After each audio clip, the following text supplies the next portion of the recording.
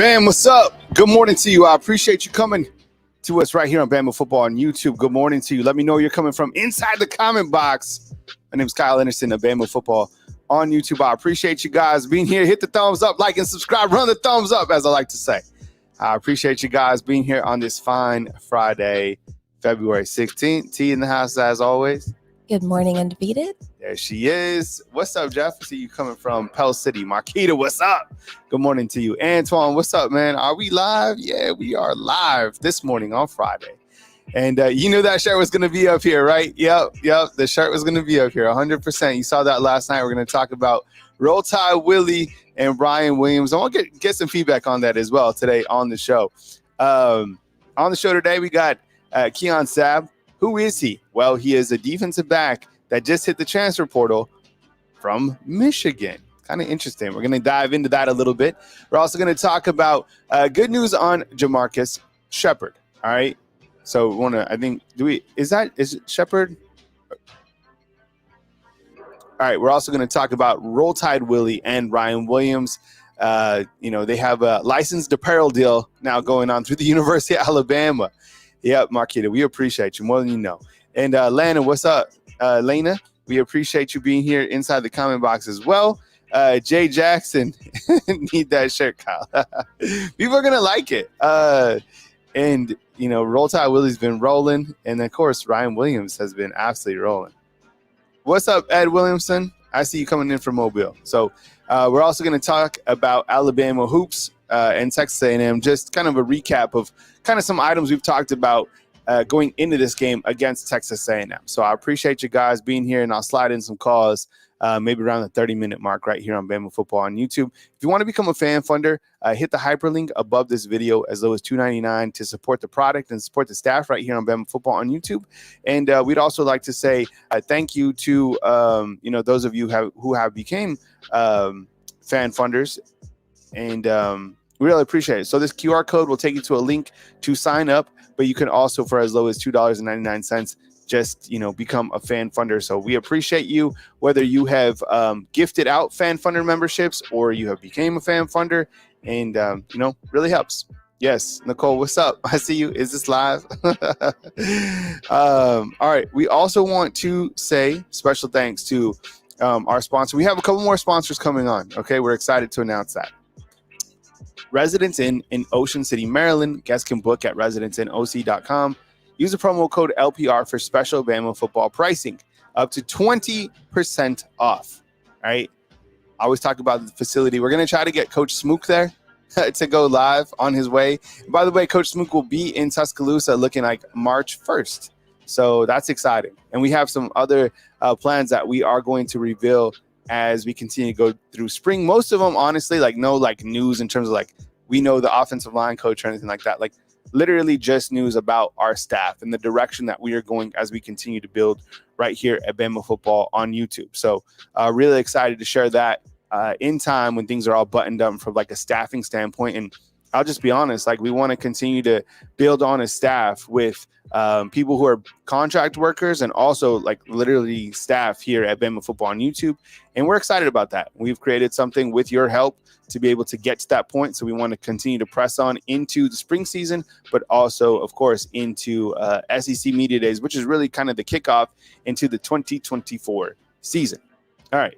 So when we look at a player like Keon Sabb, I guess we're going to talk about Roll Tide Willie first. So I wanted to get your take on this. So a couple things. So this just dropped yesterday, and the tweet was sent out by the University of Alabama, and Paul Mills, who runs kind of the NIL apparel, and he does kind of licensing and trademark, tweeted this: one of the greatest collaborations of all time. Wow.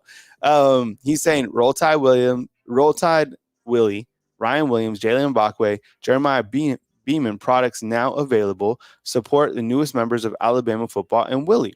So the shirts are now out, and you can buy them at athletestrendthread.com. And what do you think about this? Are you excited? Are you interested to buy this type of gear?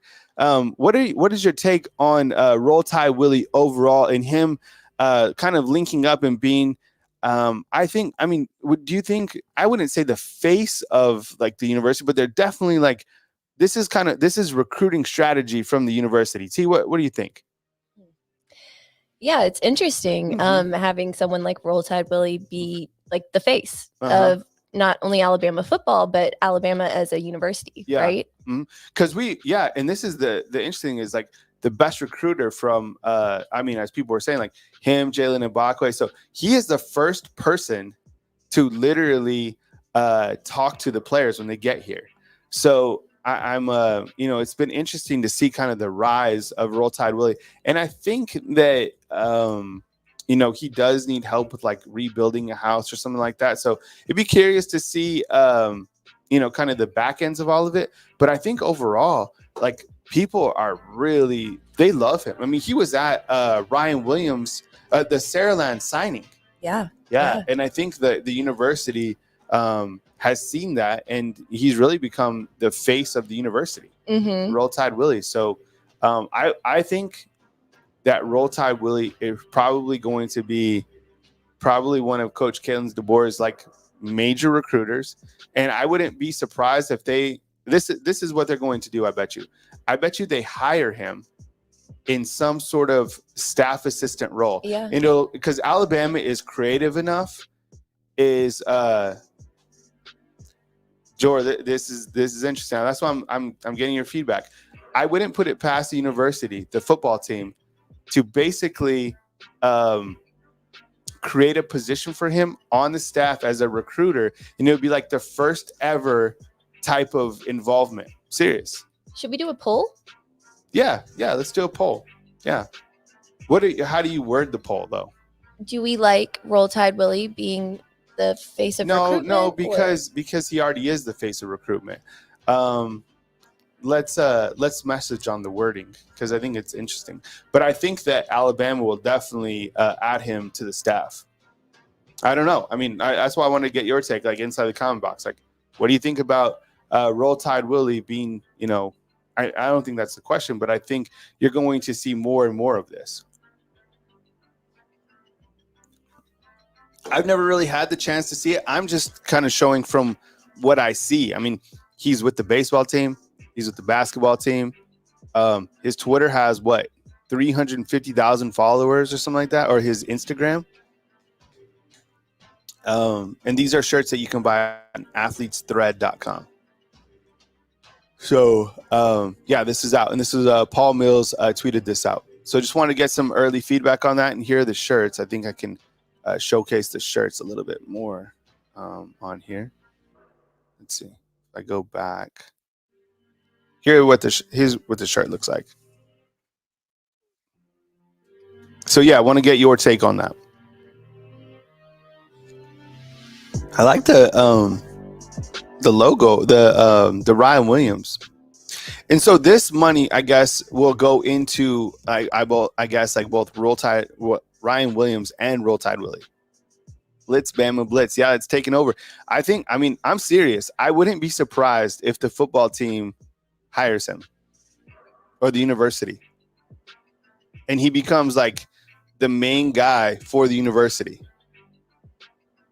Seriously, Coach Kalen DeBoer has done something that no other university in program history. They have added Roll Tide Willie to the staff as like their ace recruiter. Can you imagine? The university could hire him as ambassador. I'm serious. I think this is Alabama would probably be the first program to do that. I'm serious. I think they're literally linking him with the number one prospect in the country, like, right? Like Ryan Williams and Roll Tide Willie, like no other. Is there another program out there? All right, undefeated. Is there another? He could be or a tight ends coach. Is there another program that has linked up with kind of like an outside celebrity, like Roll Tide Willie? Does Clemson have like? Right? Yeah, I can't think of any. That right? He's like a real life water boy. He took over. Okay, so want to get your take in. Georgia. What is Georgia going to have? Georgia will be all over this too. Their strategic team. Yeah. Okay. So just wanted to get to that.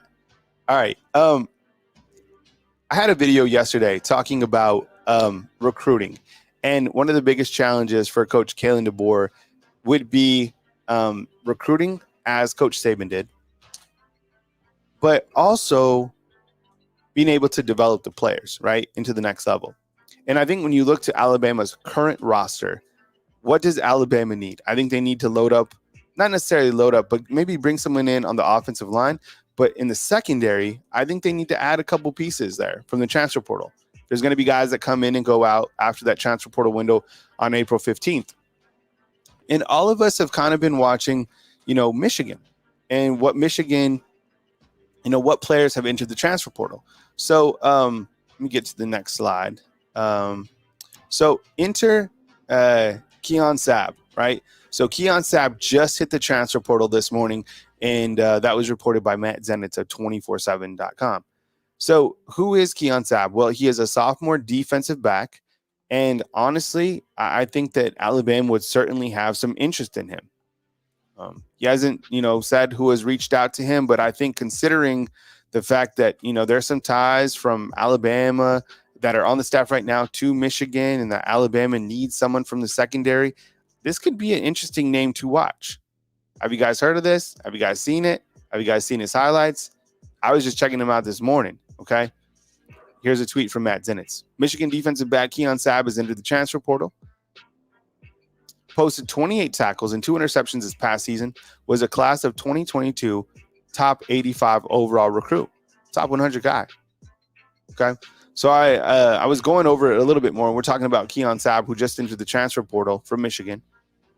And I'll go full screen on this. This is from Rivals. I'm sorry, this is from On3. He was a 4-star. He was an industry 94.7 ranking. He went to the IMG Academy, and he committed to Michigan in 2021. I think there could be I think there's certainly going to be interest here. What will happen, I don't know. But when you look to the Pro Football Focus analytics, Pro Football Focus, we use our analytics. It's a group of former coaches that were in the NFL and coaching college that put together player grades after each game.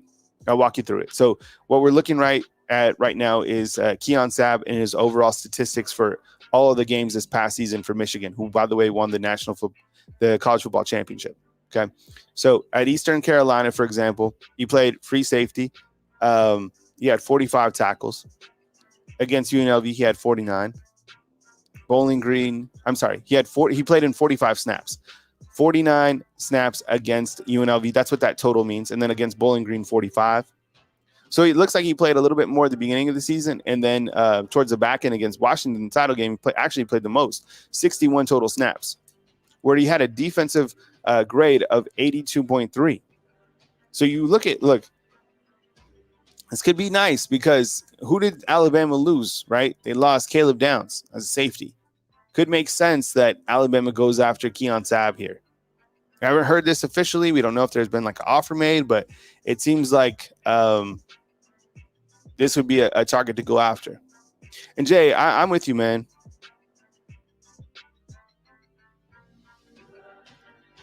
I think that Alabama certainly needs a corner or two, but anyone from the secondary, I think, would be certainly a welcomed addition.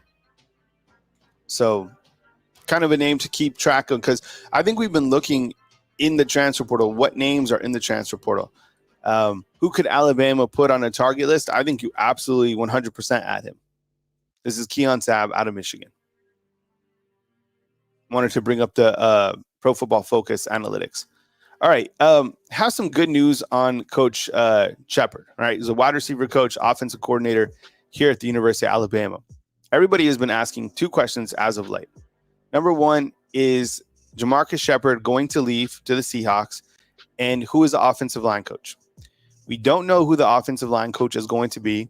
We've talked about a couple candidates on some of our past shows, but have not seen, any like significant updates on the offensive line coach. Now, with Coach Shepard, this could be really good news from that was reported just recently, and that is the Seattle Seahawks have made their hire for their next wide receivers coach. I'm gonna get to that slide in just a second. Here's a tweet that was posted out. This was last night by Jeremy Fowler of ESPN. The Seahawks are hiring Brisbane Jackson as their wide receivers coach. Okay, so you can take Jamarcus Shepard off the Seahawks board. And so what that means basically is he is not going with Ryan Grubb and Scott Huff to the Seahawks. So there's another reason to sleep with a little bit more peace, is that Jamarcus Shepard will be the wide receiver coach here. Right? I don't know if you guys saw that last night, but it is a significant update if you're looking at, who's going to be the wide receiver coach. Here at Alabama, it's going to be Shepard, and that is going to be your co-offensive coordinator. Right? In terms of who is going to be the offensive line coach, not sure who that's going to be at this point in time, but I think this update right there should make you happy. So where things stand for Alabama's coaches, obviously they need 2 coaches. Oh, man, what's up? You the Saban of Bama YouTube. I appreciate you, man. The schedule today, we got Coach Sean at 9, and then at 10 we got Merrill, and then at 11 got Smook. Right? That's the update. So that's the good update this morning, is the fact that the Seahawks have found their wide receiver coach. So there you go. Want to continue with the news as we track it right here on Bama Football on YouTube. I appreciate you guys being here. If you guys can hit the thumbs up, it means a lot. You guys saw yesterday that NCAA football will be coming out with their new game. Holy cow.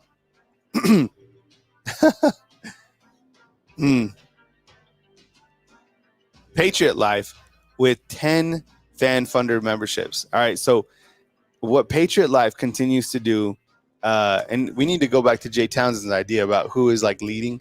Same thing with the Super Chat leaderboard. But Patriot Life gifted 10 memberships. So that gives you a month to be a fan funder right here on Bama Football on YouTube. So you can use the exclusive emojis. You can access our exclusive videos. So thank you so much, Patriot Life. I mean, he's done a great job supporting this product right here on Bama Football on YouTube. We really appreciate Patriot Life. So if you have been gifted a subscription, definitely give Patriot Life a salute because he is, put more fan funders than I think anybody, honestly. So thank you, Patriot Life. We appreciate you. NCAA football is getting closer. It's going to drop this summer. For those of you who don't know about the great video game Legacy, it stopped, I don't know, many, many years ago, and people have been really upset about it. Recently, they posted some screens of kind of, their technology, and the game is dropping. Everybody knows the game. I played the game and can't wait for the game to drop, honestly. In fact, I told everybody before, like, here's footage. Like, I would literally play and like organize my footage just because I'm not like a huge gamer, but I only played this game. Well, I played FIFA soccer too. But I'm excited to see it and I can't wait for it to drop. So more information is going to be posted, I believe, in May. That's kind of when we'll get our first look. But yeah, NCAA football drop. And I had this nice dynasty before I stopped playing with Rutgers. I talked about this yesterday. But this is me on the sticks. No, this is a nice punt returner. I had so many weapons on this Rutgers team. I rebuilt. Yeah, Chris, this is for you, man. I would build up, kind of like sleeper squads, and I had something really rolling with Rutgers. Yeah, Patriot, and thank you so much, man, for doing that. Really appreciate you. I talked about the fact, like, don't worry about Coach Kalen DeBoer, and no, Jor, I was playing on Heisman, man. Yes, I did play Grand Theft Auto too. But I would only get on like a crotch rocket and just like cruise all over the map. But like in terms of like actually playing, I would roll with just NCAA. As you guys saw, kind of just re-hitting on some news, is that Freddie Roach and Robert Gillespie both elevated, which was a really good move from the coaching staff. And if you're here and you're just like, can you give me an update on what happened there, T? I think I went like full screen for some reason. All right, I had the stage. There we go. Freddie Roach and Robert Gillespie each retained and each got pay raises, which is great. And I think when looking with in this coaching staff, I don't have an update on the offensive line coach, but I do know that having Robert Gillespie, who will certainly get a pay raise, I think he'd probably be like $750 right now. I think this is good detail for Alabama's coaches going forward. I mean, the running backs that he's worked with, I mean, here's a snapshot at the overall room, but think about the running backs that Coach Gillespie has worked with over the last couple of years and sent into the league. Jahmyr Gibbs, Najee Harris, Brian Robinson, and now Jace McClellan. He'll go into the NFL draft for sure. And think about the running backs that he has coming back. So the way that I'm seeing this coaching staff is you need a tight ends coach and an offensive line coach. I don't know. No, Caitlin, and this is something important. I don't think that from what I've heard, Scott Cochran is not a possibility at all to be brought back to Alabama. So I don't think there's like any possibility of him coming back. I think people, appreciate what he did in the past at Alabama. Some people are like, oh, that he was like the cause of like all these ACLs or whatever. I don't believe that. He had so much positive energy. Oh, is he okay? I think he's okay. I follow him on Instagram. I saw him with his, hanging out with his kids. I think he's okay. They didn't really go into like so much like Georgia. They just said he was like looking for like other opportunities. But yeah, I don't know. I mean, let's face it. I didn't realize that he had won 8 national titles altogether or been a part of 8 national title teams. Jay Kelly saying he's good. Yeah, I don't know, like a personal update. I just don't think like he's in play, but he did. I mean, he had a really big impact here at Alabama. In fact, if you're from this area, you remember that he had a 5K? Yeah. It was called was it called Yeah? Remember he was like yeah. What was it? It was called like the Yeah. Something like that. Right? What was the 5K called that he had here? Hang on. Yeah.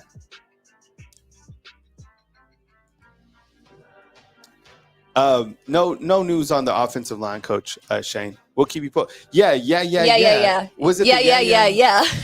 I guess. Right. There's 4 of them. Yeah, but it was for like a good foundation too. Yeah, I remember that. Yeah. Right, Brazy? I see you inside the comment box. Yeah, King Joe, we talked about that this morning before you got here. I think this is definitely a name that Alabama goes after in the transfer portal, 100%. And I think at the safety position too. I mean, last year he played in 61 snaps against Washington. So yeah, this is certainly a name. He was a 4-star, and these are his Pro Football Focus grades. As you can see, King Joe, he see that last game at the bottom. He played in 61 snaps against Washington, and he had a defensive grade of 82.3 in that game, in a coverage grade of 83.9. So I think this is certainly a hot name to go after. Michael saying he only played NCAA football, and you say he played Madden too? Yeah, I played Madden for sure. The last one is good. It's just it's hard. And the thing about it is I never get time to play. I don't play, but I play with the 49ers, but they didn't update Brock Purdy's like his ability. So like he's terrible on the game. Yeah, he sucks. Yeah, he plays like the Mr. Irrelevant. So I wonder why they didn't update it. Well, I think they can. They can update it. It's just like I think I didn't update it. Oh, you didn't update it. Yeah. Talked about this. Talked about just kind of a refresh. Yes, health and wealth. We will stream that for sure. 100%. T was like, are people going? T asked me yesterday. She was like, do you think people will be interested to see the game streamed on the YouTube channel? And I was like, 1,000,000%. Yeah, I don't play video games, so I was like, why would someone want to watch someone else play a video game? I get it, but a game of this, like this game, T, like this is a game that is going to hit. Like, yeah, people, I realize there's like a lot of buzz around it. 100%. Yeah. It's not just like a video game. Yeah. No. This is like a, health and wealth. We're definitely going to do that. Yep. 100%. Y'all can help us buy it. How much do you think? That's the thing. They are going to this game. What do you think it's going to be? $175? I don't know. $200? Crazy. Yeah. Maybe we can set up an online dynasty chat. Oh, there we go. So Show is saying 70. I think it's going to be, I think the base price will be 70, but in terms of like get all the updated stuff, see, they were geniuses how they did this. So what they did is they figured out, because remember, you used to be able just to go to like, I don't know, GameStop or Target, wherever you got your games, and you would buy the game for like $65, right? But then what they realized was there was like, let's add some upgrades that you can buy. So buy the game at base price 65, but if you want like different bells and whistles on the game, you got to pay like 45 more, or you can just buy the game for 90. Right? Yeah. 70. Everyone's saying 70. I think it's going to be 70 and then it'll like go up. Deluxe. See, yeah, the deluxe is something that they're doing, but I bet you for this particular game, they're going to be like, let's do a super deluxe for like 150. What's that? Do you see Patriot Super Chat? Yeah, Patriot, what's up, man? Appreciate you. Thank you so much for the super chat. Patriot is feeling it today. I appreciate you, man. Thank you so much. And at 9 a.m., Ty is with family today, so we have Coach Sean coming in. Coach Sean will be in at 9 a.m., and then after that, we have the Merrill Report with Jake Merrill, and then we got Smoke, and it is TGIF. T, do you want to go try? I mean, we're always like in our downtime, like, oh, we have our meeting today. We have a staff meeting today.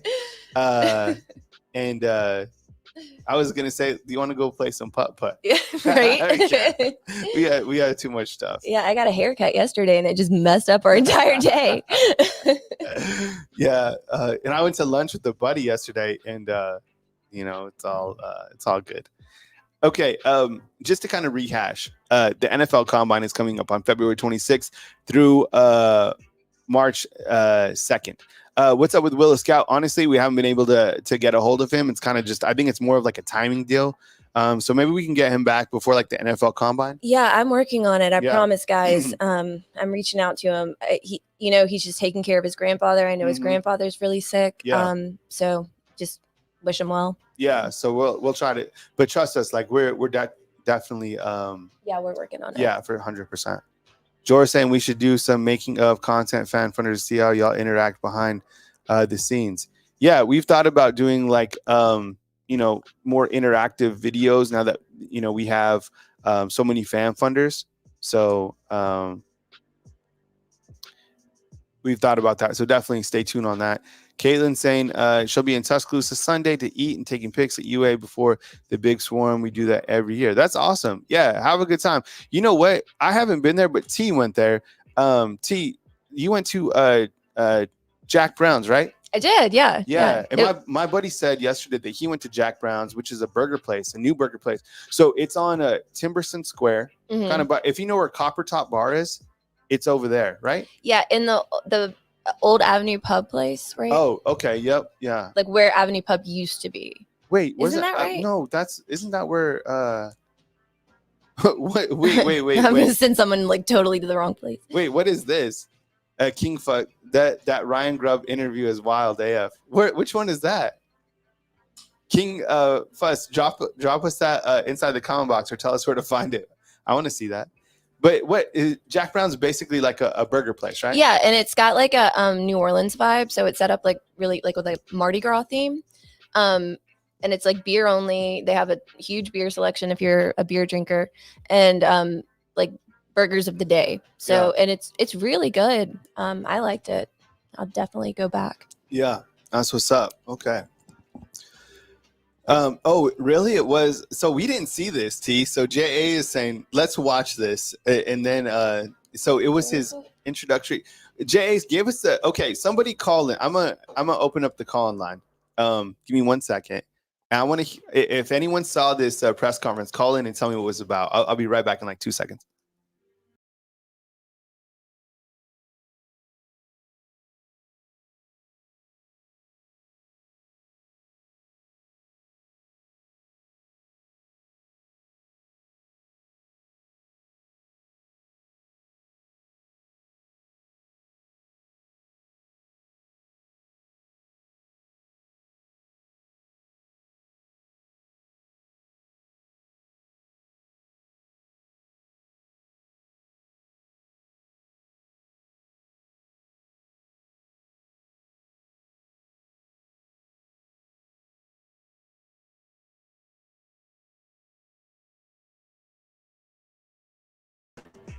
All right, fam, I'm back. That was quick. Mhm. It's like changing like a pit tire. All right. Wait, he talked about it like it was a prison sentence, like going to the Seahawks. T, please write that down. We definitely need to watch that. All right. Private plane scheduled to leave Tuscaloosa at 9 a.m. for Athens, Georgia. Oh, Byron, I love these updates. Yeah. Oh, that's good. I don't know Brian. Who is that? What does that mean? Tell us what that means. That's what's up. Shane is saying thank you, Patriot Life. Yeah, Patriot Life just hooked everybody up. Call and line is open 205-850-1994. I'll be around till 9 a.m.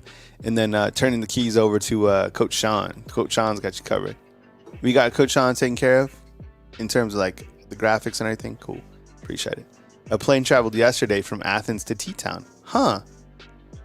Interesting. What's up, BB? See you inside the comment box as well. Kirby.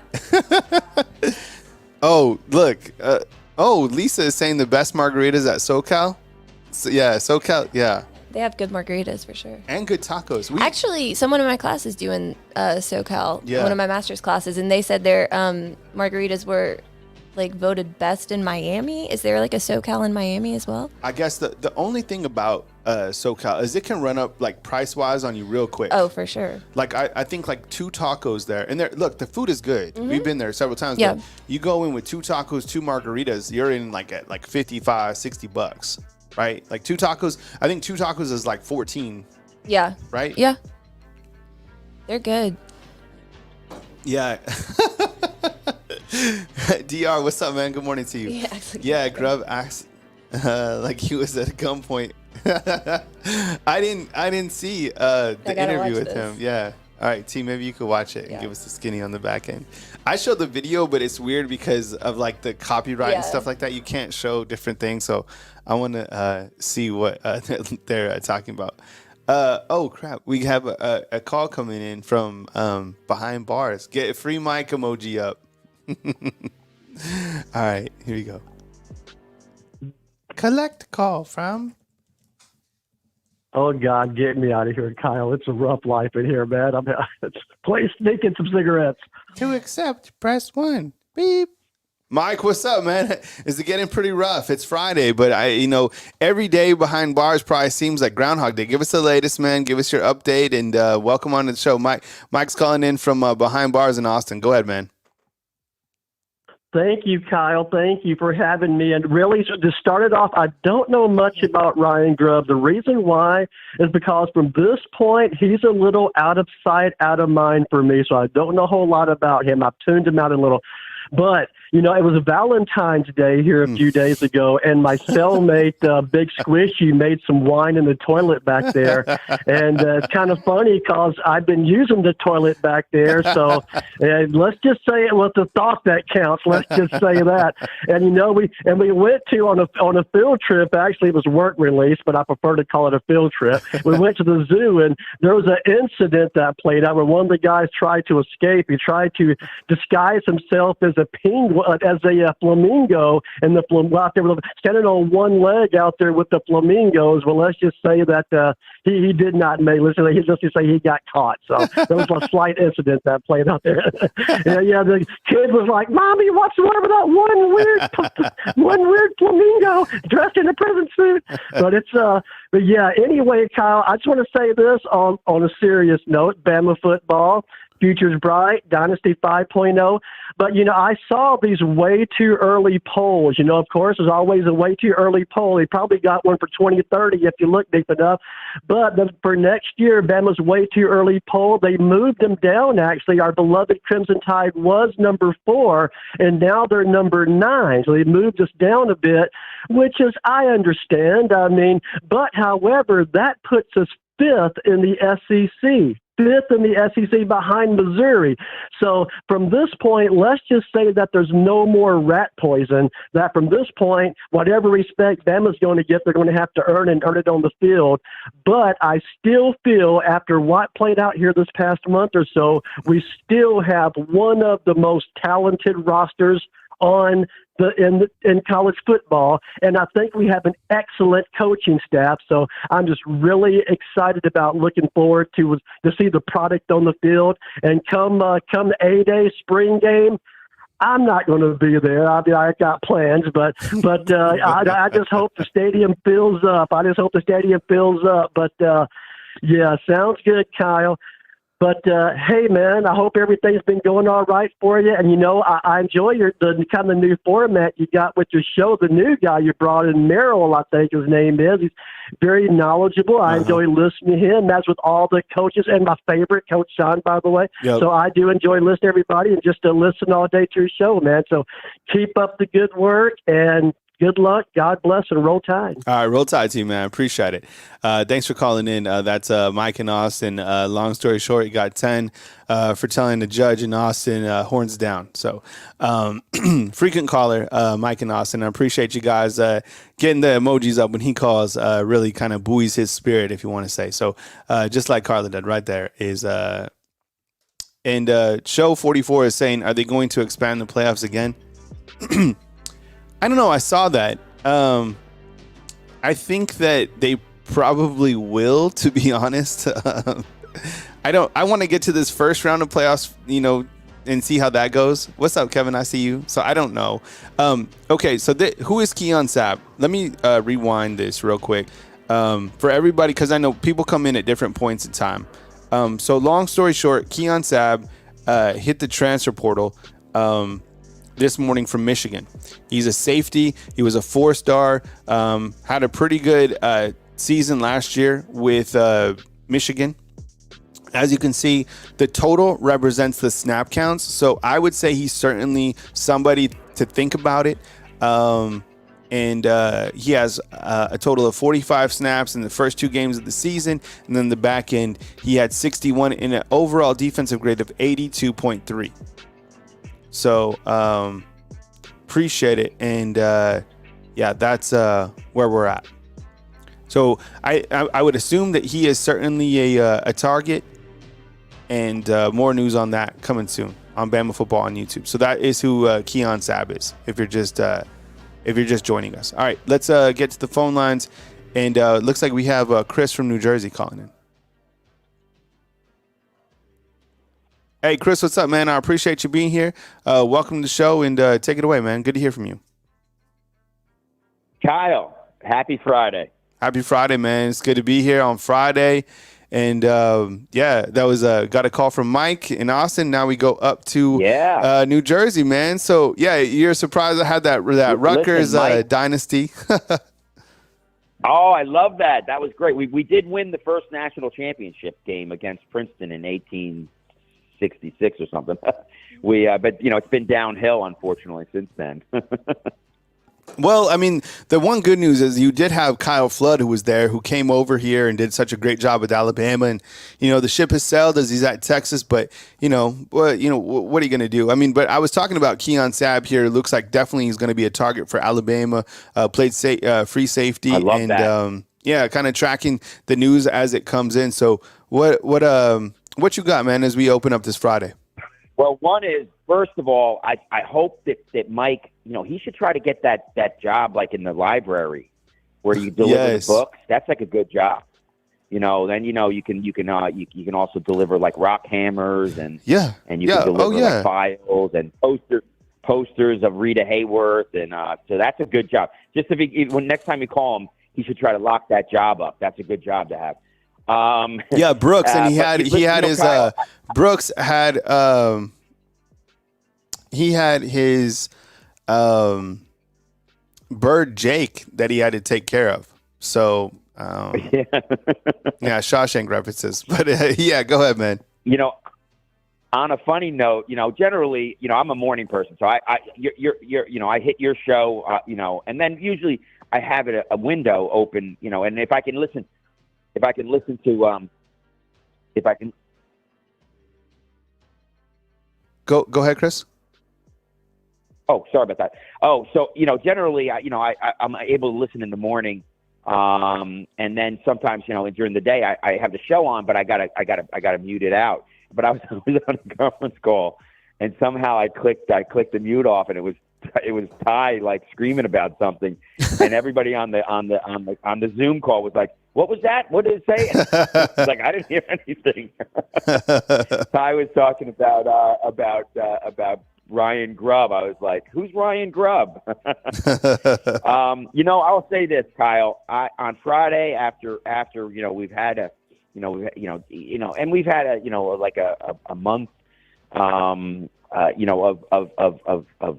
just insanity, and I'm starting to feel so much better. The coaches, by the way, they were really great with all the talk about how this is DeBoer's offense. Yeah. This guy Sheridan's going to be a great OC, and it's not going to skip a beat. And now you got the combine coming up, and you got the fourth quarter, and then you got spring football. Now I'm trying to do everything I can to get to A-Day, and I'm about a 50-50. But I wanted to tell you, when I'm going to really try to get to the Georgia game. So I wonder if you're going to want to do a fan day for that Georgia game. It's 6:30. I think the game's at night, so we have a little event during the day. Oh, that would be epic. I want to meet everybody. I want to meet and I want to meet the coaches. Taylor, the greatest airport photographer in the history of airports. We're gonna try to set up something, whether that's like kind of like a pregame tailgate or something like that, like during the season. Definitely at A-Day we'll kind of toy around with that idea, and I think have some meet and greets for different people, and have our show. And I think, have kind of when someone's on, maybe like a tandem, the other two are kind of, during the meet and greet. And then you come back to the show, because those are our biggest days in terms of streaming. Right. So it's going to be you. And Kyle, they're going to have, College Game Day is going to be in Alabama, and they're going to have 100%. They're licking their chops over this. Oh yeah, 100%. I think you'll have. Going to be in hog heaven. Yeah, I think you'll have Game Day. I think you'll have SEC Nation. I think you'll have Josh Pate and his crew, and I think they'll be our booth too, the Bama Football on YouTube crew. Don't forget, you'll have Kyle Henderson. Kyle Henderson will be there. Yeah, we'll have our little crew as well. With the booth and all that stuff. So, and you know what, the last couple years we had a deal where we would do our post-game show for Westgate Luxury Condos.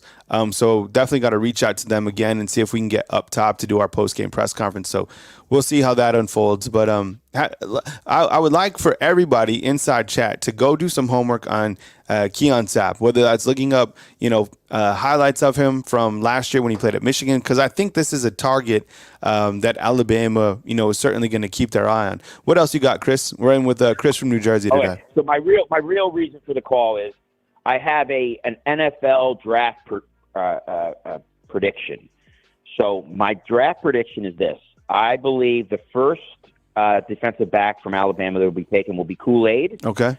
And not only that, but he will be the first defensive back taken in the overall draft. So I want to go on record. The first DB off the board, Kool-Aid McKinstry. I don't know. I think when you look to I think this is what I think is going to happen. I think that when you have Terrion and Kool-Aid, like Terrion's personality is like so magnetic. The thing with Kool-Aid is he does have a good personality as well. But I think like once you get into the meetings and you start talking to these players, I don't know. I think his kind of personality and he might shine a little bit more on the field. I think that Terrion had a better season than Kool-Aid. Not to take anything away from Kool-Aid. I just think that it's going to be interesting to see what happens with those guys. But either way, those are both first-round draft picks. And that's going to be the challenge for Alabama to be able to replace those guys at corner. Even like we haven't seen Damani Jackson. We don't know who's going to be the corner opposite of him or if Damani's even going to be able to retain that. But I think that Terrion probably goes first, but I don't know. Kool-Aid could surprise us here at this NFL Combine. I 100% they each need to participate in the NFL Combine. And I think one guy that's going to shine in the combine is Chris Broswell. I've said this a couple days in a row. I mean, 6'4", 260 pounds, running 21 miles per hour. I think he's a guy that jumps onto the board and is actually picked in the first round as well, based off his performance in interviews and in the combine. Kyle, are you going to be in there as are you going to get a press pass for that? You know what? Getting a press pass for the NFL Combine, it is obtainable, and I can get creds for some of those things. But I found, as much as I like to go to these events, the people that win on YouTube are the people that stay home. I realize that, like, when I go places, there's no internet. Like at the Rose Bowl tee, how is the internet? Oh my gosh. It's just bad everywhere we go. Yeah. So what would happen was the people who stayed at home, and I get it, like, because I want to like report from on site. Hey, this is Kyle Henderson from the Rose Bowl. But by the time I was able to get set up, upload stuff to the internet, some guy who has Alabama football on, MegaCast, who would just stay at home in his underwear eating Cheetos, would already get into YouTube already. And it was crazy. So I was like, damn, they spent so much money covering the Rose Bowl, and it was all these people who didn't go anywhere, who cleaned up and who got all the views. And what I found out is people don't necessarily care where you're at. They kind of care about your delivery and getting that news instantly.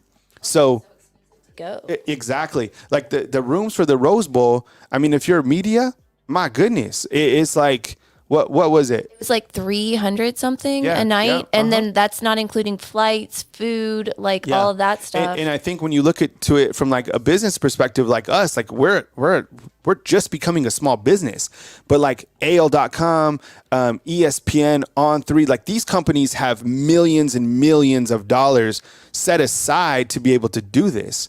So kind of, I think in our infancy stage, it's almost better just to stay streaming, stay close to the internet, because I promise you, you cannot get a good connection, and we are an internet business. So either we have somebody reporting from the field, or, we're staying here, but it's the people that stay home. Those are the people that win online. So as much as I'd love to go up to Lucas Oil, by the time I said something, somebody else would have posted it like 2 hours ago. It's crazy. So that's kind of the world that we live in. Well, you could always send your kid in there. He's got a nice steady hand. No, I think so. Yeah, and Caden does it. I mean, that guy shoots hard. He's got like that voice. He's an NFL guy, for sure. Like Caden is 1,000,000% NFL. So he could be our NFL contributing analyst. Anything else, Chris? I love it. Now, listen, Kyle, have a absolutely wonderful weekend. Thanks again for everything you do, and roll tide. All right, roll tide, team, man. Appreciate you being here. Can we post Mike Singer up on the board? He posted in here. He just dropped by. Oh. So Mike Singer, T, can you look? Yeah. All right. So Mike Singer, all right, young goat right here. Okay. He worked for me when I owned the Colorado website. CU Buffs, right? Man, talk about sitting on a lotto ticket. I would have never thought that Prime would be the football coach. I'm talking from like a YouTube standpoint. But I used to own CUNation.com, right, out in Boulder. And Mike did our recruiting. And then Mike, it was Stu Coleman, who's part of On3, or sold his company, or sold his assets to On3. He called me and he was like, hey, Kyle, I would like to hire Mike Singer. And I was like, yeah, absolutely. I mean, that would be a hell of an opportunity to run the Notre Dame site. So Mike Singer now covers Notre Dame on a full-time basis. And guess what? Guess what his YouTube channel is doing? Because he understands the process of how to run the business. Mike, is your YouTube channel killing it? If you're still here? Yes, it is. All right. Doing a great job. Really proud of you, Mike. So continue to crush it. Another guy kind of under the YouTube coaching tree. I'm telling you, I'm not making this up. Mike can say it inside the comment box. Crushing it. So I appreciate you being here. We'll take our next call. I think we can fit in another call. Oh, look, we got Angel calling in from Pigeon Forge. Angel, what's up, man? Appreciate you being here, man. What's up, man? Yeah, see, look, Angel, hold on, man. Just 1 second. See, Mike Singer, Yeah. Look what he's saying. Follow the Hendo process, baby. Yeah, we hit 25,000 subs at Notre Dame, right? So me and Mike work together, man. Love you too, bro. Keep doing your thing. Really appreciate you being here, Mike. Angel from Pigeon Forge, man. Welcome into the show. I appreciate you calling in from Tennessee, man. Welcome on in. Thank you.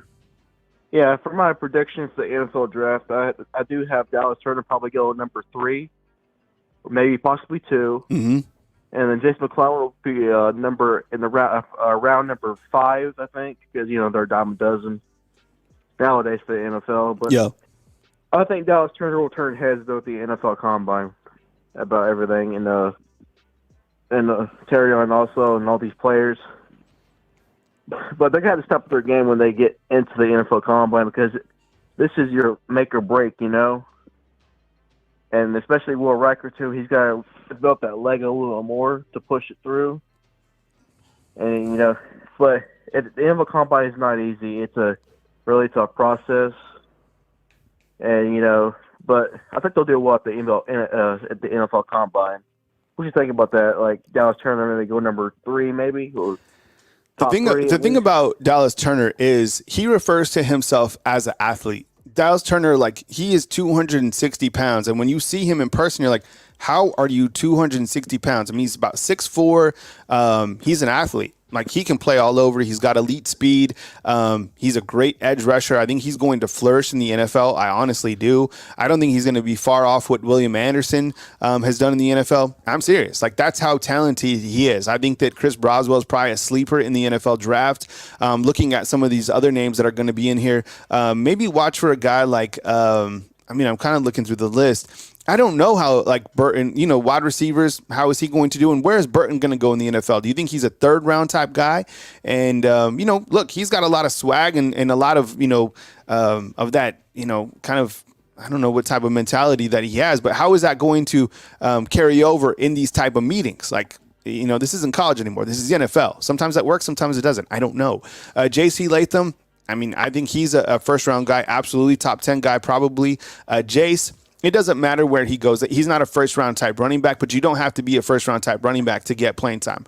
I think he's definitely going to fit in, and I think that I don't know where some of the rest of these guys, like Justin Mbogwe, will do wonderful in interviews. That's a grown man, 100%. Like, when you talk to him and you understand kind of the schematics and everything, like, he's ready for that next level, which is the NFL. He already sounds like a professional, to be honest. He already sounds like an NFL guy. Yeah. And I don't know, like Will Riker, I was talking about this yesterday. I think that the 49ers, I would love for the 49ers to draft Will Riker. Not because of the things that happen in the Super Bowl or whatever. It's just I don't think the kicker that the Niners have is it. They should have kept Robbie Gould, who's like 44 or whatever. Who cares? Like, you can kick until you're like 55, 60 in the NFL. Yeah. Jake Moody's actually came from Michigan, so I just don't. Yeah, I just don't think he's it. He just doesn't have it. I would much rather have Will Riker. What else you got, Angel? Yeah, I can't wait for this summer though, because NCAA 25 is coming out, and it's been a long time coming, and I can't wait to see they bring back dynasty mode and all that. But they better not make it a lazy product, because this game is pretty serious for most people. Yeah, and when this game launches, people are going to be up in the lines and everything. It's going to be crazy. I'm excited for it. Yeah, and I think you're right. They can't be lazy about it because, they can't just basically like put the game on top of Madden. You know what I'm saying? Like, change the helmets or whatever. It's got to have like its own different type of flair. Mm-hmm. Yeah, because EA ruined Madden. Just so you know, to be honest with you, they ruined Madden for me. So I'm like, man, I'm kind of worried now because it's from EA and everything. But I'm really excited for this game to come out, because it's going to make headlines for sure. Yeah, absolutely. It's a good thing to pass over until the season starts. Yes, that most importantly. But I appreciate you. Yeah, appreciate you calling in, Angel. We'll catch up with you next time, man. Thank you, man. Roll Tide. All right, Roll Tide to you, man. Angel calling in from Pigeon Forge.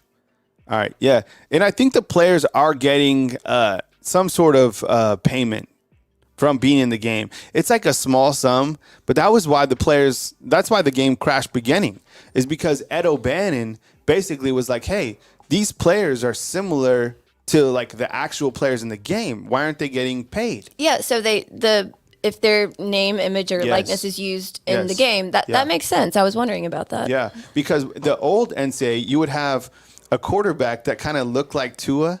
But it wasn't him. But it was the same, like, or it was like number 12, but the quarterback was left-handed. Like Tui. Yeah, exactly. Yeah, and like you would look up where he was from, and like he was from like instead of like Hawaii, it'd be like from not like, Maui, but like Hawaii. No, it would be like from Salt Lake, where there's also like a large Polynesian. You know what I'm saying? Yeah. It would be like, and he would be the same weight. And then Ed O'Bannon basically was like, "Hey, this isn't right." And then he basically like took it to court, and then they just put the kibosh on the game. Because they also used to have is it in there? Is NCAA football? T, when you look like in that drawer right there, do you see all those games? Can you see NCAA football? Is it down there? Or NCAA basketball? Yes, and he was a basketball player. Yeah. And that was Ed O'Bannon who started he started NIL. Which one is this, T? Oh, yeah, I got a couple of them. See? Oh, see, this one was this is 2013 that I have right here. But is there an older? There should be an older one. T. Is there an older one in there? And then there's this one. This was the game right here. NCAA basketball. 10, and there was also a baseball one. Maybe it's in Caden's room. But see, this game. I mean, did anybody play this game? This game was unbelievable from a basketball perspective, right? And this one was Robert Griffin was on top of this one. This side like rose to the Heisman, but I have all of them. I mean, I still have all of them from me too, Caleb. I have them all, 100%. And I appreciate you becoming a fan funder. How to become a fan funder? Go up and hit the hyperlink above this video. Only $2.99. We appreciate you guys being here and being a fan funder of Bama football on YouTube. And those that have super chatted today or gifted fan funder memberships, we really appreciate you. Patriot Life, one more shout out. The 20 spot to get Friday going. Today is Friday, February 16th. We are live. Coming up after me, you got Coach Sean at 9 a.m. and then you got the Mayor Report at 10 a.m. and then you got Coach Smooth. Avron, we see you inside the comment box, man. Thank you so much. One love, one heart. What's good, Bama Nation? And he gifted someone a membership for 1 month. So yeah, we appreciate that. Thank you so much. You. Yeah, 100%. Sorry if I missed that earlier. Didn't mean to. Yeah, Jeff, the reason I became a fan funder was your kindness you showed towards me a long time ago. 100%. I mean, I thank you. That probably means a lot more than I could probably express right now, but I feel that, when you treat people with respect and you're authentic with your approach and how you cover the team, that, good things happen. And I appreciate you guys. Thank you so much. We wouldn't be here without you. I don't work for a huge company. I literally just YouTube. Like, I'm a content creator. So this is how we pay the bills with everybody. So we appreciate you guys so much. And if you're interested to become a sponsor, we appreciate that too. We have a sponsor that will be coming up in just a second, and that is the Residence Inn in Ocean City, Maryland. Guests can book at residenceinnoc.com. Use the promo code LPR for special Bama football pricing up to 20% off. So I appreciate you guys. If you're up in the area, if you're cruising, great facility. And up next, we got Coach Sean. Coach Sean, give me a thumbs up when you hear the beep. Beep. All right, Coach Sean coming in. Coach Sean, what's up, man? We appreciate you being here, man. Good morning to you. Happy Friday. Happy Friday to you. Happy Friday to you. How are you doing? Doing great, man. Appreciate you being here. And thank you so much, for joining us Friday morning. We love having you on in the morning. And, this is just my humble opinion with Coach Sean. If you can get the B2A emoji, that would be I appreciate that. Thank you so much, for supporting Coach Sean this morning.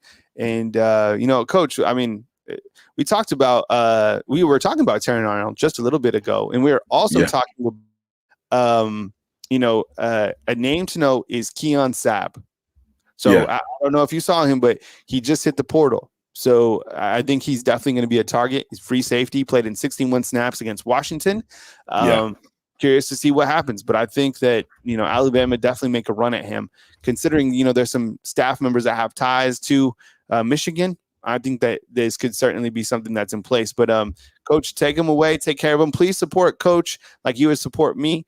And I will catch up with you soon right here at Bama Football on YouTube. No problem, Kyle. Thanks, man. Much love to the undefeated. Much love to the undefeated. Trevor Pernell, what's up with you, bro? Home team. How you guys doing this morning, man? How's everybody feeling? How's everybody doing? Hope everybody tapped in. Run those numbers up, hit those likes, do whatever you got to do to support the channel. We appreciate you guys. Thank you so much for being here. Really, really appreciate you tapping in with me. Really enjoy you guys. I appreciate it more than you know. Let's see who all up in here. Let's see who all up in here. Cynthia Middleton, good morning to you. Liza Lucht, good morning to you. Show 44, good morning to you. How you doing? James Henry, good morning to you. Jermaine Mims, good morning to you. Marquita, good morning to you. Roll Tide to you guys. Goofball, what's up with you, bro? Show 44 is in the house. As I said, my partner Travelpreneur is in here. Cynthia Middleton's in here. Greg Browse is in here. Kareem Hood 40 is in here. Shout out to you, Kareem. How you doing, brother, this morning? Dr. 334, what's up with you, man? How you feeling this morning, bro? Good to see you, man. Very, very good to see you guys. Hope you guys are having a great morning so far, man. We up in here. We tapped in. Caleb King, what's up with you, man? Good morning back to you, brother. How you feeling? Shane Brown, Roll Tide to you, and good morning, man. Damon, what's going on? Damon, Bama Boy Davis, what's up with you, man? How you feeling this morning, my friend? Charles Savas is in here. Jared is in here. What's up, Jared? There go my partner, Jared, my hashtag king. What's up, Jared? How you feeling, bro? Antonio Snell, Larry Large, both is in here. How you guys doing, man? Jag is up in here. What's up, Jag? How you doing? Hope everything's going good with you. Hope everything's working out for you this morning. Beautiful, beautiful day. Thomas C. Pemberton Jr., what's up with your man from Wisconsin? What's up, Thomas? We'll be down there shortly in Madison, man, to see what those guys doing with that jump around. George, yeah, you know what? I had to change rooms, man. You know what I'm saying? Because my Wi-Fi was tripping. You know what I'm saying? And so yeah, man, I had to change up just a little bit. Right? Jeremy Sanders, what's up, bro? How you feeling, man? It's good to see you guys up in here. The Undefeated is always thick in here, man. Love you guys tapping in. We really, really appreciate it more than you know. Got a few topics I want to cover this morning with you guys. Megan, good morning to you. How you feeling? Stephen Scuba, what's up with you? And Stephen MacDaddy. Okay, Stephen, I like that name, bro. Much love to you, man. Much love to you guys. Hope you guys are doing well this morning. Really enjoy you tapping in with me, man. We got a few topics we want to cover this morning, and that mean a lot to me. Really, really, really had some things I wanted to get off my chest with this Terrion Arnold. I'm really proud of Terrion, man. I'm exceptionally proud of this kid, more than you could possibly imagine. Terrion has done some great things. Him, Kool-Aid, both of these guys are about to make their dreams come true. Can't be mad at either one of them. Just really, really excited for this young man. I did a breakdown of Terrion and wanted to see what you guys thought about it. Rocket Town, what's up with you, man? How you feeling? James Tyree, man, how you guys doing? LCTRDS girl, how you guys doing? Hope you guys okay. Randall Green is up in here. What's up, Randall? How you doing, man? Hope you guys are okay this morning, man. Glad you guys tapped in. JJ is up in here. Car Conversations. I ain't seen you in a minute. Car, how you been? How you been? Where you been? Roll Tide to you. Good morning to you. Glad you up in here. So glad you up in here. Katrina Blackman is up in here. Roll Tide to you. How you feeling? Glad you up in here. Shalimar Branch is up in here. Mr. Renrico is up in here. Brian Walker is up in here. Byron Walker is up in here. Juiced Games is in here. Chris from New Jersey is up in here. What's up, Chris? How you doing, bro? How you feeling, man? Jay is up in here. Bama Steel is up in here. Man, I'm glad you guys up in here, bro. I agree, Travelpreneur. Terrion really made himself some money. Good morning to you as well. Desi0619 is up in here. Darius Burns is up in here. Man, tap the like button to get up in here, man. Let's go over Terrion real quick.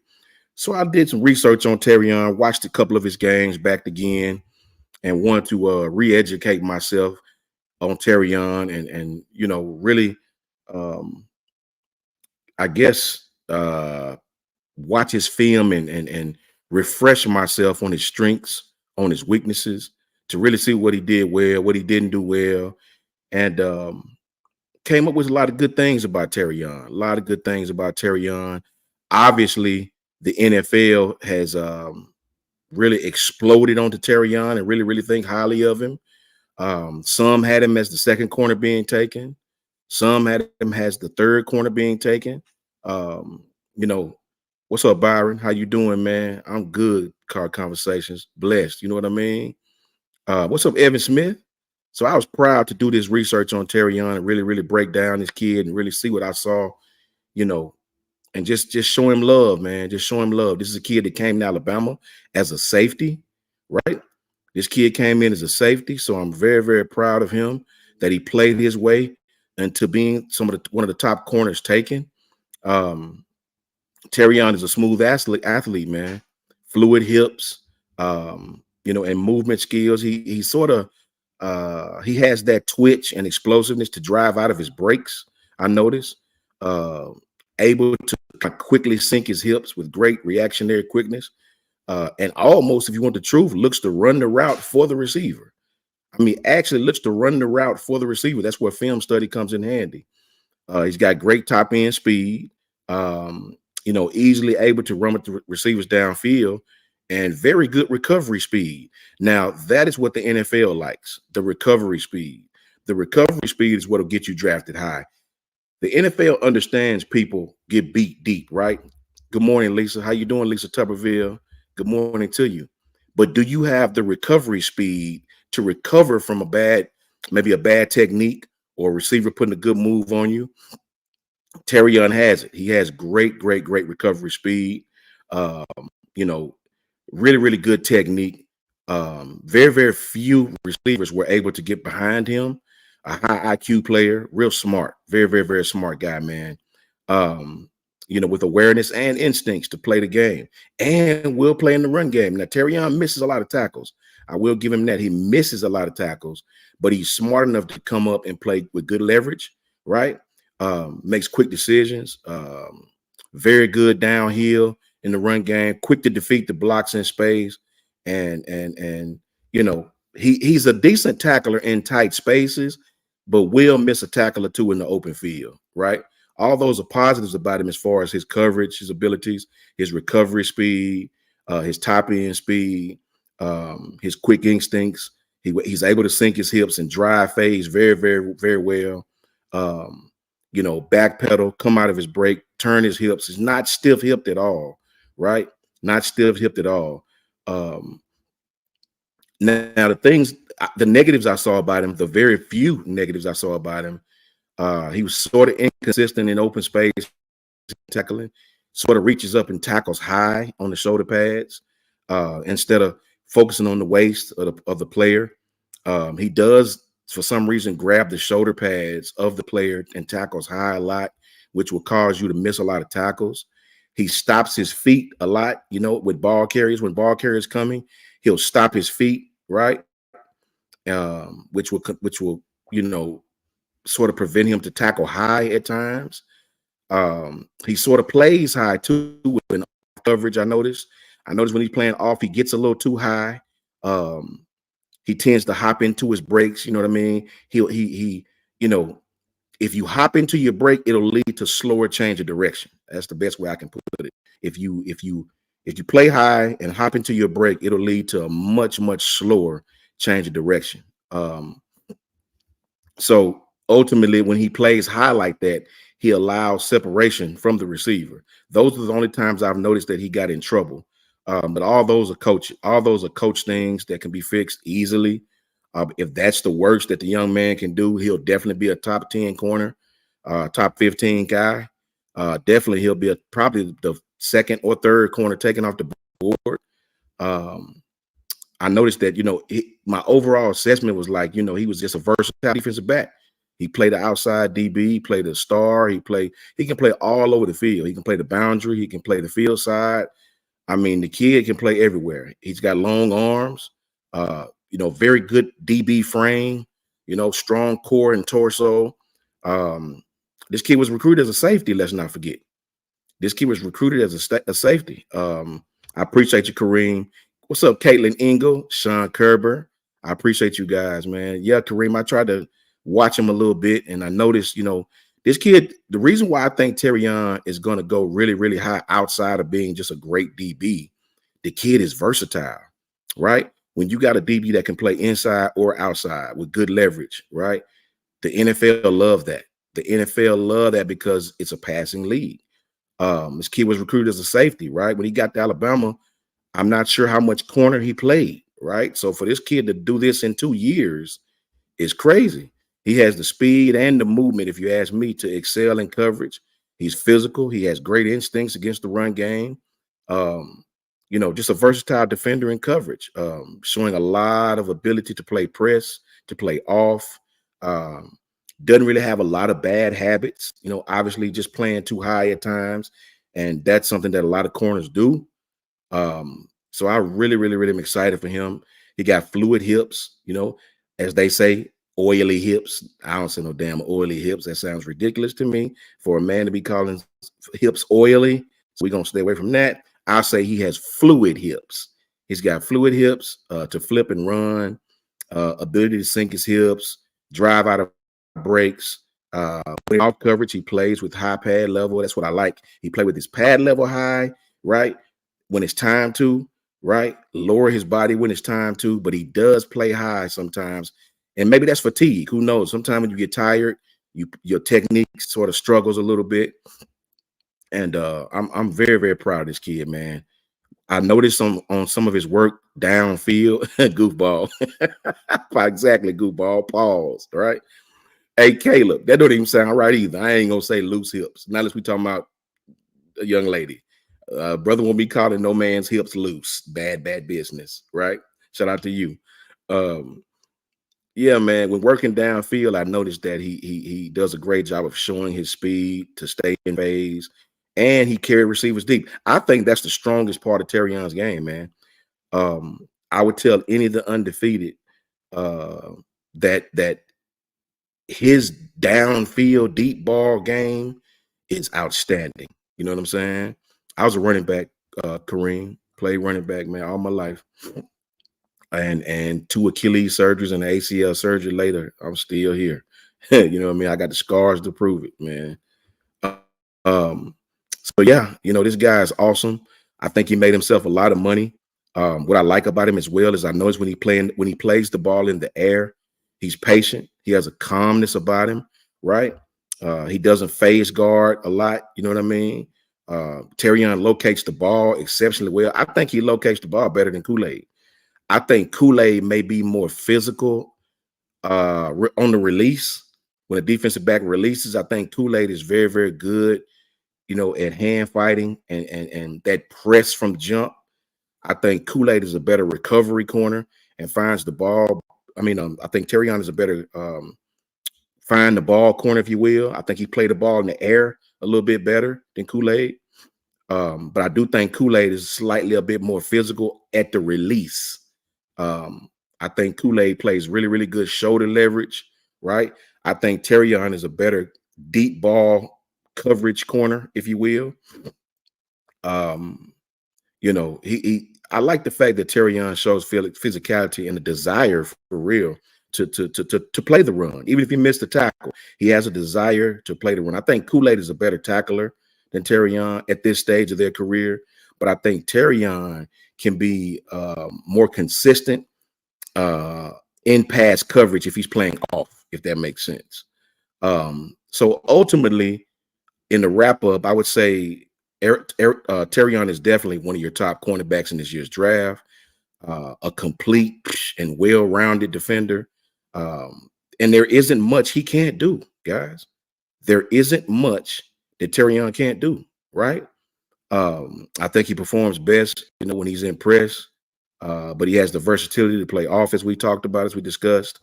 And he will be from anywhere from the 2nd to 4th corner taken. At 2nd at best, 4th at worst, cornerback taken. Shout out to Terrion Arnold, man. That kid came in and made him some money. And I hope all the young kids out there really understand what Terrion did. Terrion came in and what's up, Kimberly? How you doing, Kimberly? What's up, Kimberly? Roll Tide to you, Kimberly, on this Friday morning. So glad you in here. I hope all the kids understand what Terrion did, man. This kid came in and he played a different position, right? And he learned the position, and now the kid's gonna be a first round pick and be able to take care of his family for a long time. So shout out to Terrion Arnold, man. Shout out to Kool-Aid McKinstry too. Kool-Aid goes without saying.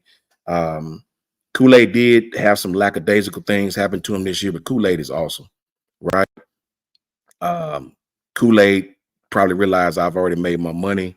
He's already going to be picked high. Physical corner, which the NFL loves. Bigger corner, which the NFL loves. A guy that makes up for 4.3 speed that I don't think he has in coverage ability, right? Really, really smart at playing with shoulder leverage, inside, outside, really, really smart cornerback, man. So we had two of the best corners in the country, if not the two best corners in the country. So I'm real proud of those guys, and I shout out to both of them. And I hope both of them have long, prosperous NFL careers. Shout out to Kool-Aid, and most definitely shout out to Terrion Arnold. Awesome kids. Next, I want to talk to you about this offensive line, guys. I still hope and wish that we hurry up and hire someone with spring football right around the corner. We really need to get an offensive line coach in-house and get this thing rolling. Tony Sims. Shout out to Tony Sims for the $2 super chat. Can't wait to see this new team. Very excited. Tony, I'm with you, brother. I am with you 100%. I cannot wait to see these kids play. I can't wait to see what they do, who's on the field, who's not. Shout out to you, Tony. Thank you for that $2 super chat, man. I appreciate you for that, brother. That means a lot to us. Thank you so very much for that. And roll tide to you.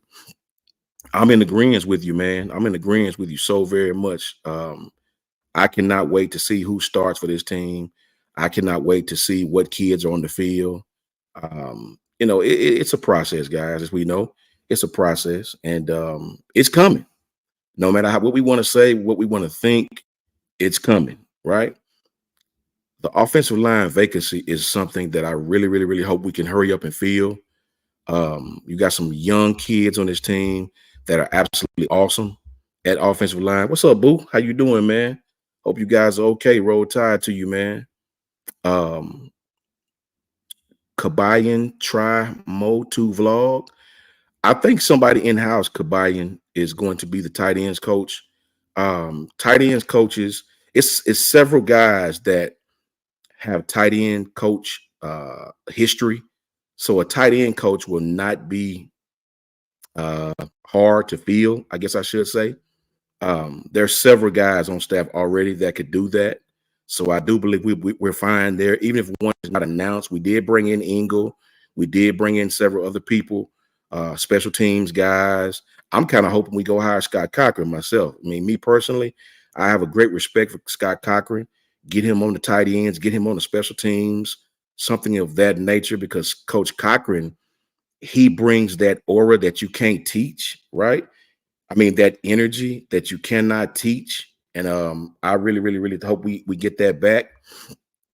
I'd love to hear that. Yeah at A-Day, right? I would love to hear that, man. I think people would go bonkers if that was him. I have an appreciation for Scott, man. And my appreciation lies in the fact that Scott seen this program come from the depths and the ashes to what we are today. So I would love for Scott Cochran to come back to Alabama, man, for someone to be so entrenched in what we were, from the beginning and saw the phases. He's been beaten by us at Georgia, and he's beaten us at Georgia. So to have someone of his versatility, it can't do nothing but help the program. So I would love for Scott to come back to Alabama. But our offensive line, the projected starters that I had, I thought that I am, just my humble opinion, doesn't make it right? I have Parker Brailsford starting at center. I have Tyler Booker and Jaden Roberts standing in their same positions at right and left guard. I have Elijah Pritchett, who's a redshirt sophomore, at left tackle, and I have Miles McVay at right tackle. That's who I have starting. We also have Naquil Bertrand coming in. We have the big Olos Alinen, who I think will be in the rotation in some shape, form, or fashion. We have Wilkin Formby, who I think will be in the rotation in some shape, form, or fashion. And think about it. Those two kids are just redshirt freshmen. So those two kids will be All-Americans by the time they leave Alabama. James Brockermeyer is a redshirt junior. I think he'll be in the rotation. I heard James is becoming a Bulldog. Rock Montgomery. Rock Montgomery is going to have a great career here. That kid is a red shirt freshman, along with Formby, and Aileen. All three of those young men are red shirt freshmen, guys. Casey Poe, true freshman, road grader. William Sanders, a true guard, freshman, road grader. Joseph Ayanada, true freshman, road grader. So we have some young kids, right? Roll Tide, roll, Rodney. How you doing, brother?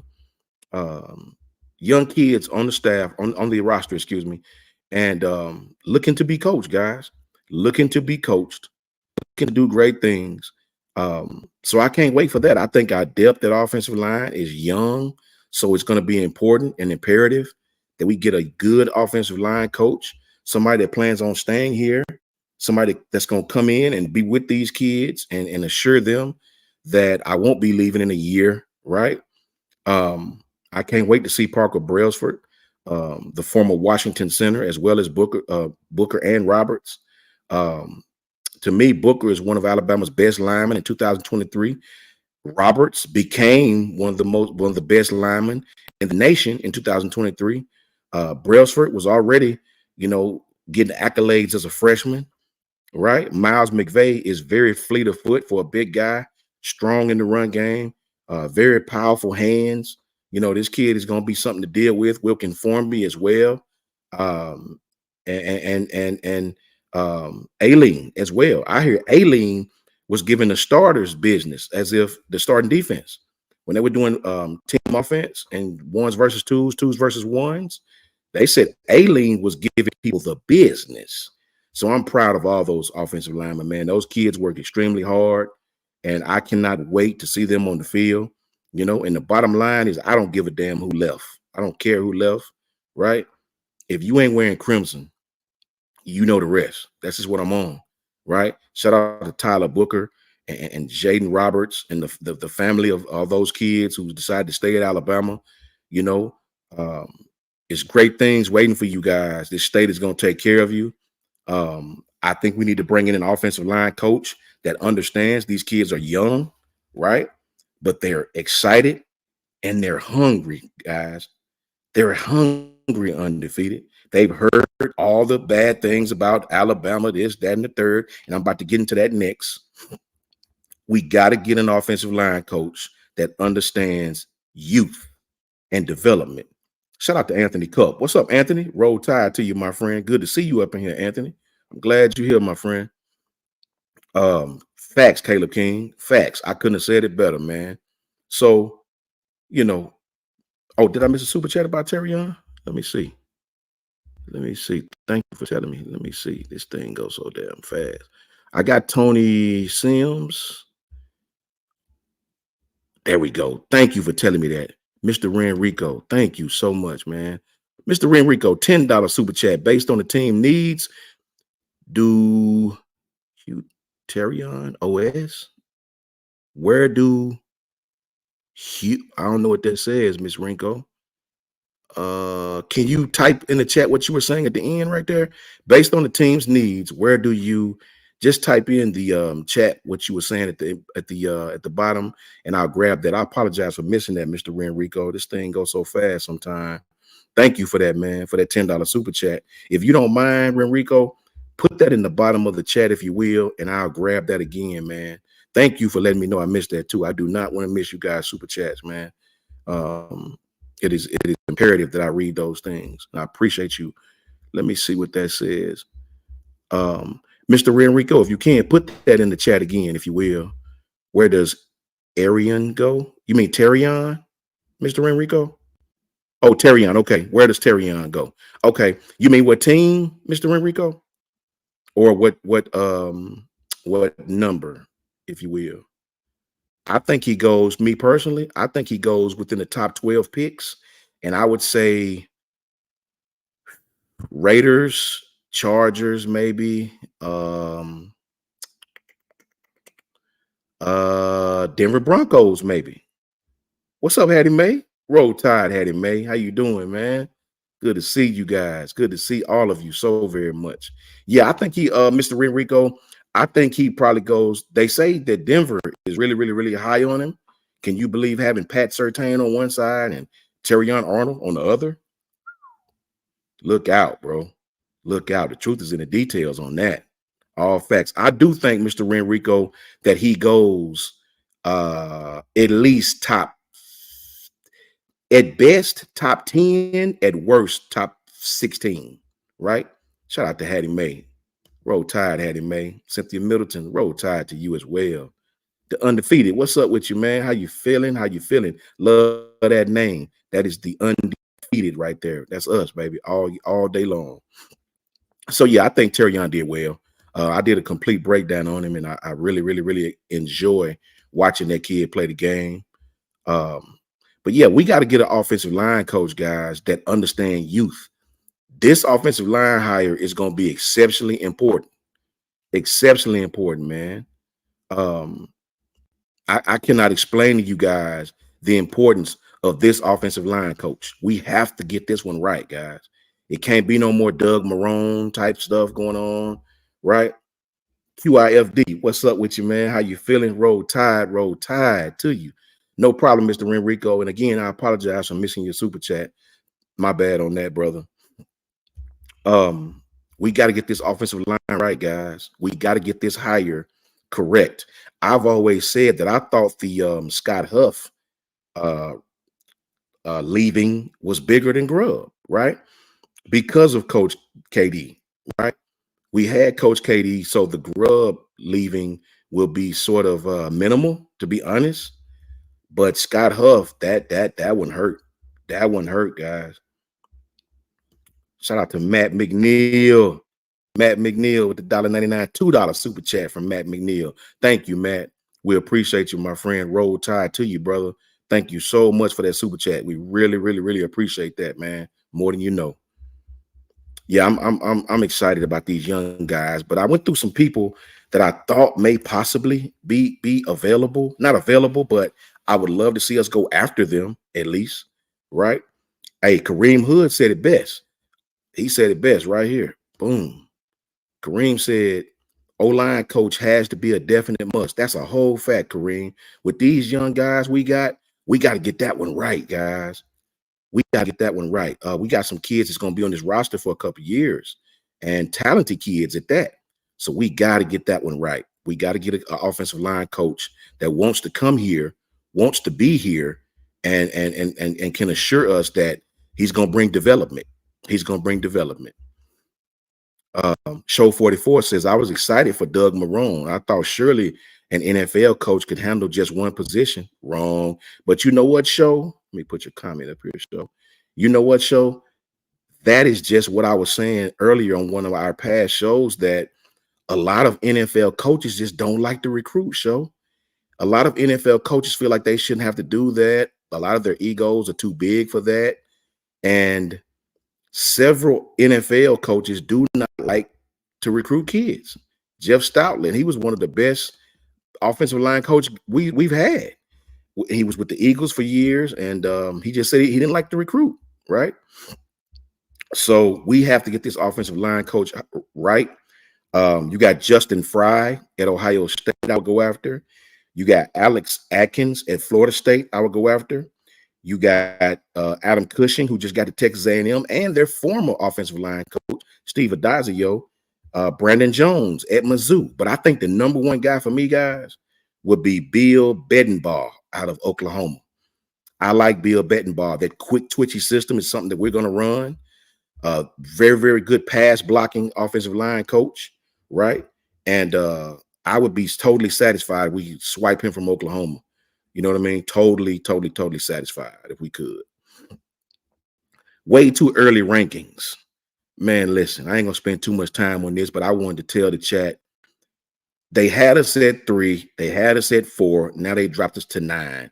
I just want to tell the chat, way too early rankings means absolutely nothing, right? It means absolutely nothing. It's something to rile the fans up, to get interest, to make everybody start talking, all of that kind of stuff. To have us at 3, then 4, now 9, right? With all the people leaving, they said we're the number 9. 9? Are you serious? So you really can pick 8 teams out there that you think are better than Alabama. Come on, man. Whoever came up with this deserved to be slapped with a piece of bologna. Straight up. No jokes. I couldn't believe it. 9. Really? But it's okay. It's okay. I said last night, I enjoy the fact that everyone's hating. I enjoy the fact that no one believes in us. I read an article where Mark Schlabach, of all people, wrote that he said something to the effect of Alabama's transition under former Washington coach Caleb DeBoer has highly regarded quarterback Julian Sayin transferring. So you're hinging our future on a freshman that has never played college football. So since we lost Julian Sayin, you're saying we're a dumpster fire. That is the most ridiculous thing I've ever heard in my entire days of breathing, right? Newsflash, Mr. Schlabach, we still have Jalen Milroe, the returning starter from last year. We still have Ty Simpson, a kid that could start right now. We still have Dylan Lonergan, a kid that could start for a lot of college programs right now. And we still have now new guy, Austin Mack, a kid that a lot of you wanted. So I think that's ridiculous. I don't pay any mind to these rankings. And this topic was just for those who saw that was hitting me on Twitter. Like, can you believe it? Can you believe it? So don't even get upset by that. Way too early rankings are just as it's described. Way too early. And they should have put a damn in front of the way. Damn, way too early rankings, right? It's ridiculous, man. You know, I think that's the problem right now with college football. It's like everybody's searching for content, so they'll say things like this to create content, right? They'll say things like this to make all the fans go butt noodle crazy, right? So you can't pay no attention to that stuff, man. Rankings, you know, the people about these rankings are, I think sometimes they're high. That's got to be it. They're high. I think they are. It's ridiculous. They love disrespecting Alabama, and they love now that the GOAT's gone. They really disrespect us in ways that I've never seen before. I told you guys I read an article from this guy Mike Griffith, whatever his name is, from Georgia. Just constant disrespect, man. Like you wouldn't even believe it. Shout out to my man AJ McCarron, done with the NFL, going back to the Battle Hawks. Shout out to you. Facts, Katrina, you already know how it is, man. Cynthia Middleton, all facts. So I sometimes wonder, man, and I know it's a conspiracy theory, and I know it's ridiculous to think things like this, but I'm telling y'all, man, sometimes I believe that it's really people out there that get Alabama to make us weak, if you will, to exploit our weaknesses, if that's what you want to say. Now that Coach Saban's gone. And, you know, anytime you won as much as Alabama has, you're going to have people out there that cannot stand you, right? Like they cannot stand you. They want you to lose. Haters are plentiful, man. Jay Probst, you already know, Uncle Lou. I put B2A to him. He know it, right? His own fan base knew it. I went back and forth with that guy for about a full day, right? And it was one of those days I had time. I had time on that day. And I really got at him good, right? I want him to understand, just because you have a big platform, you know, he threw out that you only have 300 subscribers. I have 5,000. I was like, well, guess what? I guess numbers don't mean nothing, because the 5,000 subscriber guy has went back and forth with the 300 subscriber guy for damn near 25 hours, right? Hold your L. See, when you put belt to ass with them people, they get mad and try to take it to other places. Oh, you can't type this. Oh, I don't care nothing about this, man. You know what I mean? I care that you don't know zone from man. I care that you make videos about dissing Alabama and loving Georgia, and not one Georgia player know who the hell you are. I care about if a Georgia player passed you in Walmart, they wouldn't even speak to you, right? You're just an overzealous guy who never played anything, but you look like you a swimmer, first of all, right? You have a swimmer body, right? Nice long torso, right? Like a swimmer. So pay no mind to that guy. He loves Alabama. He loves talking about Alabama because he know it brings clicks and views. Put B2A to that guy if you ever see him. What's up, Jarvis? Jarvis, I call you Jarvis. What's up, Jarvis? How you doing, boy? Roll Tide. Pay no mind to that guy, guys. Pay no mind to that young man. He talks about Alabama because he's a nice YouTuber and he understands that talking about Alabama will bring you the clicks, will bring you the eyeballs. That's why a lot of these guys bring up Alabama's name. They know if you talk about Bama, the crowd will come. That's a whole fact. Shout out to Dr. 334. My man Eddie Jackson, an absolute staple for the Chicago Bears, right? Multiple Pro Bowls, multiple All Pros, been one of the best safeties and highest paid safeties in the NFL. In his first 3 seasons, Eddie Jackson intercepted 10 passes, man, recovered 5 fumbles and scored 5 touchdowns in his first 3 seasons, right? Something a lot of safeties don't do in the first 7, right? So, you know, his rookie contract, he signed a $58 million extension. I think now the Bears released him with 1 year remaining. The Bears are in desperate need of salary cap money. I think by cutting him, they saved themselves about $12.5 million. You know, it's crazy. I think after he signed the extension, Eddie changed positions. I think he went to strong safety instead of free. Free is where he dominated. I think that's his natural position. You know, after drafting Jaquan Brisker in 2022,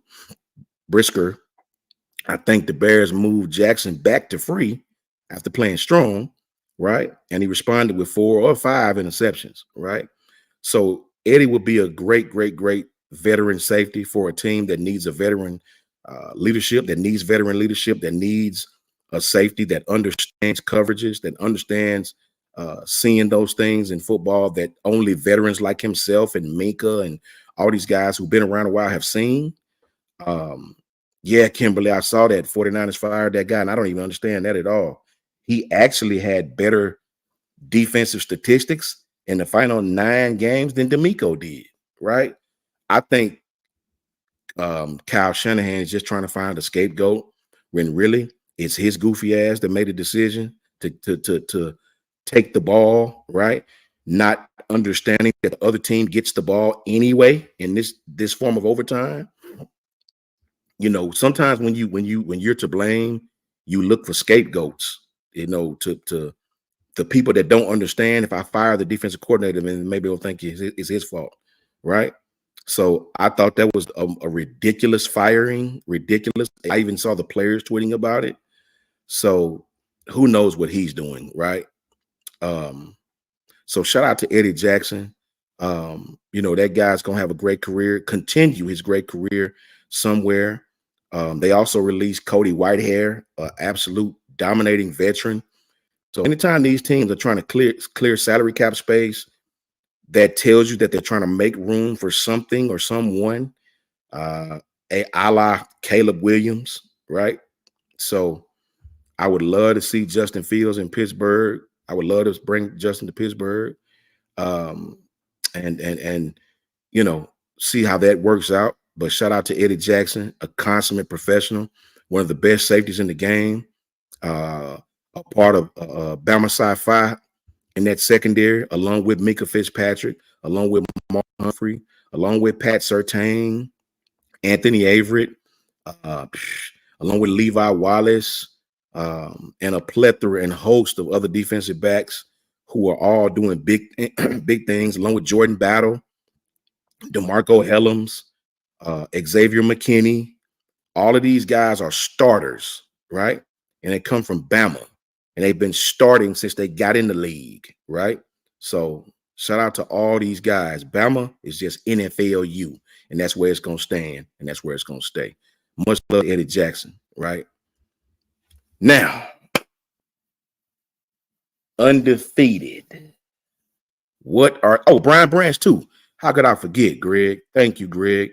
Brian freaking Branch, right? Just another dominant Alabama player in the secondary who's doing big things. And Brian should have made the Pro Bowl. So should have Jordan Battle. They were right there on the cusp of it. All these kids come from Bama. All these kids are starting on their teams and have started since they set foot in the NFL. You know, you can hate the player, but you can't hate the game, man. Roll Tide. What you guys talking about, man? Let's see what my undefeated are talking about our last 15 minutes. Kimberly Harmon. Let's see what my girl Kimberly talking about. Kimberly said, it'd be nice, Bryce Young, to go to another team in the NFL. He didn't go to a good one with the Panthers. All facts, Kimberly. And see, that's the thing about being the first overall pick. You're guaranteed to go to the worst team. Oh, Trayvon Diggs too. Deshaun Lofton. Thank you so much for that, because that was Terrion's comp. Trayvon Diggs. That was Terrion's comp. Trayvon Diggs. I think Trayvon Diggs was a better tackler than Terrion, but I don't think he was as aggressive as Terrion is on deep balls. So that was Terrion's comp. Trayvon Diggs. Thank you for that. That's another corner from Bama, right? Trayvon Diggs. Mr. Enrico, I got you this time, my brother. Mr. Enrico says, I want to see Bryce Young anywhere but Carolina. Thank you, Mr. Enrico, for the $2 super chat. Thank you for that, man. We really, really, really appreciate you for that. We love when you guys donate. It really helps more than you guys know. Thank you for that, Mr. Enrico. We appreciate you, man. I tell you this, Enrico, Carolina sucks, bro. I mean, man, they suck bad too, bro.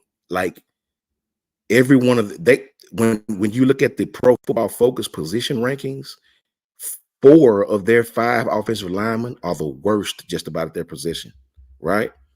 That's terrible for a quarterback. That's all that I can't explain to you how bad that is, man. Even Ronnie Harrison. Thank you, Vincent. Ronnie Harrison. See, we got so many DBs in the league, I can't even think of them all. All facts, Vincent. Ronnie Harrison as well. Gary, Bama for life. What's up with you, Gary? How you doing, my friend? Roll Tide. Gary, where you been, man? What's up? Yeah, man. Even CJ Stroud talked about. Yeah, I talked about Levi Wallace. Ephraim. What's up, Ephraim? OG Ephraim. What's up, bro? How you feeling, man? Hope everything's going well with you, man. You know it's bad when even CJ Stroud said, you know, he pretty much said in a professional way without saying it, I'm glad that the Texans drafted me because they already had some good pieces, some young pieces, right? Carolina, they had a bunch of old guys. They don't have a top receiver. Tony Brown as well. I forgot about Tony Brown, Sam. All facts. All facts. You know it's bad when Adam Thielen is your number 1 receiver. No disrespect to Adam because he can play, but he's the number 1. Adam is like 32 years old. So it's crazy, man. Shout out to Kareem Hood with the $5 super chat. Keep doing what you're doing, Sean. On my way to the gym. Salute. Hey, Kareem, I'm headed there as soon as I get off of here, man. Thank you, Kareem, for that $5 super chat. I appreciate you, my friend. Really, really, really appreciate that, man. Roll Tide to you. And I definitely will, man. I definitely will. Beards and Shenanigans says, like you said, Sean, any team but Carolina for Bryce. Not his fault they're failing. Yeah, it hurts me so bad to see Bryce out there getting suplexed like he had. I mean, they be DDTing Bryce out there, man. I mean, it's like this kid don't have no protection at all. So it is hard to watch, man. It is hard to watch, guys. It really is. Oh, Betsy. What's up, Betsy? How you doing? Thank you for that $10 super chat. Says, been missing you guys. Been sick and finally feeling better. Need my undefeated. Betsy, I pray you're feeling better. I pray whatever illness you have, man, I hope it goes away. Shaheem Carter as well, Sam. Thank you for that. I hope you okay, Betsy. I hope you're feeling better, man. And prayers to you. Hope whatever you got going on, it gets healed and go away. We glad you're back. Thank you for that $10 super chat, man. Really, really love seeing you back up in here. Really love seeing you back up in here. Thank you, Betsy, again. Sweet Home Bama 24. The Panthers fired Steve Wilkes as an intern coach, and he turned the team around short time he was coach. I truly hope Bryce gets out of there. Man, I know, Sweet Home Bama. It just sucks because that franchise as a whole is bad, man. Like, they are, man. When you look at their salary cap is screwed. So that means they're not going to be able to bring any big time free agents there. When they have big time free agents, they don't want to come to Carolina, right? Cam Newton spoke on all this stuff. Everybody thought Cam was hating on him, but he told the truth. He was like, listen, man, the salary cap there is bad. The ownership is, good people, good guys, but they've made some very crucial, bad decisions. What top receiver is going to want to go to that place and play? What's up, OG Jay? Jay Townsend, what's up with you, Jay? Where you been, man? Glad you up in here, brother. Thank you for tuning in. Roll Tide, Jay Townsend. Roll Tide. Yeah, man. So I hope that this young coach that they got, he really, first of all, they need another stadium. That's the first thing they need. They need another stadium. In today's NFL with the bells and whistles, you got to have the bells and whistles to draw these big free agents to you. Now, I'll tell you a team that's going to be dangerous, man. To see what D'Amico was doing with the Texans, man, that's dangerous because those guys are young. Think about it. CJ is on his rookie contract. That means they'll be able to sign people for the next 2-3 years. Christian Harris is still on his rookie contract. Henry Toyoto is on his rookie contract. Will Anderson is still on his rookie contract. Two of those 5 offensive linemen are still on their rookie contracts. That team is going to be a problem for a while. And I see now why D'Amico took that job. I see why he took that job. They had a lot of young talent. You put the right coaches behind that team. Look what happens. So hopefully Bryce will get a little bit of that. Hopefully Bryce will get someone in there that understands Bryce's strengths. And if you notice, the Texans play to CJ's strengths. That's practically the same offense he ran at Ohio State, right? They play to his strengths. They don't try to fit a square peg into a round hole like they were trying to make Bryce do with Frank Reich. So just pray for Bryce, man, and pray he gets some competency at his coaches, the same way Texans did CJ. AJ Williams says, why do you hate Alabama so much? I'm genuinely curious. I was talking to him in the chat. Yeah, guys. So it's Kevin Lynch. Kevin say, stop dissing the Panthers and start dissing the coaching staff from last year. Well, Kevin, here's the problem with that, my buddy. It's hard to pick one from the other, right? It's hard to pick one from the other, man. When you see 2 or 3, okay, remember, before they hired Frank Reich, it was another coaching staff. They failed with that coaching staff, right? So at some point, when you see the stadium as old and decrepit as it is, when you see big-time free agents don't want to come there, and Kareem Jackson, thank you, Damon, the veteran Kareem Jackson, right? When you see the stadium as old as it is, when you see Charlotte being a great city, outstanding, one of the hottest cities in the country, right? I call it ATL number 2. I mean, Charlotte is a great city, man. You gotta, if you're management, you gotta feed off of that, right? You gotta feed off of that. You're in Charlotte, get you a new stadium, some renovations, new stadium, whatever you got to do to bring some excitement to your city, right? You got a new quarterback in Bryce Young, right? Clear you some cap space, get you some free agents that really want to come there, right? Because the city is attractive. The team is not. So at some point, sure, the coaches is the coaches, right? But the management is most definitely the management. And that's just the whole fact. But I respect it, though. Thank you for your comment. Mr. Renrico. Let's see what you got, Renrico. Renrico says, by the way, you and Merrill killed it yesterday. Man, thank you, Mr. Renrico, for the $2 super chat. Shout out to Merrill as well, man. We have a lot of guys on the staff that understand the game. I think that's why we all get along so well. Thank you, Mr. Renrico. You are appreciated, my friend. Roll Tide to you, man. Roll Tide to you. We got a lot of guys on this staff that understand the game. From talking to Merrill, I can tell Merrill has that defensive mindset about him. Coach Jay, likewise. Coach Smook and I, we like coaching offense. I think Coach Jay could probably go both ways. He got really good takes on the offense and defensive side of the ball. I'm an offensive guy, always have been. Same with Coach Smook. Coach Smook knows a lot of defense as well, too. We all know both sides of the ball, but I think Smook is an offensive guy like myself from a receiver standpoint, from a running back standpoint, and Jarrett's standpoint from a linebacker standpoint, and from Merrill's standpoint from a defensive back standpoint. I think Ty Hayes is like the Josh Pate of it all. Ty is the one that could take all of us on a string, tie it together, and make it work.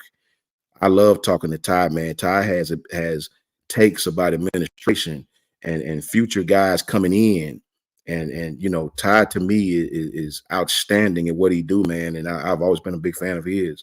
And so we have a lot of good people here that understand the game, that enjoy talking to one another, and they like sharing ideas. There's no egos. Everybody just likes sharing ideas. I'll tell you in a minute, I'm as humble as you're going to find. I learned from these guys because I never enjoyed the internet. I never enjoyed it as far as talking to people. I always saw the negative side of it. But when I got here to the Undefeated, I see these guys loving football and just Bama fans sticking together. Josh Jobe as well, Sam. Thank you for that, man.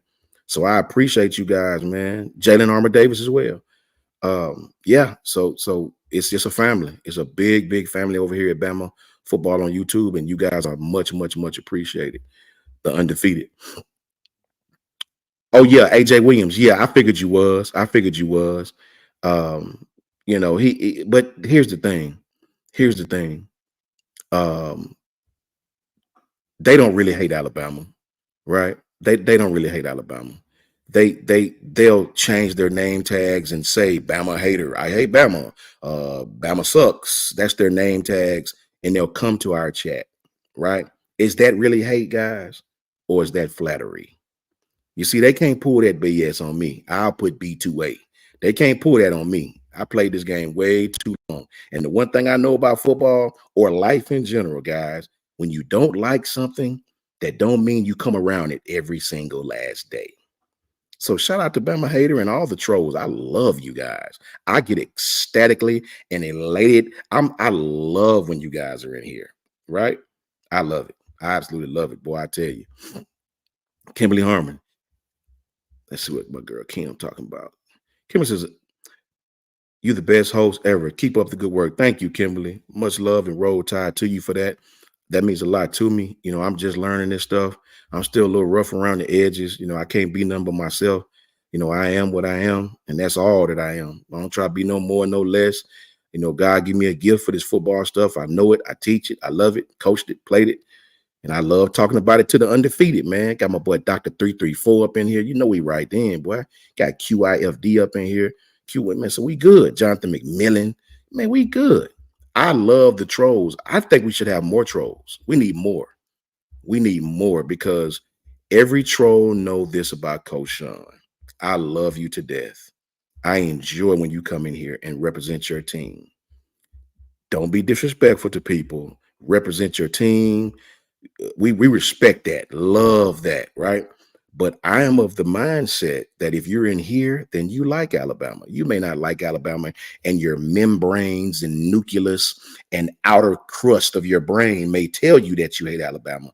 But the fact that you show up here 3 of the 4 days a week or 5 days, that tells me otherwise. See, your id is lying to your ego, and your cerebellum is lying to yourself. You think you're a Bama hater, when in essence, you're a Bama fan. So I just broke it down to you. So it's all good. I love you guys. Go get some more trolls and tell them to come here too. We need that. Love that. Shout out to every one of you and whatever team you're a fan of. But Bama is Bama. Roll Tide to all the undefeated. The undefeated. Do you realize, guys, there's people on Twitter that are copying you guys right now? I've seen this one fan base of this other Bama check to we the undefeated. I like to fell out my damn seat. I like to fell out my seat. Like, bro, if y'all don't stop, the Undefeated on our YouTube channel has been the Undefeated. Stop it. Stop it. The biggest form of flattery is when they imitate you. So it's okay. I love it. Shane Brown, you already know, brother. You already know. That's 100% facts from Shane Brown right there, man. That's 100% facts right there. Boom, Shane Brown. I couldn't have said it better, Shane. I could not have said it any better myself, my friend. Right? Jim Parker. Boom. All facts, Jim. All facts, brother. Roll Tide, and you better believe it. Boom. Bama Hater, our chat. This is a worldwide platform, and your opinion ain't gold. My opinion is gold enough that your goofy ass responded. So that's all. That's enough for me. That's enough for me. You all right with me, Bama Hater? You all right with me? Just hit the like button. My opinion is gold enough for you to talk to me, and that's all I'm concerned with. I win, you lose. Jay Townsend. Boom, Coach Sean. Kyle will soon change. Uh-oh, my bad, Jay. Hold on. Let me grab it again, Jay. Okay. Coach Sean, Kyle will soon change things to block trolls and allow only fan funders, at least only allow them in certain days. Yeah, facts. Because a lot of these trolls are different kind of trolls. You know, they're not the trolls like, I don't even call Sandman a troll anymore because Sandman is a Texas fan. My guy from Georgia, Richards, James Richards, these are guys I don't even look at as trolls. I won't even disrespect them by calling them trolls, Jay. They are just good guys who fans of other teams, right? Mike Ford, these guys are good guys who just fans of other teams. Kareem Hood 40 again. Thank you, Kareem. Hey, Kareem, you setting it off today, brother. Roll Tide to you, man. Hope your day go great, man. The proof is in the details. All facts, Sean. Now I'm officially gone. Kareem, you have a good day, my friend. Be safe out there, man. All facts. I couldn't have said it better myself, bro. Thank you for the $5 super chat. So yeah, I don't mind them guys. Let them come in because whatever they say, it means nothing. You know what I mean? If they not wearing crimson, you know the rest. Look, watch this right here. I'm gonna put you because I just like you. I like you that much, Coach. Whenever Ty is brave enough to do the troll smashers, ask him to match you with me. You don't want to match it with me because if you wanted to match it with me, you wouldn't be hiding talking behind that purple B. You put your face on there so I could see you. See my face? That's me. That's me. I ain't hiding behind no cowardly little letter. Put your face up there, player, and let's get to it. You don't want to line up with me with no football. You don't. I'm a Bama fan. You lose. You're gonna lose. You're gonna lose very, very badly, bro. And you know that. That's why you said that comment. That reverse psychology don't work on Coach Sean, bro. Mr. Enrico. Kylie showed his trademark, the undefeated. Exactly, Mr. Enrico. $2 super chat to my brother. Thank you for that, man. We thank you so very much for your super chats. Everybody in this chat, we family, man. We family. Thank you again, Mr. Enrico. You guys are setting it off today. You guys did an awesome job. The undefeated, you guys' name is what it is, the undefeated. Love seeing you guys in here, bro. See what we got right here. This my man. This my homeboy. This my brother. Let me see.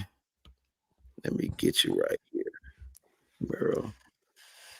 Let me get you, Merle, on this. Boom. Is that it? Merle. What's up? Hey, bro. We got Merle. I was in here putting belt to ass, Merle. I don't know if you heard, but there's a couple trolls in here talking about Bama hater. You know what I mean? Bro, talking about troll smashers. A lot of these dudes talking about they want to do troll smashers, but you're troll smashing behind a purple B. Where your face at? We don't do that talking behind them coward profiles, bro. We don't do that. That's right, man. If you gonna talk, at least put your face on your profile, bro. Then I can take you seriously. You know what I'm saying? Knock it. How you doing, Mel? What's going on, Mel? I'm good. It's been a great morning, man. I'm excited. I had a lot of fun last night. For all those who did not catch our spiel last night, like you and me had a great talk, and then Coach Smoot jumped on, and we had a fun just hangout session for a little bit, kind of breaking some stuff down. So I hope you guys all enjoyed that. But man, no, it's been a great day. It's always a great day, man. I'm such a positive dude. That's just how I am. You know, like For sure. I kind of go through, I'm optimist. So like for my days, like I wake up and I'm like ready to go. You know, I'm like, Yes. okay, I got my routines down. I hit the gym. I get myself like mentally like ready for my day. And then I just kind of go about it and I look at everything in this optimistic light. You know what I'm saying? And it's worked for me my entire life. So, you know, I like to go that route. Right. Right, man. I appreciate you, man, Miro. You do an awesome job, brother. I enjoyed tapping in with you last night. Hope Kyle put us together more often, man. That was great. Even the people in the chat was telling me they enjoyed it. Good. I'm gonna get this last super chat, or not super chat, but this last comment because I love trolls. I like for them to come in here. I like for the undefeated to be respected. You know what I mean? Yep. Yeah. Bama Hater his final comment that I'm gonna put up there says, "Looking at men's faces ain't important to me. If I don't want smoke, I wouldn't have put the request out there." Bama Hater, well, here's the thing. You know, you do a lot of talking. You know, you talk, type. If you really want smoke and want to get on this troll smashes with me, put your face on your chat. Like, put your face on your profile so I know that you're a real person and not some 13-year-old kid just talking, right? It's a reason why we like talking to other grown men. So I'll know how far. I don't want to say something to you and then feel bad later because I'm going to do you real dirty. I'm going to do you real bad, right? Put your face on your profile, my friend. I can respect you. I don't want to talk to a blank profile because I don't know who the hell you are, or you might be some child somewhere. Put your face on your profile, and Coach Sean will gladly put B to A. That's a whole fact. And that's all the talking we should do right there, Bama Hater. We shouldn't have to keep going back and forth. Put your face on your profile, and we can get to it, period. I love it. I'm a Bama fan. You're not. You're going to lose. It's a whole fact. Shout out to the undefeated. Shout out to the undefeated, my brother Merrill. Yeah, man. Merrill about to set it off with you guys. You guys did great. I love the fact that you guys tap in. Much respect, you guys. I'll be back tonight at 8, I think it is, 8 o'clock. And the guy, I'll be tapped in with my guys, supporting them in the chat. Much love to Merrill and much love to the undefeated, man. Shout out to you, Merrill. If you need me, just holler at me, brother. Hey, 100%. I appreciate you, Coach Sean. As always, Coach Sean, everybody, amazing. Thank appreciate you very much. Roll Tide, Merrill. Roll Tide, brother. I appreciate you. All right, guys. I hope you guys had a great time, man. Coach Sean's so great. I mean, and all the guys who come in here just do such an awesome job. And of course, yo, what up, everybody? Good morning. We're in this. Let's roll. You know, proof is in the details, Coach Sean. So we had an awesome morning. I mean, we're getting. I think we just had let me see here. I'm trying to see which fan funders we just were dropping in here. I think I might have missed one. We got, I think Coach Sean might have got this one, Cream Hood. Let's see here. You got this one. It says Cream Hood. The proof is in the details, Coach Sean. Now I'm officially gone. $5 super chat. Mr. Enrico, I appreciate you, man. $1.99 super chat. Kylie should trademark the undefeated. Mr. Enrico again, $4.99 super chat. The Heartbreaker Kid Showstopper Popper. I think that Showstopper Rapper. I don't know. Hey, but that's good, Merrill. I appreciate that, man. Like 100%. So that's an awesome way to start the day. Means a lot to me. Thank you guys. And here we go. So who do we got in here today? Yeah, we obviously got Mr. Enrico. Kimberly, what's up? How you doing? DR334. What's up, man? Jermaine, what's going on? Cynthia, good to see you. And I love it. Marquetta, what's going on? Jay Townsend, man, you the man. We missed you last night. We thought we were going to be in here last night, Jay. We always catch you in the evenings. We had a good one last night. If you haven't caught it, you can watch the rerun under videos on Bama YouTube or Bama on YouTube or Bama football on YouTube, right? Jim Parker, what's up, man? I love it. Sweet Home Bama, what's going on? Him, what's up, man? What's up? Who else we got? You got Jackie. We got Walt. AJ, what's going on? And Caleb King, what up, man? And I know we got a lot more in here. So really appreciate you guys for popping in and coming to see me this morning. Like, make sure you hit that thumbs up. You guys love this content, hit those thumbs up. Remember, subscribe.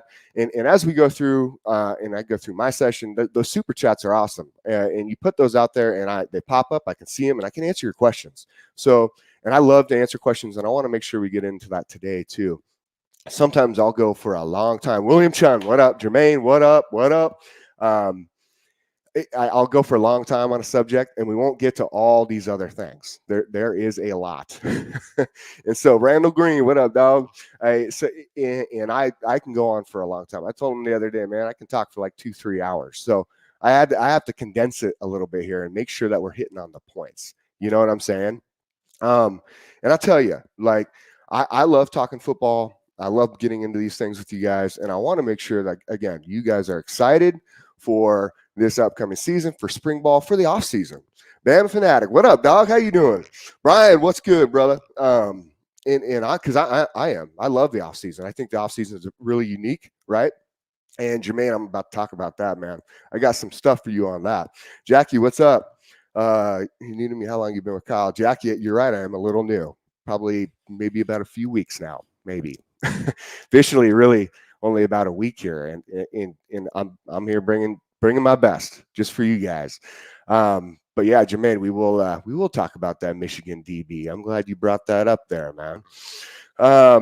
And so yeah, I love coming in here, and I love chatting with you guys, and I love all the coaches who are in here. So to get back in here on this amazing, I guess, off season that's playing with all this information, right? Like I've talked about it before. It almost appears like it is a kind of like a Netflix series, right? Like the drama just doesn't stop. You just want to keep watching. Like there's something going on all the time, it feels like, right? We're still waiting to name like a offensive line coach. I think every single one of us is waiting for that. I'll tell you this, man. I have been going through every single thing I can. Chance Green, what's up, man? What's up? And I look and I have my background's in playing, right? So I hit a couple people up. Nobody, legitimately, this is like one of the best kept secrets there are. Supposedly some people know from like a administrative standpoint that they're from a target, but there's like, other than that, they're keeping it real tight. There's not even like rumors. Maybe some here and there that people start like on message boards and stuff, but they're keeping this one tight. And I don't know why. Maybe they don't want to lose them. I can tell you, like, you got to forgive me on these last names and some of the names. I'm not the greatest all the time with the names, but the coach from Hawaii who went to Miami Dolphins just recently, I can tell you right now, they wanted him. So it's a bummer that, you kind of get late in these processes.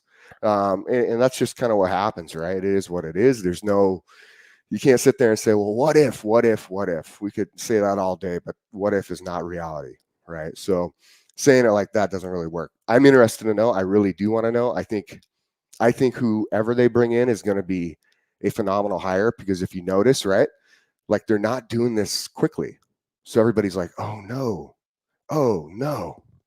like this is not happening. Like, where's this guy going to come from? You think about that and you're just like, wow, okay, we thought he would be hired by now. Like, holy smokes, So I have to tell you that I think it's a good thing when KD does this. He did a lot with like University of Washington. Like there wouldn't something would happen in all this information, people would want all this info, and he was just really just took his time in releasing what info. And I think that's because he really wants to make sure he's doing it the right way, which I respect. And at the end of the day, I respect that, because there's a lot of guys who just kind of speed that out there and start throwing out information left and right, or maybe start hinting at things and people can't keep their mouths shut or whatnot. So I respect it. I think it's going to be a good hire. I think they're taking this into consideration very, very seriously, because they just know how important it is. Again, you win in the trenches, right? The game is won in the trenches. So I'm for when it does come, I'm excited. I'm waiting to hear, and I want to find out. The next part, we'll jump back in, is that kind of getting down to this final parts of like this swarm D, right? And over the last 2 days or so, we've gone over quite a bit. And if I've confused anybody or there's a lot of questions there, I apologize. This Swarm D, the 425, the way Kane runs it can be very different than what what you see, right? From just your typical, like if you were to go on, I don't know, get on a computer, Google 425, like what is it? Okay, so you'll see like a base understanding of it. It's funny because a lot of those diagrams you'll see like a too high safety, which is that's not necessarily what they're going to be doing. Yeah, they have the ability to do that, but that's not the way we will see it. It's Kane runs this. That's what I'm trying to tell people by trying to break this down the best I can. It is a 4-2-5, but he runs it his way. Okay, so that is one of those things I've brought up before. When you have a really good coach who's on to something, or a really good a really good CEO or a really good teacher, right, who's on to something, they have their kind of own process of how they go about it, and they've taken something that works really well, and then they've used key elements of it, right, and key pieces. Saban did a pretty he did a really good job of this, actually. Granted, his was a little more little more tough to understand. And real quick, Jay Townsend, Jake, don't you fear that if we don't hire an OC coach, offensive line coach before spring, it will elevate the portal? Okay, that's a great question. I think I don't necessarily think that, and here's why. I think that in the end of the day, when you have a coach who has this feel about him, this understanding, a lot like KD does, okay, this bond, this family feeling, which I'm going to talk about too, with this Keon Sabb from Michigan. Okay, there's some stuff about this that's going to all play into today. Is when you have this head coach in KD, and the players get to experience what he's truly like. Okay, not all the media, rat poison, we call it, right? Or Nick Saban calls it rat poison. I love that. It makes me laugh every time. Not all this rat poison that people put out there and want to start topics based on, whether it's, for clicks or whatever it is. I'm going to tell you right now, we come here, we're not saying anything for clicks. I'm giving you my honest 110% opinion that is true, and just my feelings on it and the way I see it. Okay, that's all it is. There's no clicks. You can like it or you cannot like it. Oh well, right? Doesn't change my day. I'm still going to be happy and I'm still going to have a great day. But my point is there's a lot of people out there who do that, right? They just say certain things maybe to get that attention. All right, and KD, if you look at behind the scenes, okay, I think we've seen this in the way the players have talked about him. I think we've seen it real. Honestly, you see it. It's really well documented through the recruits who are meeting him. Right? Like if you listen to some of these recruits and their stories, okay, you get to see these guys do. They do a phenomenal job of asking this key question that everybody really wants to know, and everyone's like, "What do you think of Kalen DeBoer?" Right? And every single recruit says the same thing, or along the same lines. Okay. And they say, man, he's so genuine. Like I can talk to him. It feels like family. So I think what you really run into is Jay, like you will have these guys, and we've seen it with a couple of the linemen coming out, and man, maybe you remind me of their names right now. I'm spacing this morning a little bit on this one, but a couple of them, let me see here. I'm going to grab them for you. I think we had it in Tyler Booker and Jan Roberts, right? Yeah.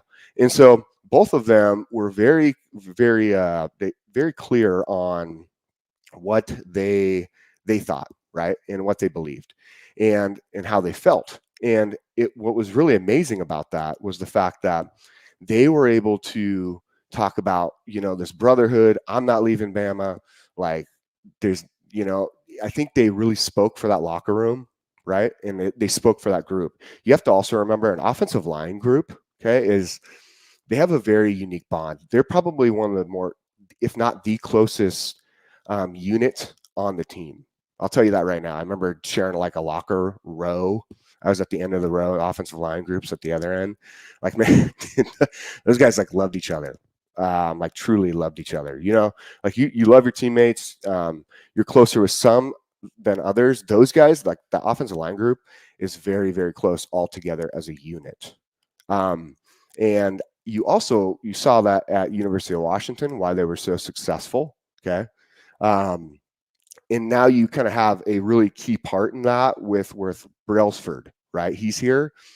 And I think everybody sees that. They see like what they're going to be. And I honestly, man, all this like negative talk and all this like doubt, like please, everyone outside of the fans or even the team, please just keep speaking to your whatever you want to say about Alabama football and saying the negative stuff. I'm going to tell you right now, they did that to Washington all year. ESPN dogged Washington all year last season. You know what they did? They showed everybody what's up. Everybody. Hence, they got to a national championship. And they did it under this coach. And there's a way that he takes those things and uses his ability to motivate through this kind of like, this amazing downplay of Alabama football, right? And so I'll tell you, man, like I just think like, okay, William Chun, but once they had their own players build up. Now I get that. I hear you on that. But I'll tell you, I just think that in the end of the day, what you're going to see is like these guys, like you also remember they're here to play for each other. If they were going to leave, you would have had more of a chance of them leaving way earlier because there was a lot of pieces that weren't in place. Merrill, have you studied? Man, there's a lot. Let me see here. There's a lot coming in real quick. So let me get to some of these guys. All right. So Jay Kelly, Merrill, have you studied Michigan's defense? Do you think Womack's defense is a similar scheme? I've looked a little bit at Michigan's defense, but no, it's not. Minter runs it. They kind of always had their way. Hence, like you saw McDonald before him, who then went to Baltimore Ravens, who's now at the Seahawks, right? Like Minter has a similar style, and I think that had a lot to do with kind of how Harbaugh wanted to do it, right? William Sean, thoughts on my message, Jake?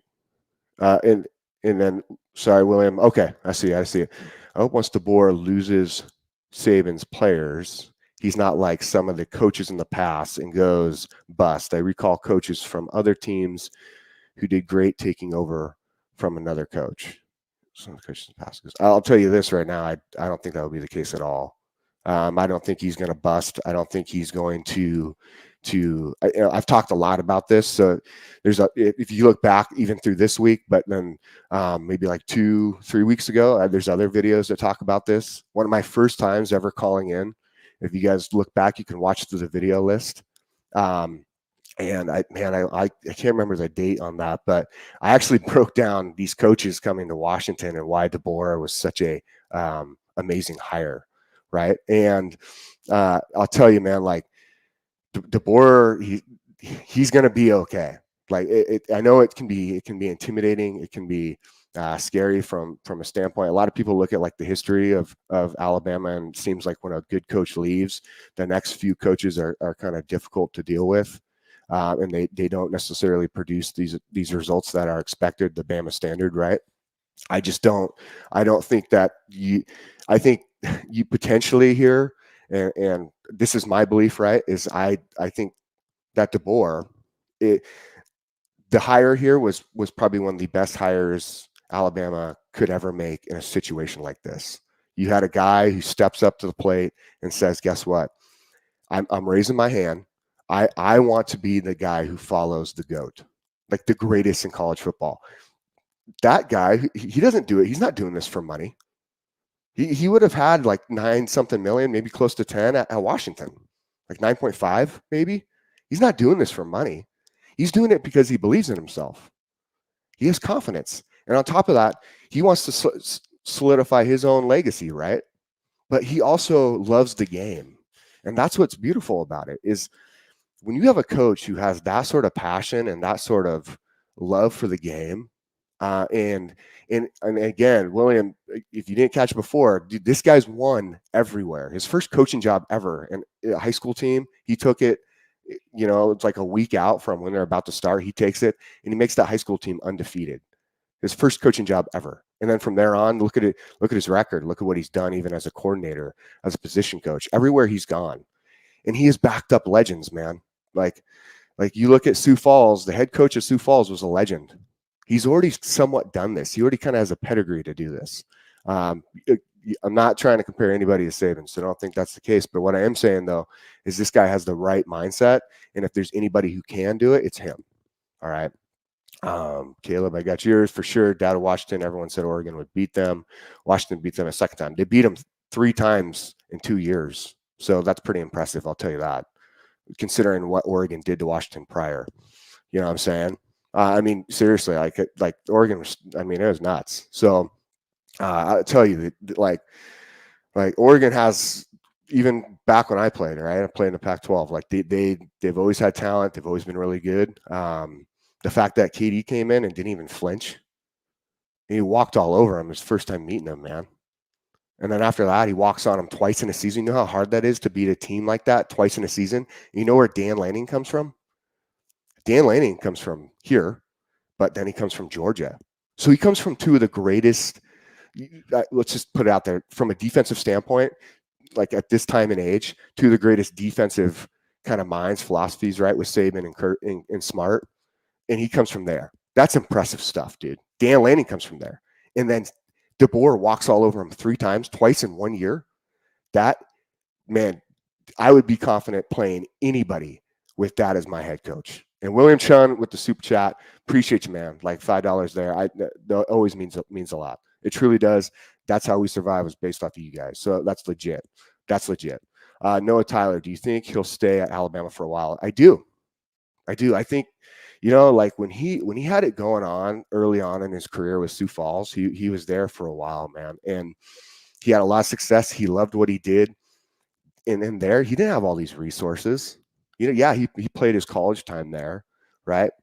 He have a bunch of resources. He have a bunch of money. They weren't like out there recruiting like these crazy studly athletes. Yeah, they're still athletic and they're still really good. Now, I'm not going to downplay that, but he's able to win 4 national championships there and have one of the I'd have to go back and look at my numbers for his records. Like, shoot, I want to make sure I give that to you, man. Let me pull that up real quick. Hold on. Yeah, so Sioux Falls, right? 67-3. He's 67-3. Like, that's insane. That's his first college coaching gig. How many guys do that?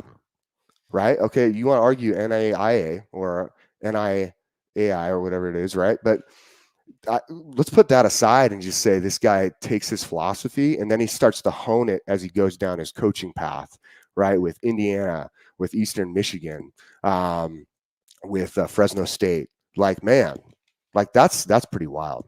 All right. And I'll get to some of these other ones, but we do have some topics that we gotta jump into, and I want to make sure we figure it out. And Bama Fanatic, that's right, 104 and 12. Is it 104 or is it a little more? It might be a little more. Yeah, and then you look at him in Washington, what is he, 23-3, 23-2 before the national championship? That's insane.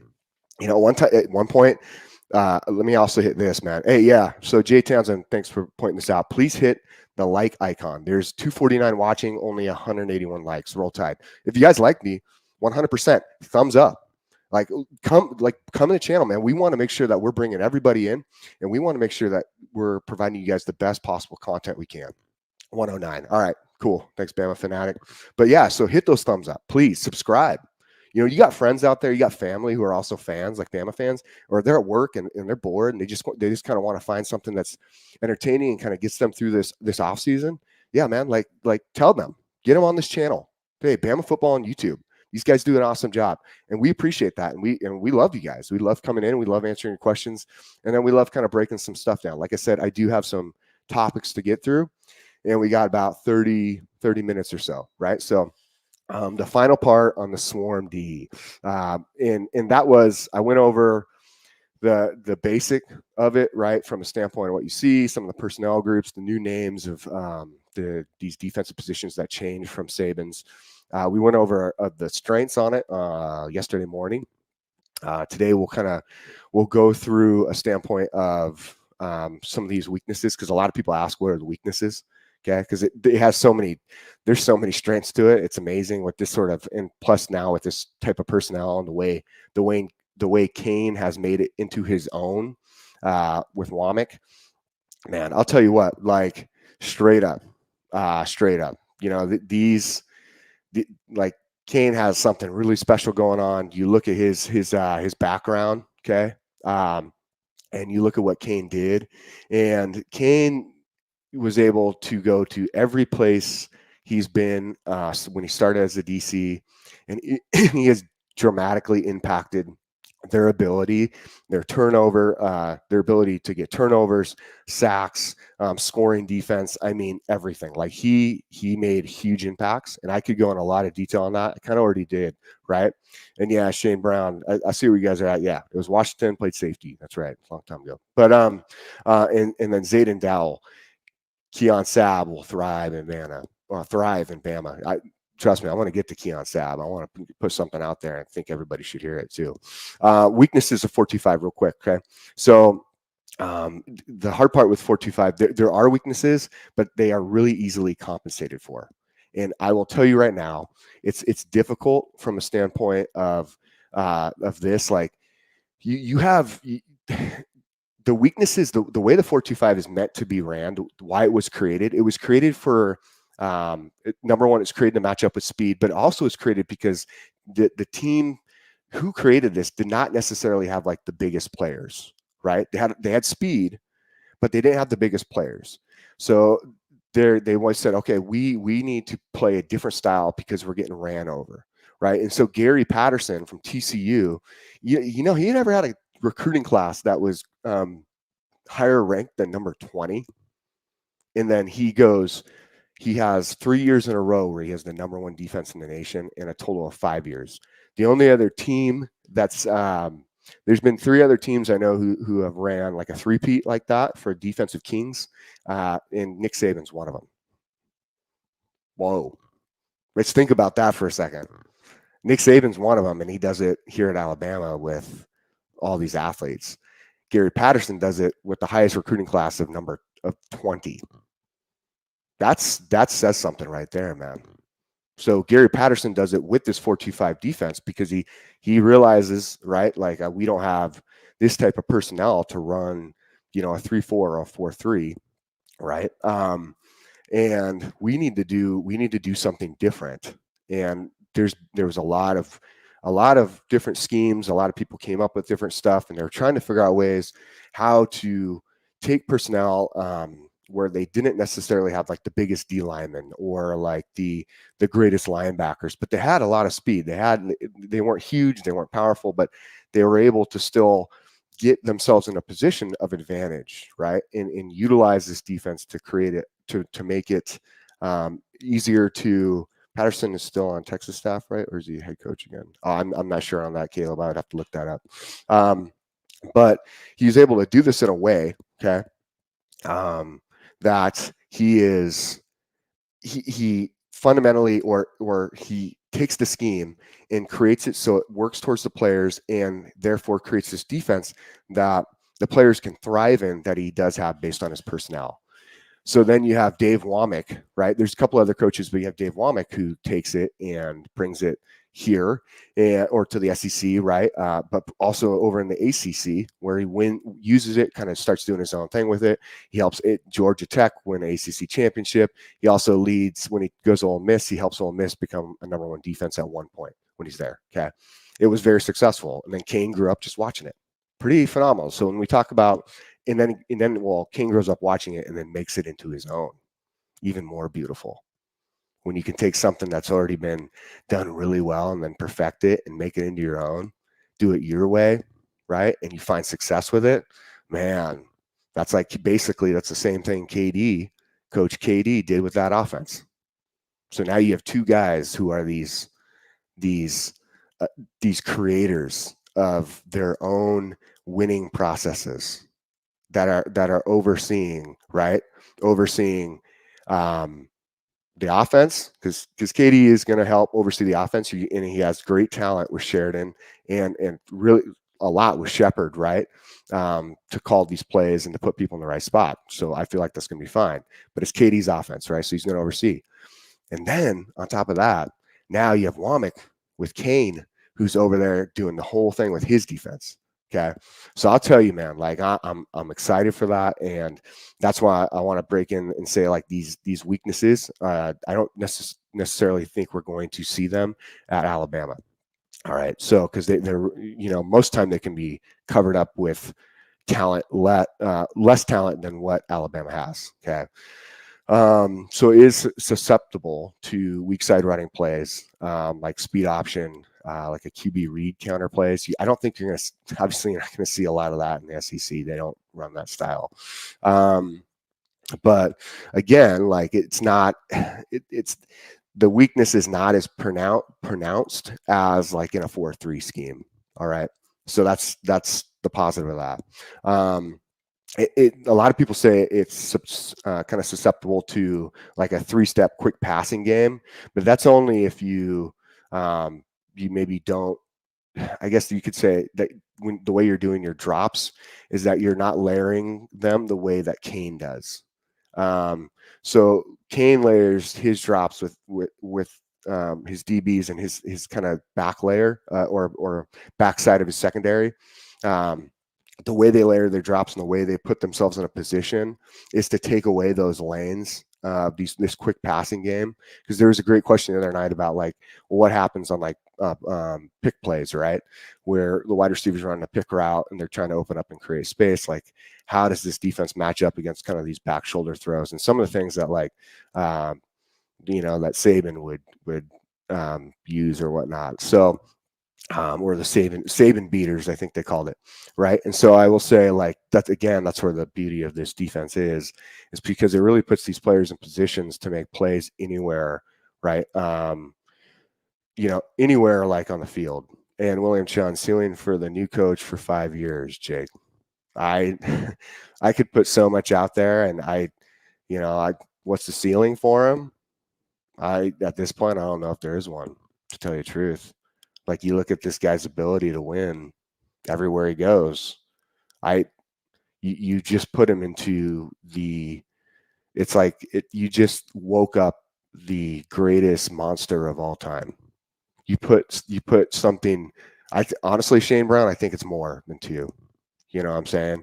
And Dirt Road 360, what's up, man? Like, no word on that yet. I talked about it just a little bit ago. BB, what's up? Super chat. Jake, I love it. I love it. Jake Merrill, enjoy your segments. Your knowledge shines. Roll Tide. BB, $100. That makes my day. That's cool. Man, what a great way to go. What a great way to go. You know what I'm saying? Like, way to start the day for me, too. Like, everyone's been joining in on. It's been a great day, and we've been having a lot of fun, too. So, BB, hey, welcome. Love it. Thank you so much. William Chun, again, natty in first 5. I think it's a natty next season.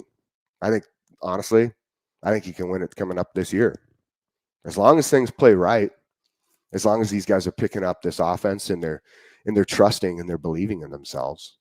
Like, I think that's what we're going to have a feeling towards how we're seeing this team really buy in with this next spring portal coming up.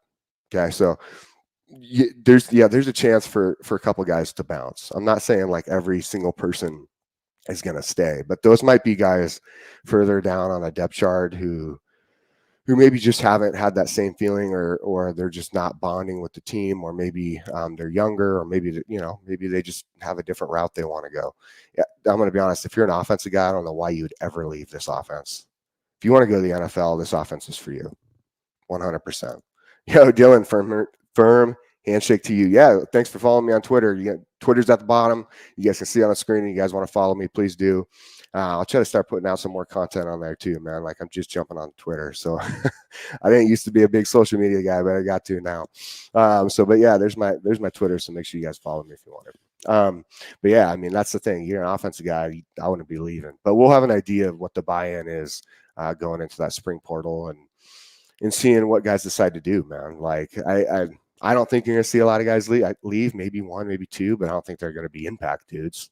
Yeah, they can go somewhere else and maybe do great, at schools who don't have as much talent. But and here's the deal, man. Like, you want to go pro, why would you leave this place? You're about to you're about to face a defense and a new defensive style that is going to, if you're an offensive guy, that's really going to prep you for reading NFL defenses, right?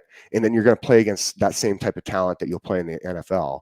And if you're an offensive guy, if you're a defensive guy playing against this offense, you just saw Ryan Grubb go to the Seahawks for a reason. Kimberly, I really appreciate you. Really appreciate you. And so Ryan Grubb goes there, right? You know what I'm saying? I'll tell you, man, like, okay, so that has to say something, right? Because if an NFL offense is saying like Mike McDonald did not go to the Seahawks to lose. He's going there to go to the Super Bowl. The Seahawks are about to be really good. That coaching staff that they're putting together is studly. Okay. And I'll tell you, the fact that they handpick Grubb, I'm not going to say he was their first choice. I'll tell you that, but I do think they were very high on him. And then they say, okay, man, like, we're good with this. You know what I'm saying? Like, they go and they pick him.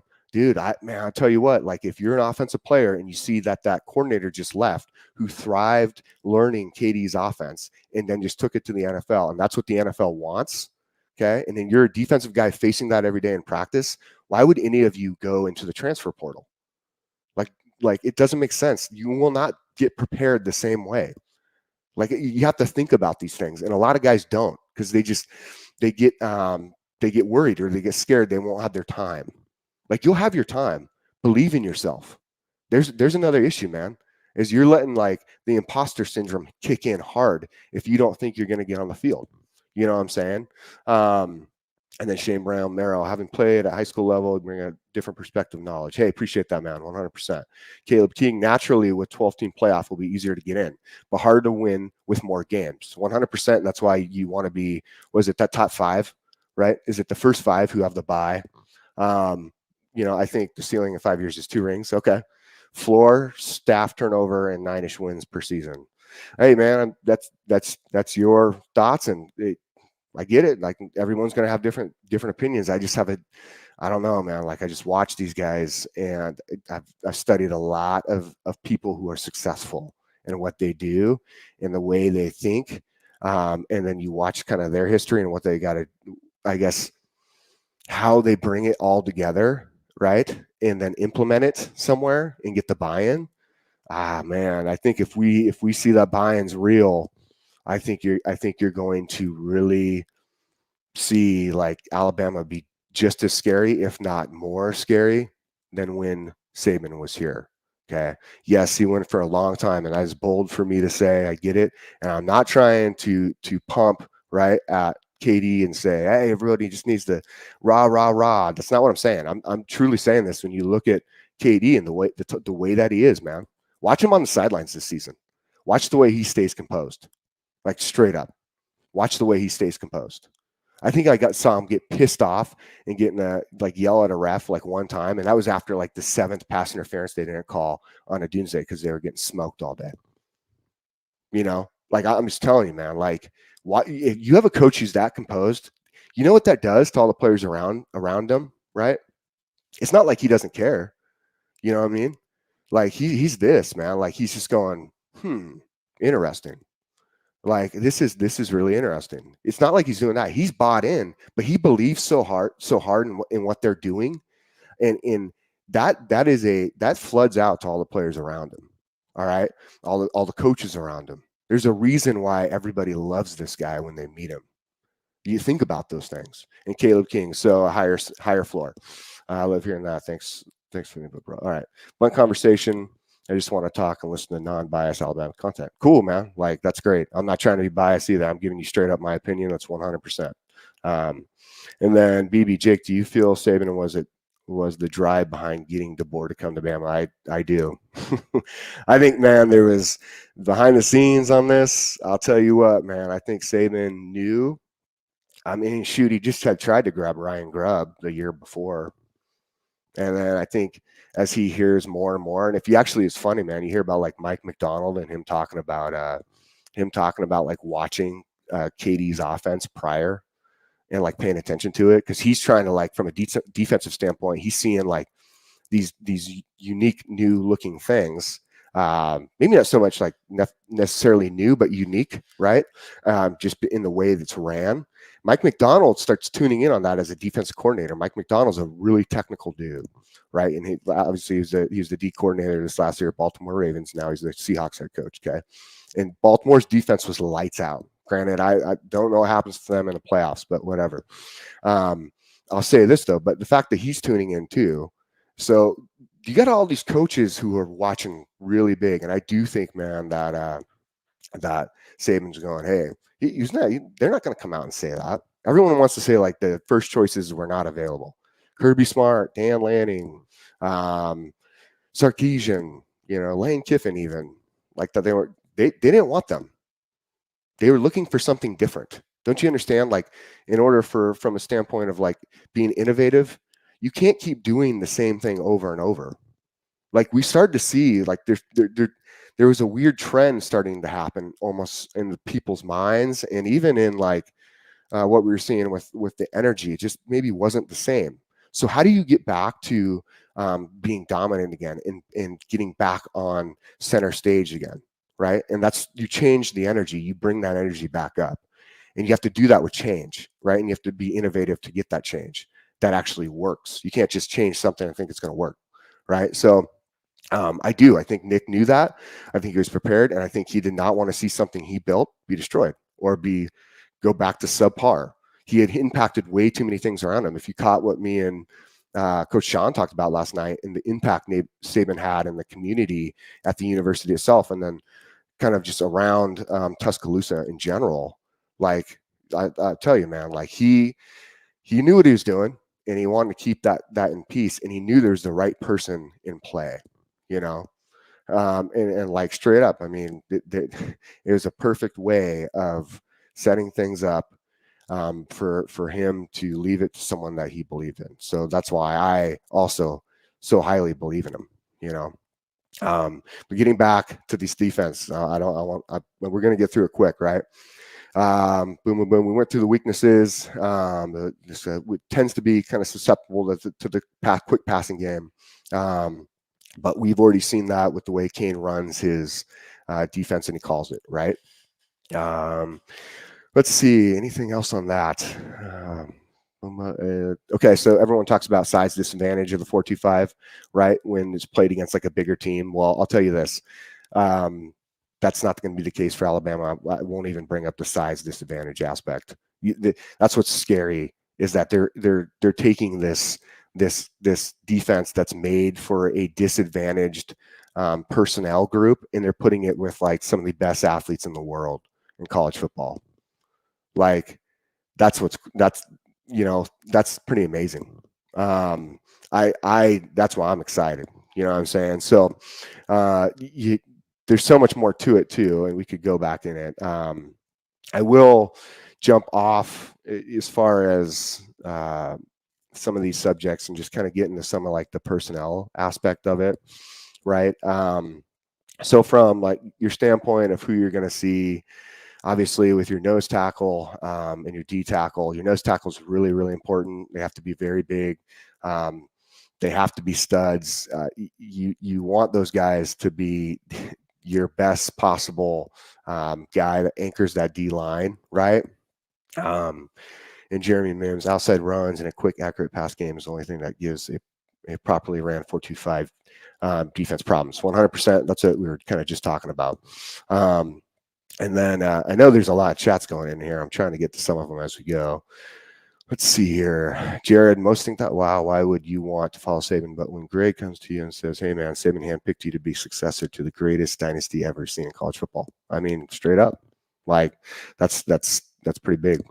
Jay Townsend, I think Coach Saban definitely had input in choosing Coach DeBoer. He was Bama's first choice in less than days, making a choice.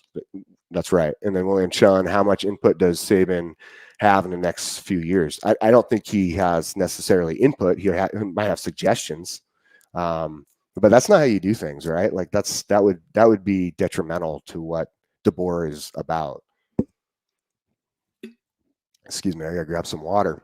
I'm trying to talk quick to get through some of this stuff, but like that's not what DeBoer is about. Like DeBoer has to implement his system to be successful. Saban knows that, because Saban's done it each place he's been as well.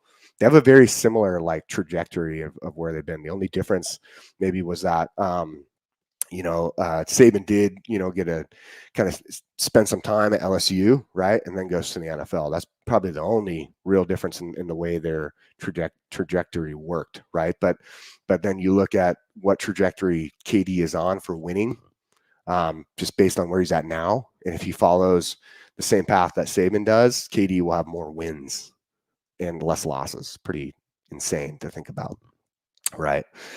As I was saying, like with some of these roles and what we're going to see from that D line, from the interior, right? You have Tim Keenan, Jermaine Otis. That's probably going to be what you'll see inside, right? From like the standpoint of bandit, right? You have LT Overton.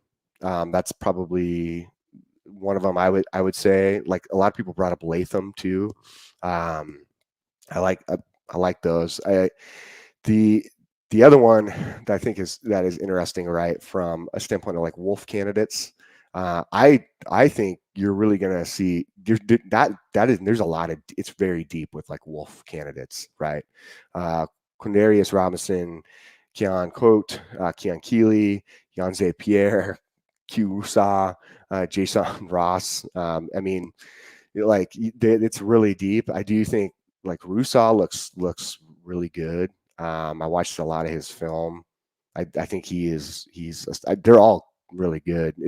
It's going to be hard. Like for me, it's even hard to look through and watch these guys because there's so much talent, right? Like that's such a good problem to have.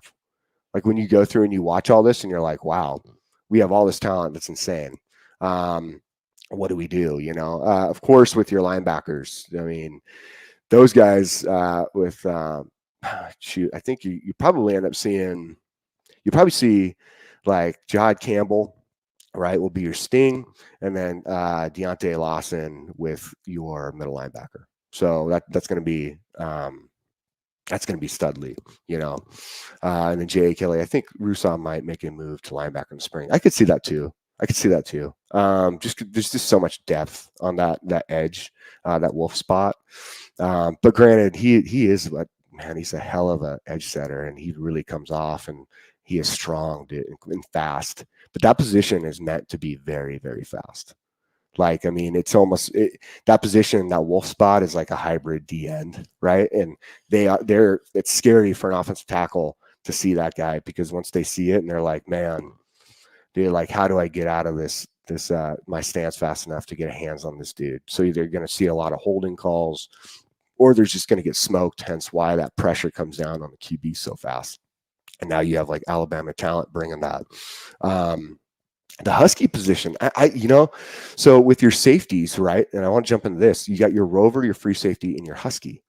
And I talked a lot. I said last night and yesterday, I said, man, I think Malachi Moore is going to be your Husky. But the more I start to look at this spot and the way it plays, I started to change my mind a little bit. And I really, if Mitchell steps up, okay, like I think he will, because I think he was making that progression towards getting to this breakout season, right? And in a defense like this, where your scheme and I guess your pass defense, as well as the understanding how easy it is to pick it up, man, I will say this, like I think that there's going to be some guys who were on the verge last year who have like breakout years this year, because now it's a little more simplified and easier to understand, and therefore they can just play more freely, right? So I think I want to change up my thought process on this, and I think I would like to see Tony Mitchell, right, at the Husky, because that position it's like the half linebacker, half safety, and you still got to be able to like kind of cover, right? And he can do that. He's good. Where I want to see the Rover is I almost want to move Malachi Moore to Rover. From a standpoint that Rover does come up on the box. And you guys let me know too if you think this with Malachi Moore over at the Rover, right? Like, man, in JT83, like Tony, man, he's big, right? You think about that, he's big, but he has also really good cover skills because he played corner in high school. So he can match up well on like tight ends if they come out of the block. He can match up potentially if he has to cover slot. I don't see that because typically that's going to be your Rover. Okay. man, I just think Tony Mitchell is going to be that dude like that shows up, man. And then he comes down really well inside the box and can play against some of these bigger running backs and make some big plays. So I think Tony Mitchell is that dude at Husky. But that's why I switch over with Malachi Moore and say, man, I think you'd be a great rover, because you got to match up right. And Devontae Smith, that's what I'm saying. He'll be at that free safety spot. And so I keep playing this in my mind of saying, who has the better coverage skills though, right? And better aggression, because Devontae Smith has a little bit of that like injury history, right? Do you think Justin Jefferson will see the field? Noah Tyler. I mean, potentially, I think there will be some movement, and you're going to have opportunity, right? I think the hard part is you have a group from last year who's so like hungry right now, and they got their taste, and those guys really don't want to go backwards. And Malachi Moore's, he is here to really. Mr. Enrico Mbakwe will impress that Husky behind Mitchell. The Husky position, you have to be like a linebacker. You have to be big. Mbakwe is not that big. Like Mbakwe is going to play corner, and he has a lot he has to refine. And I'm going to get to that here in a second. But again, like it's kind of going to be who has better cover skills to cover up that slot wide receiver. Is it going to be Moore or is it going to be Smith? And I keep kind of going back and forth with that, right? Because I love the way Malachi Moore can play at the line of scrimmage. You know what I'm saying? And so we'll see. And I know you guys are. I saw Caleb King. Tell us about Keon Sabb. Okay, let's get into Keon Sabb. All right, from your cornerback position, real quick, guys. Real quick. Everyone wants to say Zay. Was it Mincy? That freshman is going to be a key role. He is good. Don't get me wrong. I'm going to tell you guys something. I think he's going to end up getting moved to safety. I really do, just because of his size and he covers the field. He has a long stride and he's very fluid with like being able to cover the field. He's not a burner, and I'm going to tell you right now, he's a great cover guy. So I'm not dogging that, but he is big, okay, and he has some room to grow. So I think he might be moving to one of those safety spots. Just heads up, think about this, just from that standpoint. All right. Keon Sabb, everybody. Okay, so 6'3", too tall for cornerback. No, it's not. But Keon Sabb, right? So he's a transfer from Michigan. And real quick, let me get you guys some details on that. All right. So Keon's really, I mean, he had a breakout season this last season. A lot of people talked about him. They're really, really impressed with him. I mean, he's just a stud as far as like what he was able to do for Michigan this last year. A lot of people are just like, man, what's going on? Well, obviously Michigan had a lot of loss, right? I'm telling you right now, yeah, Jeff Horn, I'm going to talk about that too, but I'm telling you guys right now. So with Keon, what's interesting, right? He's a 4-star safety coming out of IMG to Michigan back in 2021. Okay, after decommitting from Clemson. Okay. At one point for Harbaugh, he's like special teams freshman of the game against Indiana. He redshirts, right? But I'll tell you this, like, so I started to think about this because I remembered that last name was so familiar, right? And I'm like, wait a minute, why do I with Sabb besides playing for Michigan? Okay, and I started kind of think about like these steps in this process, and I go, wait a minute, his brothers were just visiting Bama. So I went back and I looked at what they were saying about Bama and how much they loved it and how much their dad really, really loved the new coaching staff, right? And I started to kind of connect these dots, and I'm going, whoa, wait, are we about to see, should we keep our eyes on Keon Sabb?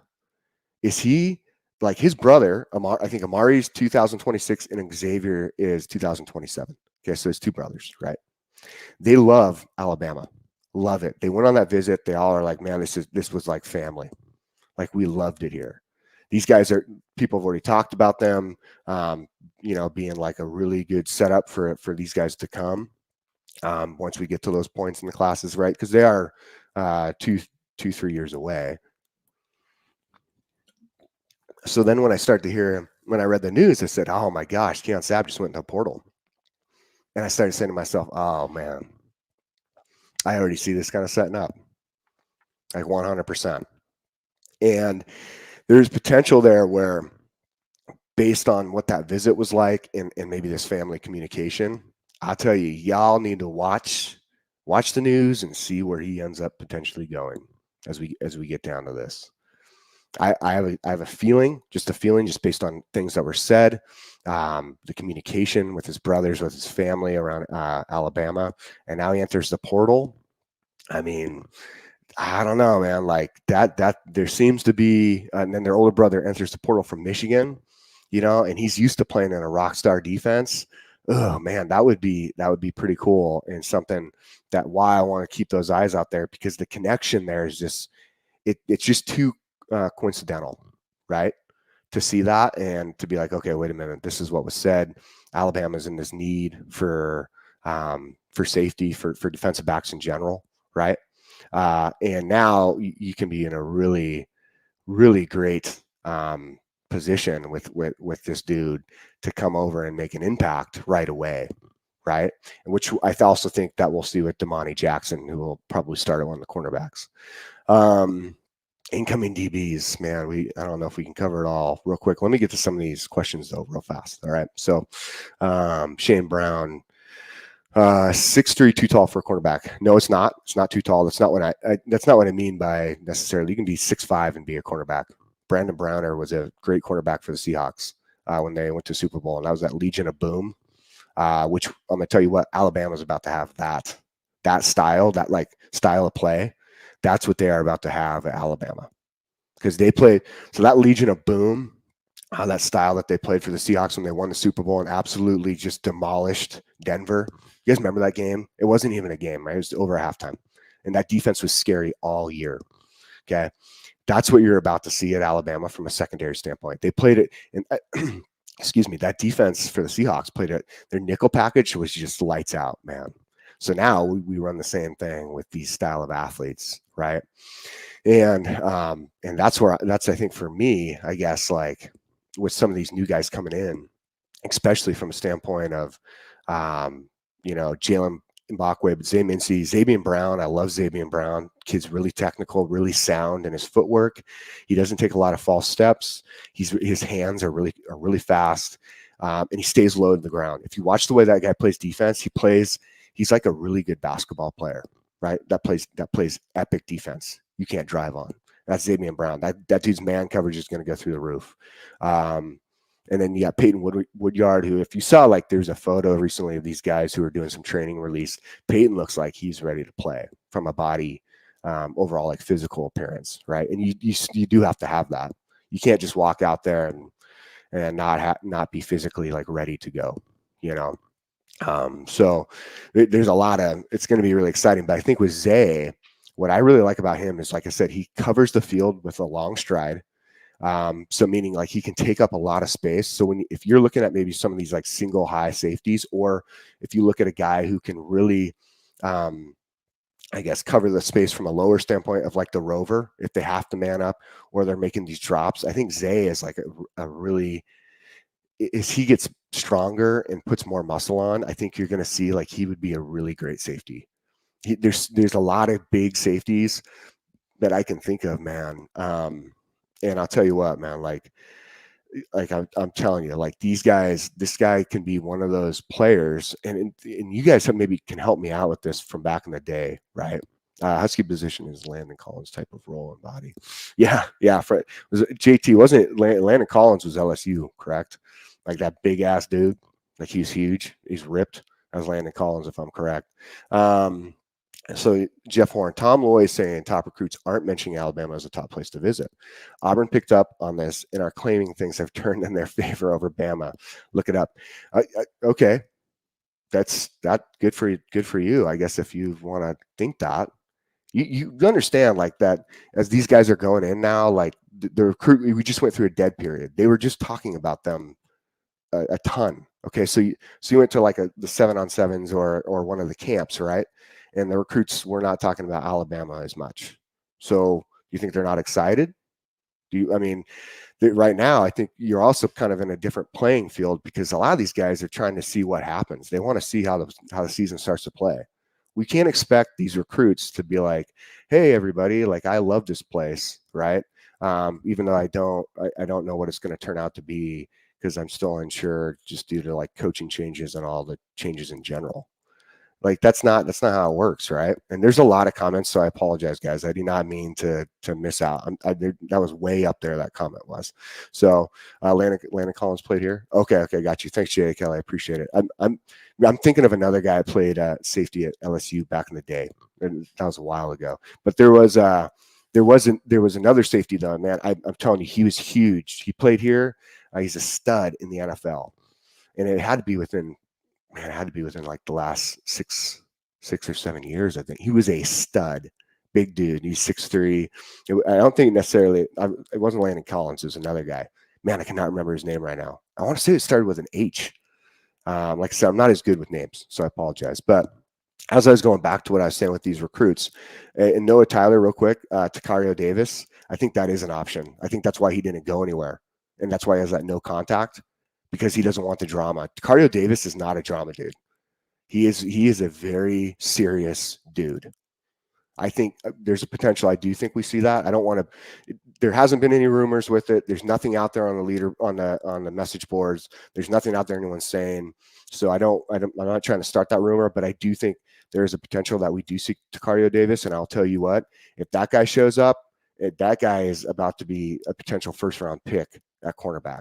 Okay. Like stud. Marlon Humphrey. I think that's who it was. Jermaine, yeah, I think it was Marlon Humphrey. But man, it was to go back to what they were saying, right? It was Mark Barron. Just kidding. Sorry guys, I apologize. It was Mark Barron. That's who. I'm gonna tell you what, man. You want to give you like those vibes from a standpoint of Miami's old safety who played for the Redskins. You guys know who I'm talking about, who sadly got killed. But that's that. I mean, those vibes. That was like Mark Barron, right? Like, I mean, he played like that. It was scary. Yeah, he was a stud. I like Mark Barron a lot. So, but I'll tell you, when they were talking about the recruits not talking about Alabama, I wouldn't even sweat that. I'd be like, okay, cool. Well, we're going to show up this year. So, when they're ready to kind of come play and win, like they'll bring it up. And I also think maybe it has to do with the energy too, right, man? It's like DeBoer's like even keel, right? And Barron did move to linebacker in the NFL. I mean, he just got too big, but he played a great safety though. Jeff Warren, do y'all think Auburn will overtake Bama during Katie's tenure? No. So I spoke on this, Jeff, a little bit within the last 2 days, right? Is you have to understand, like, Auburn, Hugh Freeze is calling the plays. And Kane Womack was Hugh Freeze's GA when he was calling the plays at Ole Miss. Hugh Freeze is not doing a whole bunch of changes to his style of play calling, right? Maybe based on the personnel, he has to change it, but they also really don't have a quarterback. Who's back there? Like Peyton Thorne? Is he still there? I mean, Peyton Thorne I remember him getting smoked at Washington when the Michigan State played Washington. Why? I mean, that's the last guy I would have wanted starting for me. And sorry, Peyton. Like, I wish you the best, man. It just didn't. I don't know, man. You just weren't the best quarterback. Sorry, I'm not trying to be rude, but like, it is what it is. I think that Alabama is gonna. That's what I'm saying. Is I think the Iron Bowl is going to be a little different. I just don't think Katie. Look, we've all seen it with history, right? I get it, man. Like, okay, there is some stuff that goes on in that game that's it's like, what? That's crazy to me, right? But I'll say this: I don't like KD and Womack. Don't really their mindsets, the way they think, they just don't. Those things like don't touch them for some reason. Hence, like it wasn't as big, right? Okay, so I'll tell you guys, like, right now, it wasn't nearly as big, but like when Washington played Oregon over all these years, there was always that, like, what's this game going to turn out to be like if Washington had like an up year, right? Would it be played hard? And you watch KD in those games over the last 2 seasons against Oregon. I mean, even against Texas, right? Because you would think that Texas would be that dude who would, take Washington out just based on a number of athletes they had. And I mean, Texas looked good. They did. They looked good. but then Washington dominated the game. They just kept it close because at the end, I think Washington defensively, from a talent standpoint wise, was super depleted, and they just didn't overall just didn't have like a talent, right? And so, but overall from the game standpoint, if you just watch from a play, right, we don't necessarily look at the scoreboard, we just watch the game and guess who wins. You would have thought Washington won that game, like by a lot, just by the way they played and took over. And then, man, Grayson.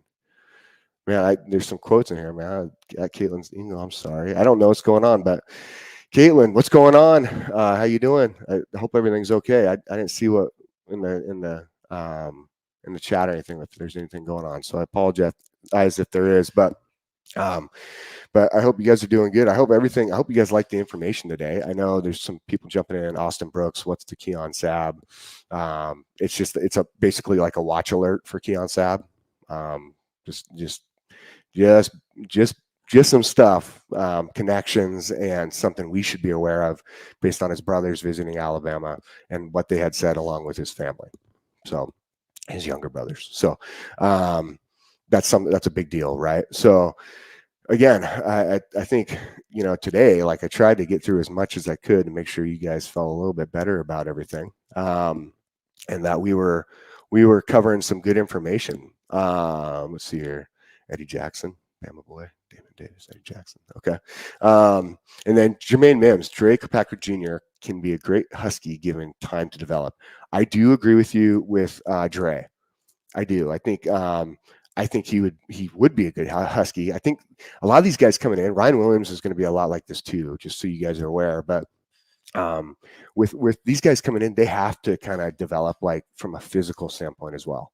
Okay, so you can be extremely fast and yeah, you add an element to the field, and that is you want speed. We want speed. Speed is huge. Keep your speed. Don't get so big you slow down, right?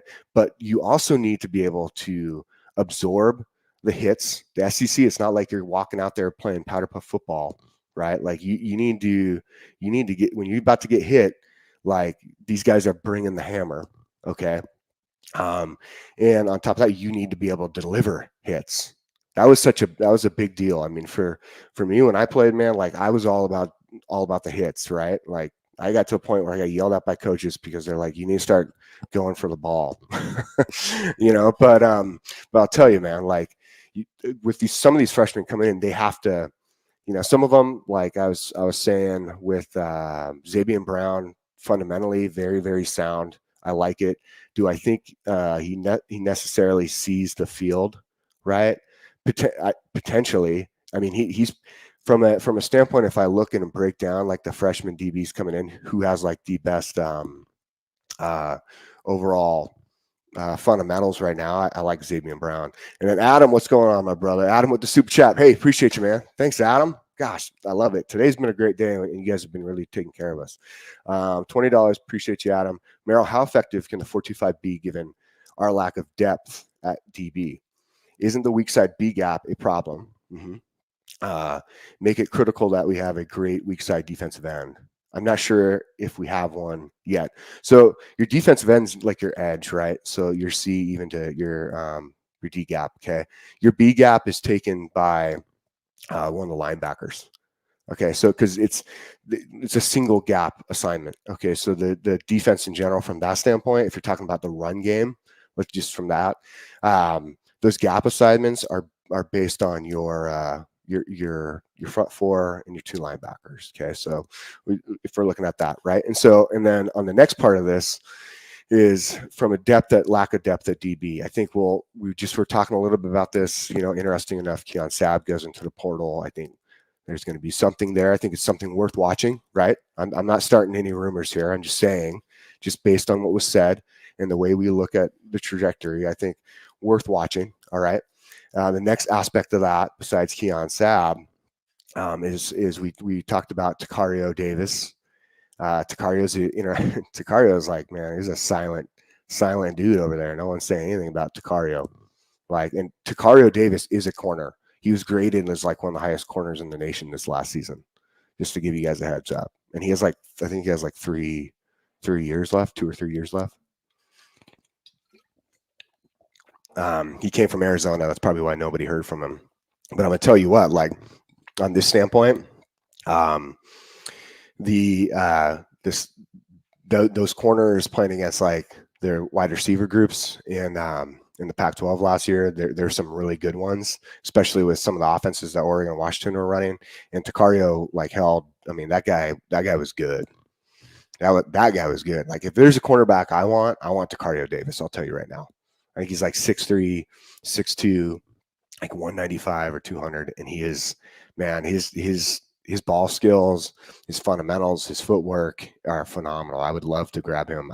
Nobody knows anything about him because he had a do not contact on his portal entry, so nobody can talk to him. He can only talk to the teams he wants to. Which if I was him, you know what I would do? Like, that's the thing. Like some of these guys who are studs, like Takario, right? You're rated one of the top corners in the nation. Man, like too bad he can't be on here and I could talk to him through and say, this is why I would do this. Because I'll tell you right now, like for him to come to Alabama, be on the center stage, right? To be in a defense like this where he can play free and he can really showcase his skills because he has really great technical skills. That turns Takario into a top, like I said, first round draft pick at cornerback. Like that guy is that good. J.A. Kelly, do you think Damani Jackson will take a step with us and be a solid player? I do. I think there's something to be said about a kid who went through he went through a really hard time at USC and he got picked on a lot. He's extremely athletic. You can see you can see him in pictures. I mean, the guy is physically gifted, right? Like this is that's the thing, man, is like he was an absolute he's a stud athletically. I just think I think for him, you get put into that defense that was having a lot of struggles. There was a lot of morale issues. And he was just having a hard time. Like when you lose your defensive coordinator partway through the season, and then on top of that, right? Like I guess you have a lot of the issues that were coming from like the defensive line. They couldn't get pressure. They couldn't even stop the run game. So now you're putting a lot of pressure on the cornerbacks. I think he got a bad rep from USC for that. So I'll tell you right now, like I think he's going to come into here and he's going to thrive. And I think he's comfortable. I think the staff loves him. I think it feels good, right? Feels good. So, man, I just zoomed in on my face. All right, what's up, everybody? So I think I like him. I like the fact that he has that experience from on the field. I think, like I said, I think his overall athletic ability is phenomenal. And I think now after having that time that he had, I think he puts in even more work now. And not to mention, like, you see the guys he's hanging out with, right? Like, those guys have good heads on their shoulders. I think he's with Milroe a lot. They were at the basketball game together just a while back, though, like a month or so. Like, he has a good head on his shoulders, and I think he's putting in that work. And of course, he wants to go out and like prove himself. You know what I'm saying? So, and I think he will. I really do. He's a stud. So, let's see here. Who else do we have? Jalen Mbakwe. Okay. So real quick on that one, because it looks like they're letting me run over my time. So that's great. I love it. That's cool. I'm going to keep talking as long as they let me. So Jalen Mbakwe, okay. Watched a lot of film on him. I love Mbakwe. He is one heck of an athlete. And dude, that guy is fast. That guy is so fast, right? And what I think the thing you're going to see, right, with Mbakwe, okay, is that he's going to come in, he's going to do really good. He's going to be a leader. Okay. He's going to definitely be one of those guys who's a leader. I think we got that overall in like his standpoint of where he was at sorry guys, I just zoomed in so much that I have to kind of like center myself in this camera, but that, he played a lot of the offense, a lot of quarterbacks. So I don't know how much was going on as far as his development at corner, because he was playing quarterback and he was so focused on, right? But Shamar Moore, will he start first year? I don't think so. I know I'm not trying to downplay him, because I think he is going to be a huge impact player. I think in the end of the day, he could be the best one out of everybody, but just because of the way he thinks in his, you just watch his growth even through high school as a football player. But I do think when you get to this level, especially in the SEC, and you're playing cornerback, you just, for him too, he needs to bulk up just a little bit. But I think the hard part's going to be for him is this first year just really getting like more focused in on cornerback alone, right? Because I mean, he was that everything player in high school this last few years. So that's the part for him that will take him a minute to get to, and maybe we'll see him on the field, but I don't know if we'll necessarily see him like starting. Okay. I with Monty Jackson, I like a lot. But I think from the other standpoint is you look at the other cornerback position, like who could it be, and a lot of people keep bringing it up. That's why they were saying like Zay Mincy. Again, I love Mincy. I think he's a great player. I think he really shows out. I think I love his length. I love what he does, man. I was just going to get to that, like Bubba Hampton. Yeah. Don't get me wrong. Like there's people back there, man. I'm not forgetting anybody, Bama, man. I'm just trying to hit on like a lot of names people are bringing up, right? So, but with Zay Mincy, again, I think we're going to see him. I think you were going to see him maybe get some playing time. I would like to really see his tackling get better. If you watch this film, the one thing that I was really I thought, man, we got to get you out there like hitting is like you got to tackle, man. You got to be a little more explosive, man. Like from a tackle standpoint, just in this, it's not necessary. I'm not putting it like saying he's like some crap tackler. I just think he like getting through the player instead of just wrapping and rolling, or just maybe grabbing and pulling down. You can't necessarily grab and pull down anymore when you get to college. You can't kind of just expect your size of falling over the top of somebody to knock them over, because that doesn't happen. So you have to understand like how do you explode through somebody, okay? And that's where Zay like has to improve upon. If you want to talk and you want to watch somebody who really like drops a hammer, and I like a lot, is Red Morgan. Okay, Red Morgan can hit. That kid can hit. I'm impressed. I really am. Like that kid can hit. He plays downhill really hard. That'd be somebody to watch in the future as far as like a rover position. Okay, because he plays aggressive, really fast, and he fills the run lanes as quickly as he can. And I mean.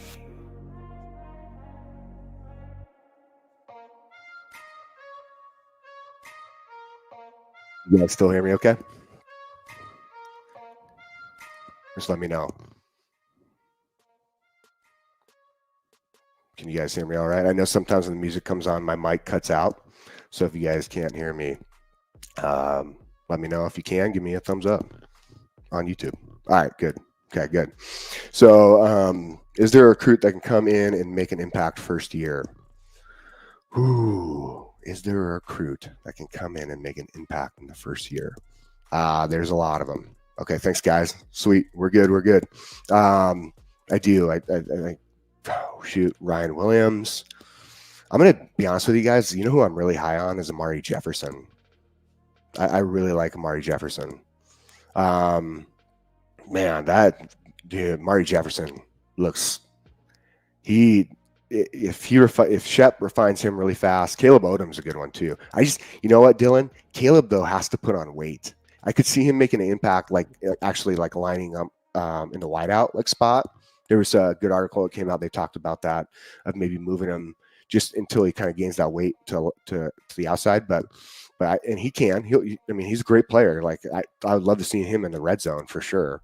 But I really like Amari Jefferson, man. There's something about me that tells me this kid is gonna just do amazing things in this offense. And of course, Ryan Williams. I'm not going to forget about Ryan. Ryan is going to kill it, especially as he gets more comfortable in the offense and just kind of learning the different route trees and the precision of the routes. But they're going to get the ball to him too. They're gonna. So it will be interesting to see. It's going to be interesting to see, right, when they put him out there and what kind of things they do, if they do it like this this season.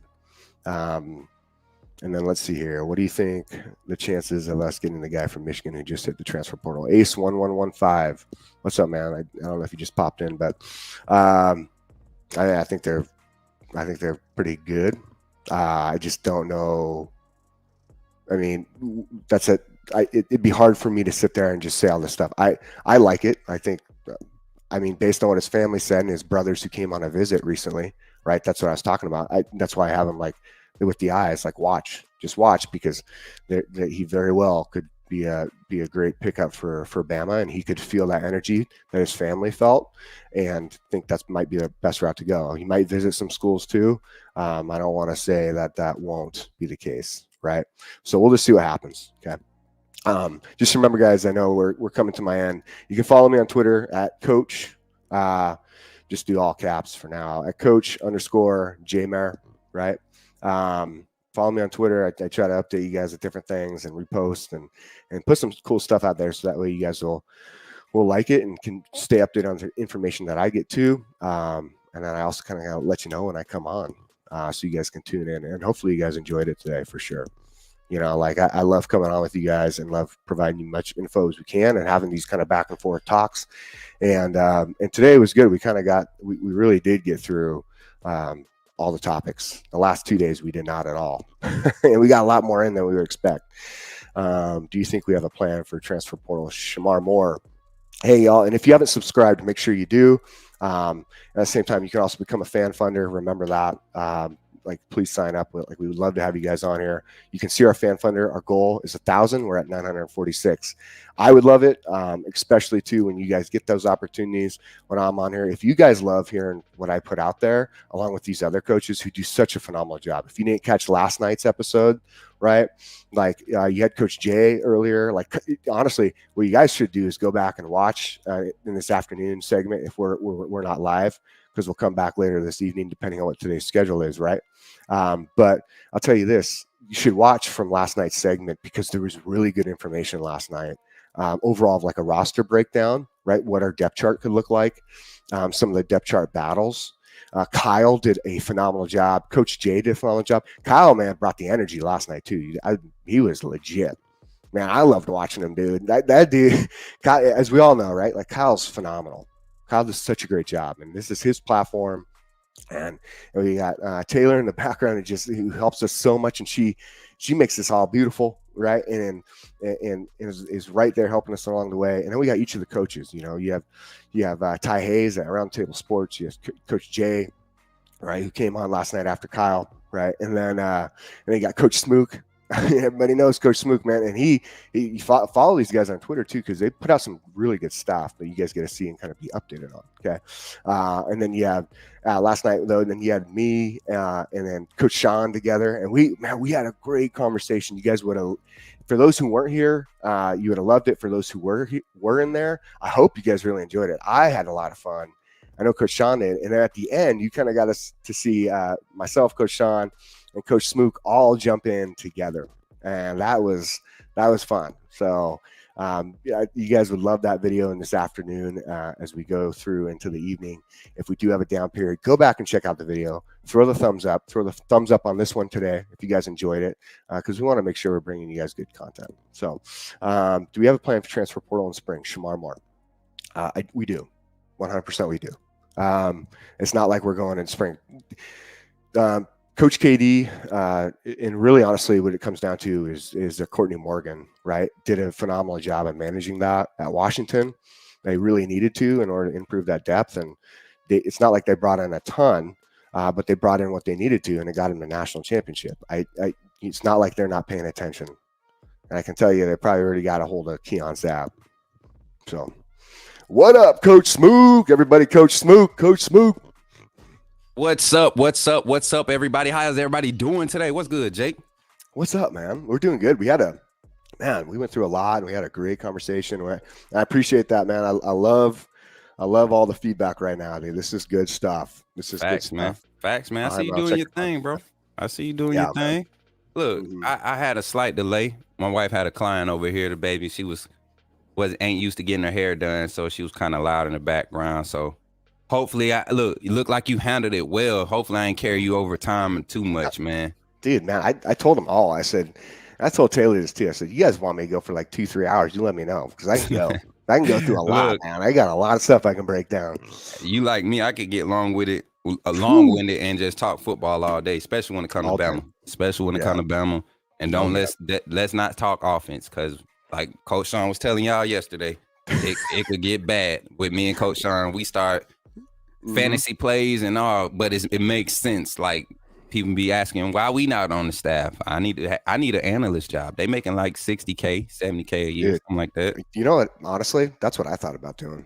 I want to, man. If I ever get an opportunity to step into that, I would. The transition out of this into that is like, you know what else? And I thought you would kill it. You'd probably be really good at this. Is doing like the recruiting personnel, like behind the scenes, like some of these guys do with like Courtney Morgan and Ron Hodges and Chavis Sanders. Get out of my face, bro. Get out of my head, bro.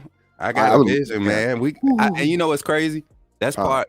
I believe without knowing the intricacies of what Kyle wants to do, without knowing all the details, I feel like that's a part of his vision, not necessarily to be restricted by what you can do as a university staff, but having that platform, like being the university staff and having that networking and that relationship built with the university to remain independent and do it and keep. We've created a new wave, man. I don't know if you've noticed.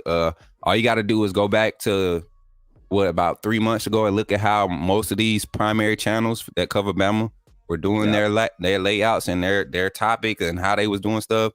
And you look at it now, it's like you almost watching Bama football on YouTube everywhere now. So it's legit. I mean, we're doing something. We doing something right. You get what I'm saying? So yeah, man. Oh yeah, y'all already know the Jake Merrill emoji coming soon. Y'all already know he got to get his hours in. You know how when you got to put your time in the hole, a week in the hole before you get on the payroll. Right. Yeah, you got to put it. Got to put my time in. They working on it though, man. Y'all know they working on it. I honestly, in the end of the day, and I've said this before, dude. Like I'm in here and I want to bring the best I can and help build the team here. And I enjoy talking with everybody. And like I said, like these are fun too, just to talk football. But also we look at like the platform, and this is for you, Undefeated, for chat and all those who came in and listened today. Is like we have that fan funder goal, right? And I just talked about it as far as hitting 1,000. We get an opportunity by continuing to build this, right, and continuing to make a name that we can bring better information. We can get more details. We can go longer. There's a lot of opportunities that open up, and that's all because of your guys's willingness to come in here and enjoy us. And if you do, then jump on board. What's holding you back? Think about it. So jump on board. And we love having you. Like today, this chat group and what we went through on the Undefeated, it was phenomenal. And for those who don't know, that's exactly what we call you guys is Undefeated, because y'all always got the answers. You never lose. Facts. They come in here, they be putting belt to ass all day. It's Friday, so I could say bad words, y'all. I can say bad words on Friday. That's right, man. Look, just three. Yeah, I tell you what. But hey, did you kind of see that with Keon Sapp? Yeah, I got to see it a little bit. You talking about your take on it? Yeah, I mean, what was your thoughts with like from? Did you kind of read what his brothers and his family were saying about Alabama? I mean, everybody respects Alabama. The question is, does this new staff fit what he's trying to do? You get what I'm saying? And that's true. Yeah. I don't know what his range is. I haven't followed him as much, but I say he played solid at Michigan. Looks coachable. Crazy athlete, you know what I'm saying? Crazy athletic. We're not going to deny that. I mean, he made plays against us in the playoffs. So and this is something that he's familiar with, high level playing. He would definitely come in and be an asset. Not with us having young talent out there on the perimeter. I think he would definitely be an early asset going at safety, because it kind of flexes guys like Tony Mitchell and Jaleel Hurley to float between Husky, corner, those areas. Jaleel Hurley is still listed as corner, so getting Sapp back would definitely solidify cornerback position, leaving Hurley there. And, you got Damani Jackson with some experience competing against those young talented freshmen who I think are really going to push for some playing time, man. So regardless if we go and get them or not, I think it's a solid shot that you take, right? but it's not something that you go balls to the wall for. We got plenty of talent. We more so need depth, and you don't want to go all in on depth in the transfer portal. Yeah, no, I agree. That's where I was kind of getting out with that. And I did kind of highlight some of these guys that we were discussing with the new guys coming in. Like I love Xavier Brown, right? Like from a technical standpoint, I just, I'm saying, I think that guy technically from a cover wise, and that's what you want. Like I right now, I would rather have, because they're all young, right? Is I would rather have a dude who's really good at playing inside that hip. Because if you want to watch a guy who can, you want to ask if a guy can play zone, then first see if he can play man. Because if he plays man really good, he's going to play zone phenomenally, right? Because he already has the movement, he has the body down, he's going to understand his drops, right? And he's going to be able to really open up and read, which this defense does with the eyes. So I like Xavier Brown. We'll see what the rest happens, man. But I know you got some good stuff. I want to let you get to it, man. For sure, man. For sure, bro. Appreciate you for holding it down, man. For real. Yeah. We a real team over here, chat. Undefeated. Y'all just y'all just don't know, man. Like the timeline for me getting down to T-Town is moving up like days. Like for real. Like I might be in Tuscaloosa next Friday. Type legit, stuff. So yes, man. It's time. God is just doing it. I don't credit nobody but God. He's placed people in my life in this point in time in my life that really are, holding me down, holding me up at the same time. So it's a good place to be in. It's not comfortable all the time, but it is definitely a great place to be in, to be surrounded by people you trust and could really, help you push your vision, help you push what you're trying to do and accomplish in life. 100, man. And in the end of the day too, like, and I'll leave on this note too. I just make sure I get this to you. In the end of the day, like, when you put in those uncomfortable positions, that those are made for you to grow, and God put you there for a reason. So that way you can become the best you can be, and you follow down that path that He has for you. Yeah, it's interesting. Like I said, you had a great tweet that came out the other day that I commented back on. And it's interesting how things happen in life at certain times. Like I had a whole stories for that for days, but they're just perfect timing, man. And so, heck, man, I know there's gonna be some great things for you, brother, and I appreciate that. Y'all enjoy Coach Smoot. Yes, sir. Appreciate you, bro. You too. Shouts out to my boy Jake, man. Let's go. Roll Tide, everybody. Roll Tide. The Merrill Report, man. That's what it's gonna be called. Y'all talking about the Jake take? Nah, the Merrill Report. That junk. Cause I see Jake having being able to put a bend on the whole reporter side of things from what we get from like Clint Lamb and those guys. I think Jake and Ty get to put a bend on that, right? They put like a real nice bend on that aspect of reporting and giving their takes and analysis. So, look, I'm glad he on the team, y'all. I'm glad we found him first, right? That's what we do at Bama. You know what I'm saying? We really the Bama standard when it comes to all this. We setting it up. Man, what's good, everybody? Y'all know what time it is.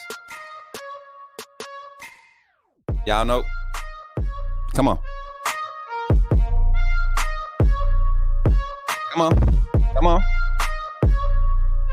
Bless y'all speakers yet? AK. Hey, Roll Tide. Who in the chat? Will with the super chat. $2. Yeah. What's up? Who in the chat? Johnny in the chat. He up in that chat. Undefeated, yeah. We up in the chat. Kimberly in that thing. Jason in that thing. Will in that thing. Emma still in the thing. Joseph, what's good? Hey, Shane, what's good? How y'all feeling, bro? I'm feeling good, man. It's Friday. Y'all know how we do on Fridays, man. We act up. We gets to acting. You know what I'm saying? We gets to acting, y'all. I can't even be. Look, let me tell y'all why I can't be down today. Because I woke up this morning. I got up early. I know y'all been watching the tweets, man. I've been active since probably like 6 o'clock this morning, right? And when I say active, I ain't talking about just half stepping. I've been like boom, boom, boom, hitting it. I hadn't eaten. So my wife had her client, the baby come over here, she crying and stuff. And I just get frustrated out of nowhere. And I took a deep breath and I just like, woosah, I'm hungry. That's all it was. So I went and got me a quick bite to eat. Feel better. I'm back in my spot.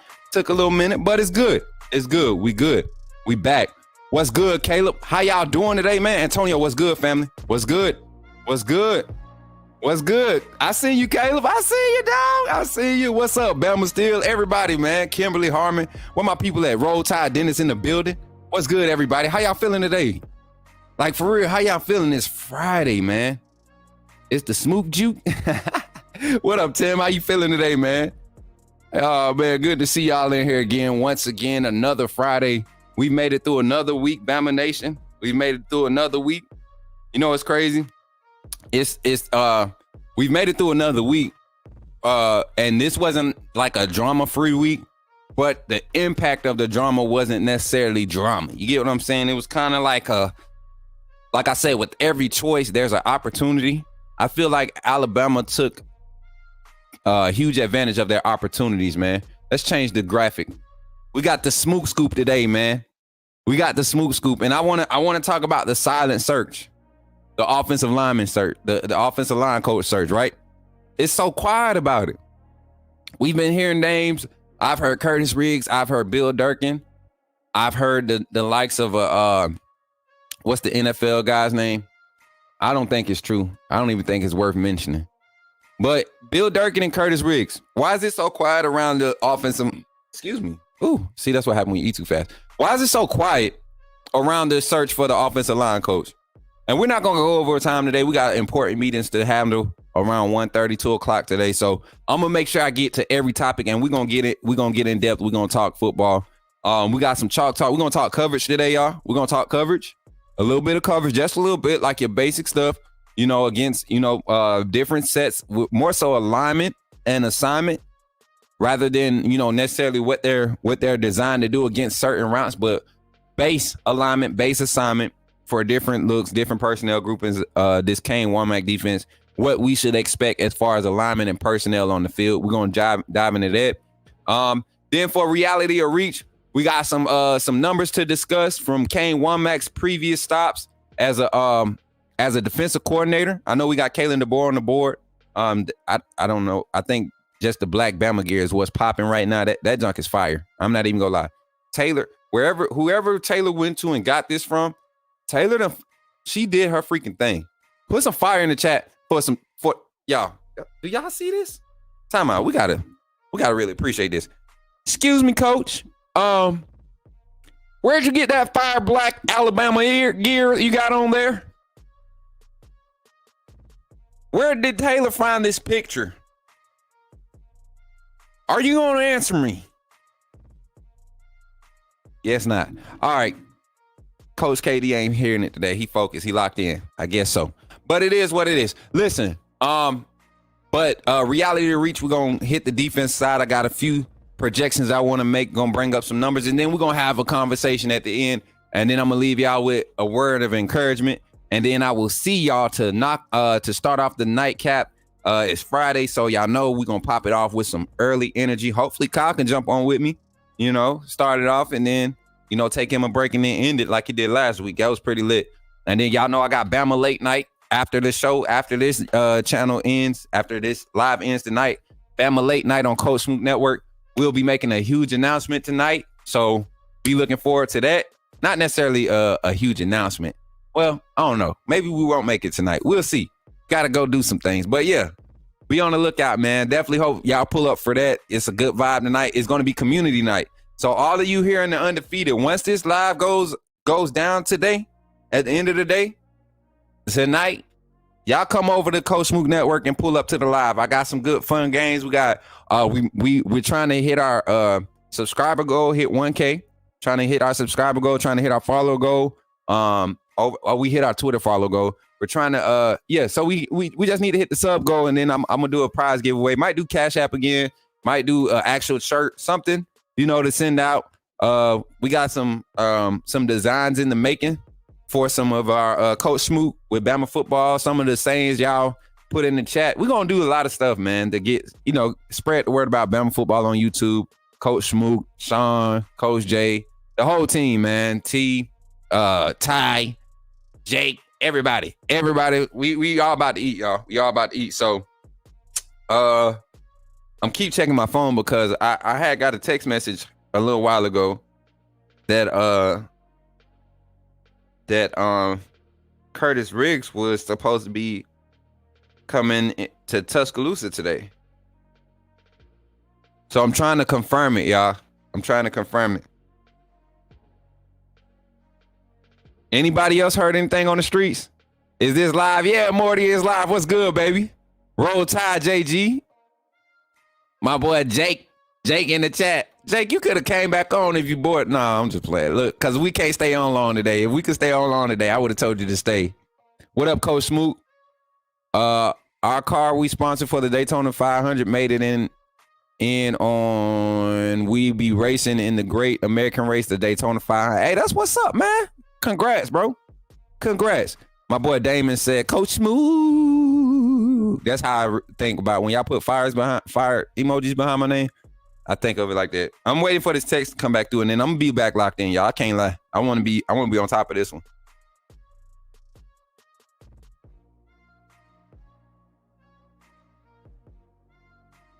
Uh-oh.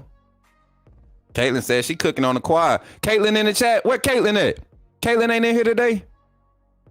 Caitlin Engel, come to the front, lady. Jarrell, what's good, fam? Yeah, Antoine, I stay crunk. It's Friday. I gotta be extra hype. God is good, Tim. Facts, man. Workday is almost over. I want to go play golf. Caleb, I'm feeling that. I really want to pick up golf. When I come down to T-Town, man, anybody in the area that like to do like chill stuff, I'm down to hang out. Like I'm not a people person, but people like to be around me. And I don't mind people being around me, but I don't like to do people stuff. You get what I'm saying? I like to do like chill stuff. Like if all of us can do lonely stuff together, that's fun to me. You know what I'm saying? Like to me, golf is lonely. Like you enjoy being alone when you golf, you know, and even when you go with groups of people, you get your space. You get what I'm saying? You kind of interact and don't interact. You hit your shot. It's all on you. You know what I'm saying? So like, loner type stuff with groups of people, I love that because we enjoy watching each other in our like, oh yeah, what's up? You know what I'm saying? Dap each other up, then get back to it. So that's type of person I am. But now I am a big kickback person now. If you like to do cookouts and stuff at home in the safety confinement of your housing and living, I'm down for those too.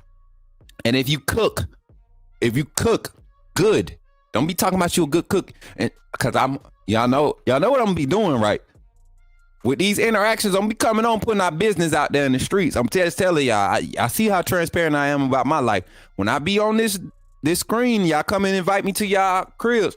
Don't be having it jacked up around there. Cause I'm gonna tell everybody. And don't cook nothing that's gonna make me go crazy and be having me at your house every weekend, cause I'm gonna be getting off the show, talking about coming to your house, and you're gonna be having folks pulling up cause of you. So pick your poison, whichever one. Pick whichever one you want. What up, Uncle Jay? How you feeling this morning, man? She done came in. Yeah, I love playing golf too, man. I played when I was younger, man. I played in like middle school, high school, early high school. And I just kind of left it alone. Yes, Antoine, you said it. But yeah, let's get into it, y'all. So this silent search, I was waiting for the text message. They taking a little bit too long. So yeah, Curtis Riggs is rumored that there's plans for him to be on campus to have a meeting with this staff. A lot of the staff members, a lot of the coaches on staff are high on Curtis Riggs right now. Nick Sheridan, has experience with him, has interactions with him. Jamarcus Shepard, not so much. Robert Gillespie, not so much. But Kalen DeBoer, him and Kalen DeBoer have some deep ties being in that region together for a while. Some of the prominent coaches in that region. And whatever his design is or his understanding and knowledge of football and play scheme and design or protections, whatever it is, it has Kalen DeBoer's interest. From a developmental standpoint would be my question there. How can Curtis Riggs develop college offensive linemen? That would be my question there. Does he have a teaching method that Kalen DeBoer thinks they can adapt to when it comes to mentality they need on their offensive line to be successful in this scheme?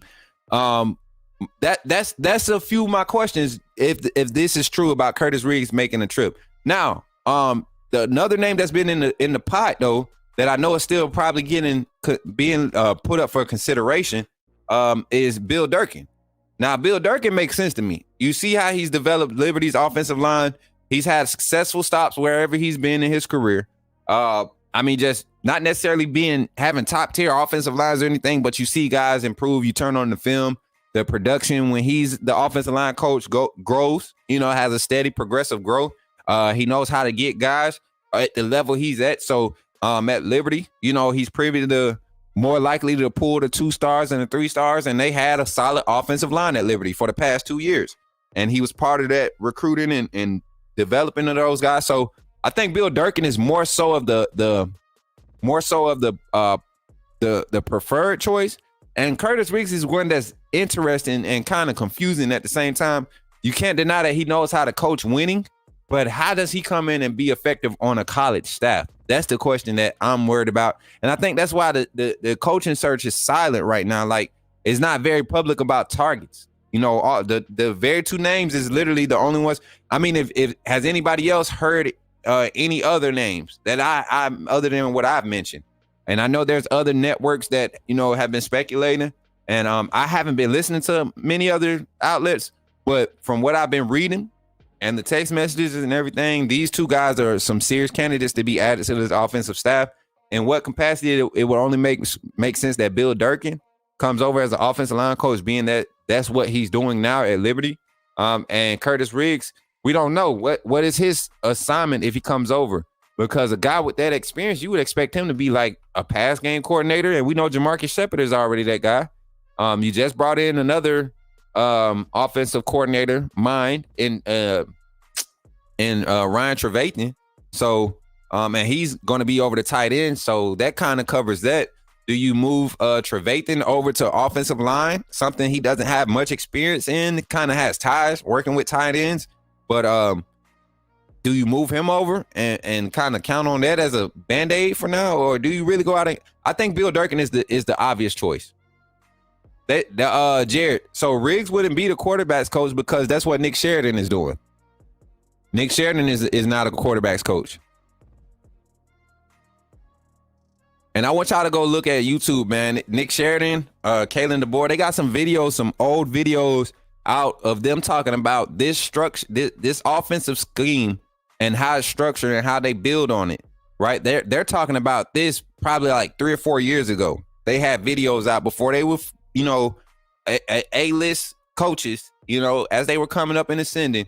These guys were already designing the basis of this offense, and they continue to develop it.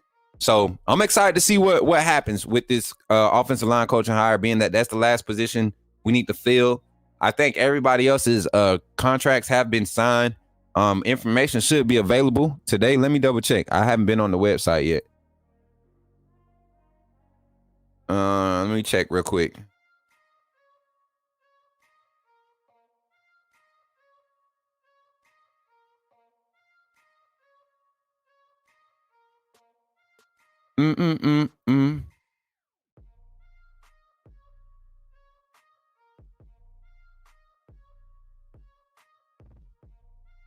Okay.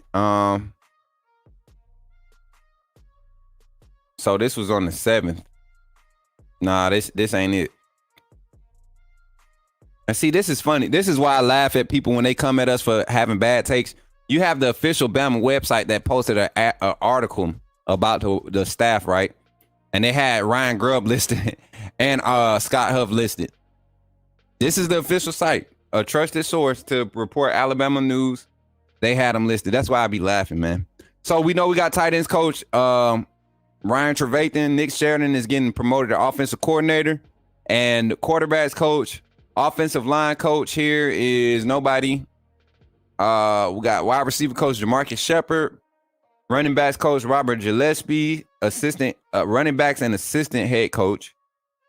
Then on the defensive side, you got assistant head coach, defensive line coach Freddie Roach, defensive coordinator Kane Womack, linebacker coach William Ainge. It doesn't say outside or inside, so that's.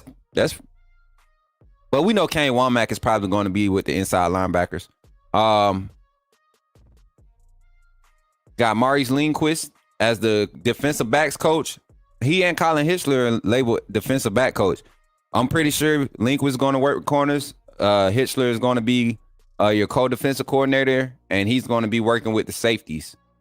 The special teams coordinator is Jay Nunes.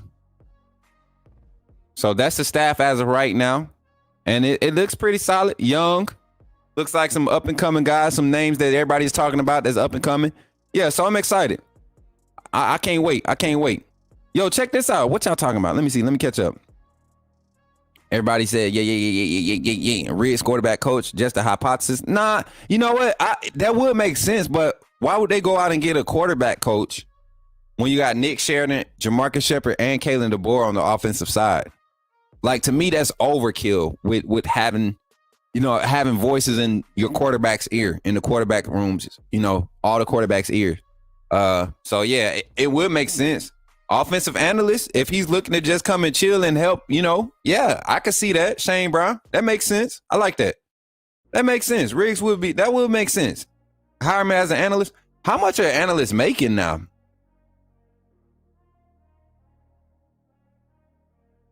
Staff.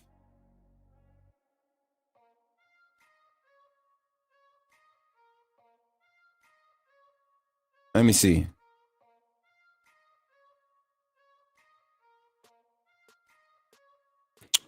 About 80. Between 75 and let me see. Where Alabama at? Oh, so Alabama, they get paid on the lower end. So he'll be making about $6,000 a month as an off-field analyst. That's not bad. I could live off of $6,000 a month real easy. Me and my family? Yeah.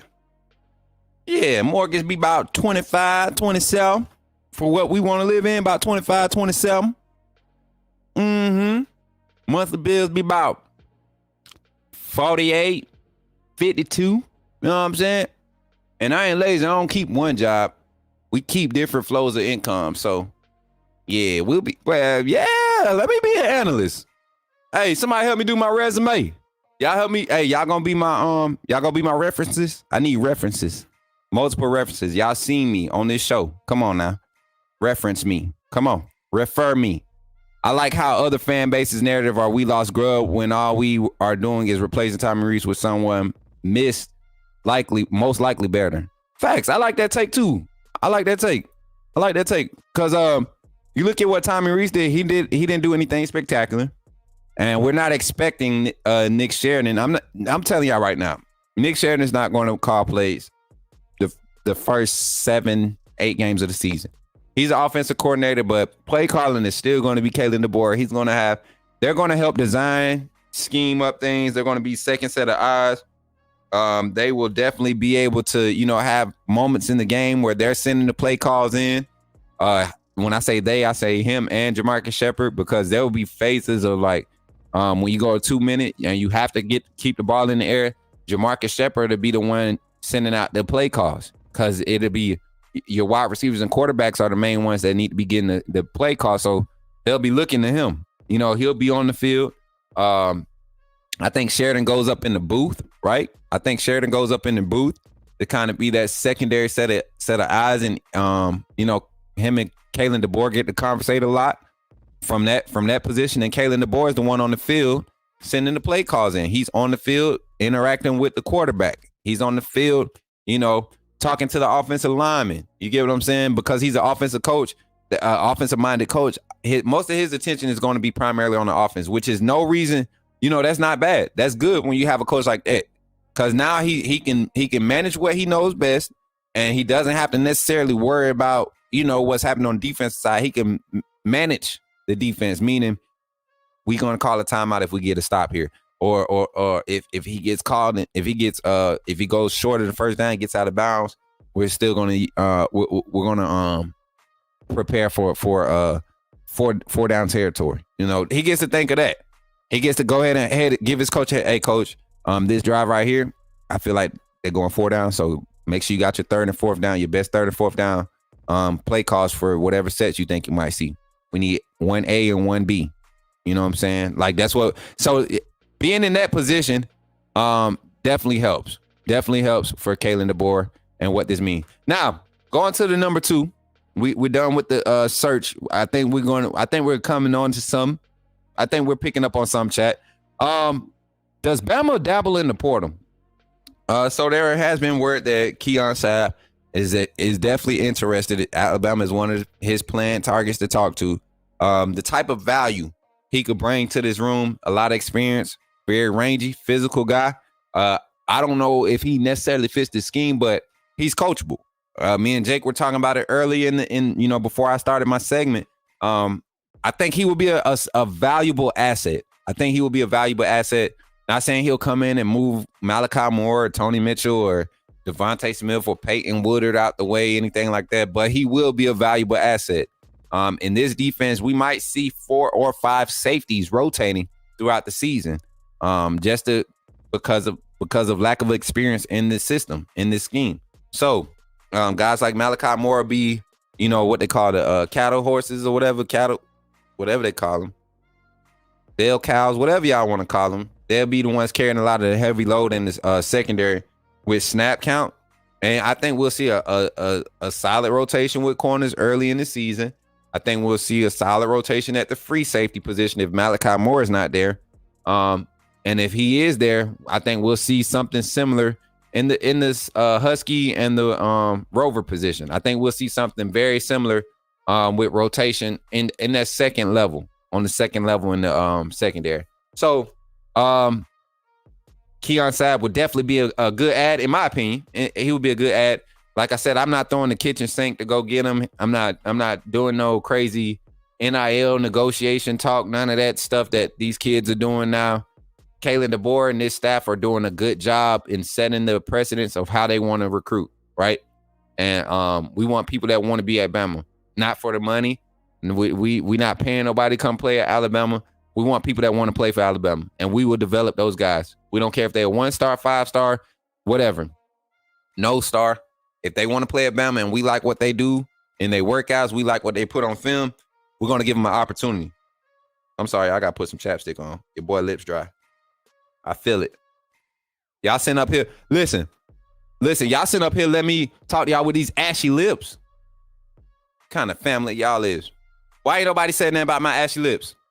Huh, Jared? You supposed to be my brother. Jared, you supposed to be my peoples. Supposed to Caleb? Why you talking about what analysts do? Why you ain't telling me my lips were ashy? You should have analyzed that my lips was ashy and should have told your brother that, hey, bro, your lips ashy. Put some Carmex on. I got a good glimpse of my lips a second ago, and y'all just out here come on, man. Y'all out here let me sit up here with my... I thought y'all loved me, man. Roll Tide, Rodney. Roll Tide, Rodney. Appreciate you for pulling up. Rodney, if you was in here earlier, you would have told me about my lips, right? Rodney had told me. You know what I'm saying? Oh, you couldn't see with the chat up? Good. Look, so if y'all got the chat up, that's cool. Leave the chat up so you can't see my ashy lips. They was ashy. They not ashy no more. The mugs was getting crap. Why would we be looking at your lips and that mic? Oh, yeah. I need to keep the mic like that. I'm just playing. But nah. Look at you playing. Look at you. Gotta be all... I just felt them. They felt dry. Y'all ever felt like that? Been talking and be like, lick your lips real quick and be like, God dang, my lips was dry. You ever did that? Rodney said he got me on the 75-inch fact. You would have, bro, man, come on now. That's what I'm talking about. I'm just saying, man. Y'all funny, man. I love it. I love the energy. But yeah, so Sabb, I think that's a definite. You go explore that option. You go and talk to him. Try to see what his goals are. See if he feels like he could fit. Create competition in that room, that defensive back room. I wouldn't be surprised if there's like a lot of cross training in this secondary, man. You have some rangy defensive backs in this room, because I was looking at some of Tony Mitchell's film, and in emergency situations, Tony Mitchell could go to the boundary and be solid. Like, for real. I watch his cover ability, his man cover ability, and Tony Mitchell is very disciplined when the ball is in the air. He's very aggressive player on the ball. I think he gets a lot of attention for what he do when he come up and run support and how he can play over the top at free. But I think, honestly, go look at some of his film. And then it's some practice film out there of him, getting work in. covering Danny Lewis, covering Amari Black, covering Kendrick Law. I mean, to me, he looks solid. I feel like he could definitely be in the box, man. I definitely think he needs to go in the box. So Keon Sapp though would be a solid ad. Would be a solid ad if we could somehow pull him. All right, let me see if I can get this chalk talk up, man. It was acting up on me earlier, so if it don't happen today, don't be mad, y'all. Y'all know we'll get it fixed. We will get it fixed, and we'll have it up tonight. Cause we could do some Friday night chalk talk. We could actually go to the film room tonight too. What's the weakest position group we have right now? When you say weakest, hey, Miss Carter, appreciate you for pulling up, Ebony, Miss Williams. When you talk about weakest position, I think if you talk about as far as skill set and diversity, I would have to say, that's tough. Because we got so much talent. Now, personnel, how many, where we're low at, cornerbacks. Like, we need at least 2 more corners for me to feel comfortable. Right now, we have 5 true corners on the roster, 4 true corners on the roster, and Damani Jackson and 3 freshmen. Those are true corners. Mbakwe, Mincy, and Xavier Brown. Those guys are true corners. They're not going to play anywhere else on the field. Drake Kirkpatrick could play corner, but I know his skill set is for the safety, strong safety position, whether it's Rover or Husky. That's going to be Drake Kirkpatrick, his cup of tea. But yeah, cornerback would probably be the not necessarily the weakest as far as skill set, but just depth. That's where I think we're the weakest position group right now is O-line. Shane, stop. You about to make me pull up the graphic, boy. You want me to pull up the graphic? I could pull up the graphic now. Hold up, let me. Shane, I'm about to put you on game now. I'm gonna charge it to your head and not your heart for what you just did. All right, I'm gonna charge it to your head and not your heart because we got a group of offensive linemen, man. Yeah, they like that. The whole group of offensive linemen, the whole group, and I'm about to show you right now. We about to get to it. DB. Let's get to the O-line. Where the O's at? I'm gonna just put you on game, bro. I'm gonna put you on game, and I want you. And I'm gonna say they star ratings because I know them basically by heart. Here we go. Let me show you some. There we go. Here we go, Shane. I got you. Why is nobody talking about the 5-star kid from USC, Damani Jackson? I'll tell you in a minute. Let's look at these offensive linemen. Let's get James Hipp. Somebody said tight end. We got some uber athletic tight ends now. Caleb Odom, Danny Lewis, CJ Dupree, Robbie Oots, Jay Lindsey. All them dudes are dogs, man. Dogs. All of them. Hurley, we just hired his high school DB coach. What? Y'all tripping. Is that corn guy back? I knew it when I seen the comment. Lord have mercy. Welcome back, Coin God. So happy to see you. Welcome to the stream today. But anyways, we got Olis Ulanine, 4-star. Naquil Burchand, transfer 5-star from Texas A&M, right? 4-star, my fault. Tyler Booker, 5-star. First round draft pick, projected. Parker Brailsford, solid 4-star. Transfer from Washington. James Brockermeyer came in as a 5-star. Hasn't seen the peak, but solid kid. Wilkin Formby, highly touted 4-star. Don't know that kid, but pretty sure he could be solid. What is he? Sophomore? Is he a walk-on? I think he might be a walk-on. Joseph Ionota, 4-star. Miles McVay, 5-star. Rock Montgomery, 4-star. Like Casey Poe, 4-star. Elijah Pritchett, 4-star. Jaden Roberts, dog. Come on, man. We Will Sanders, 5-star. Like, we got dudes, man. We got dudes, bro. We got dudes on that O-line. We got dudes. Our O-line is better since we lost Caden Proctor and Seth McLaughlin. They saved us. They helped us. Thank you, Kimberly. H-back is our weak spot. What you mean H-back? You talking about the tight end, the offset tight end, and Robbie Oots? How's that our weak spot? I don't get it. I think y'all tripping a little bit. Pull it up. Yeah, I pulled it up. KT. You seen what I did to him? Had to pull it up. Them boys, them some dogs, man. I don't know two of them. I'm making my duty to know them. Baker, hey, y'all remember these names? Baker Hickman. He from Northridge. I'm gonna meet Baker. I'm gonna meet Baker when I get to tea time. I guarantee y'all, I'm gonna meet Baker. If he's still on the roster, I'm gonna meet him. He is on the roster. This the updated roster. Won't he do it? Let me see, because they got the coaches on the side too, didn't it? They had the coaches. Let's see what they got up here. Let me see. Hold on, y'all. Jump to coaches. Let's see what they got on the coaches thing. Uh-oh, what they doing? Let me see. Let me zoom out. Oh, why they only got 3 of them? Where the rest of them? Where the rest of them at? But yeah, y'all, offensive line look good. Now, what was the one I said I was going to address? I said I was going to hit something. Yeah, you had chalk talk lips. You got jokes, Jason. Good one, fam. Good one. I had them chalk talk lips. I feel you. Appreciate you, dog.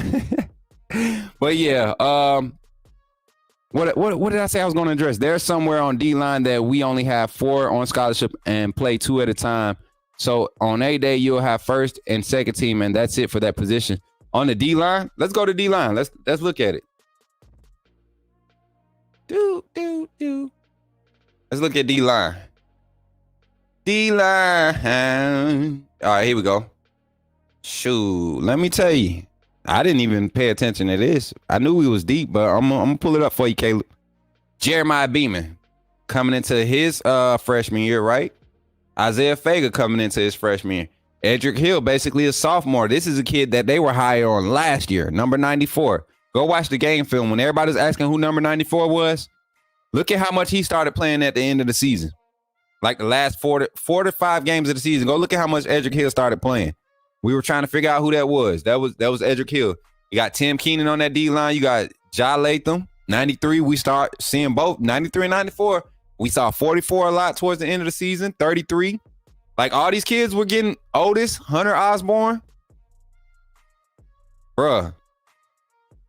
LT Overton and transfer. Damon Payne Jr. Y'all remember I said 44. Curtis Perry about to get his real opportunity now. He going into his 3rd year on camp with the program.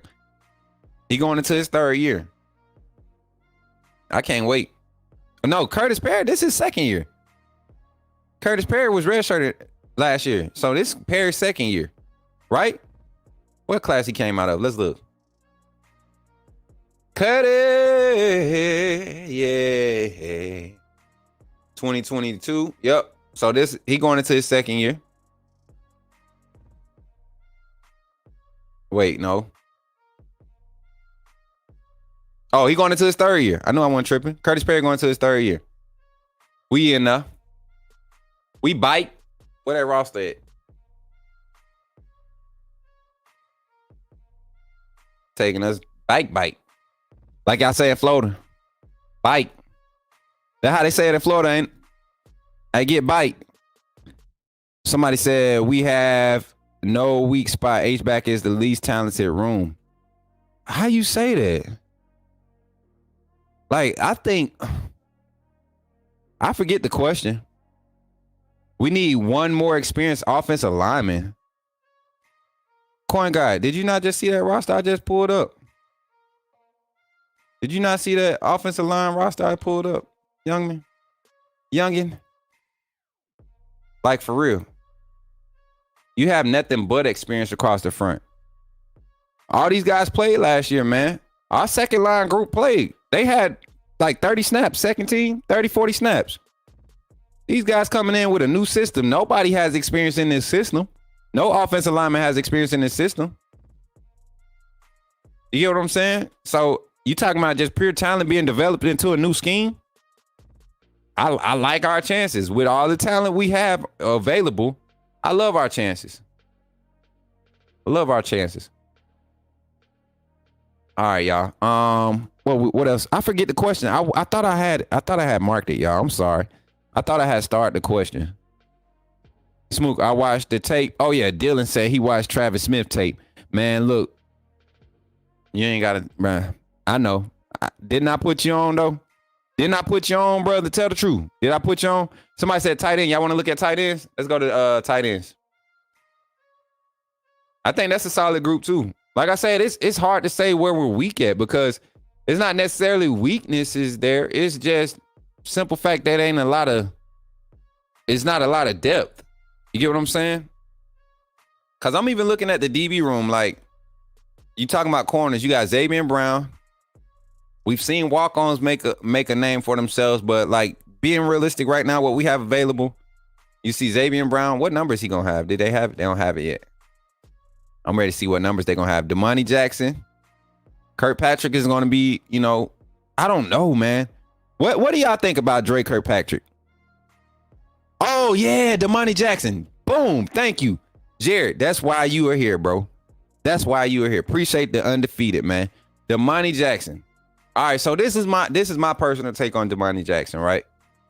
And he's about to be a junior on the field. This will be a third year in college football. His first year, he really didn't have a breakout type year over at USC. You look at his size, he's perfect size to be at the cornerback position.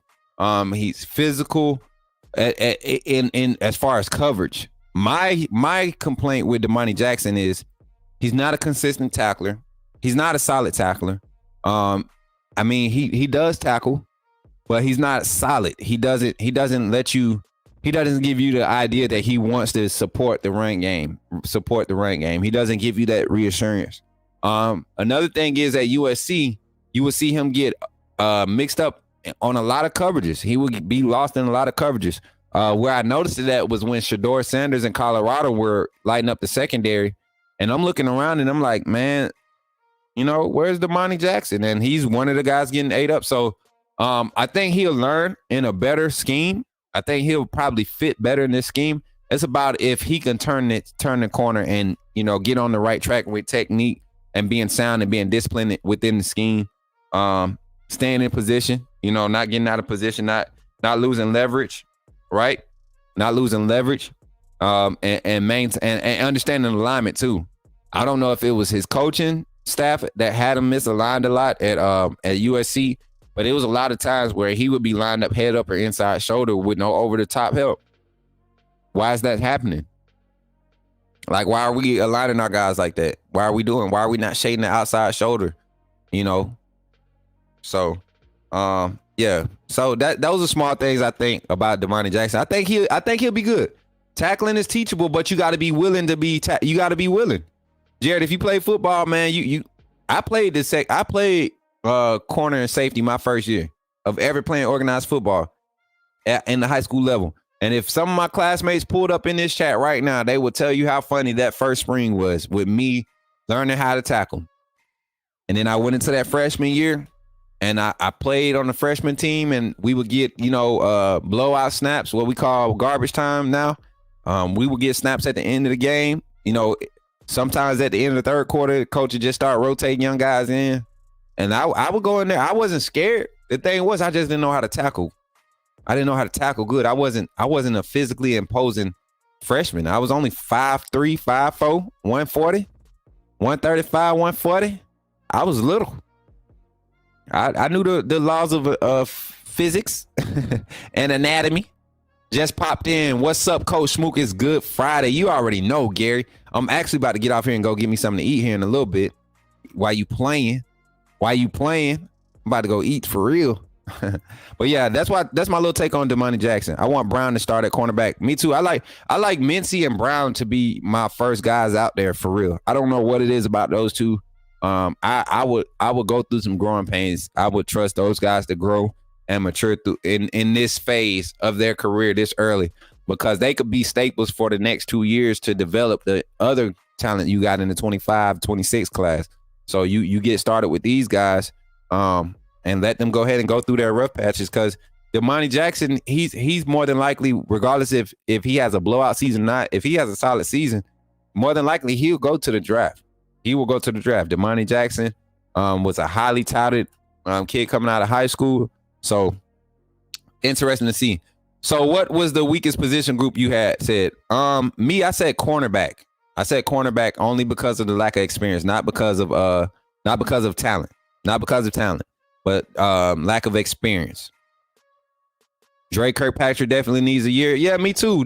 To find out how he can develop.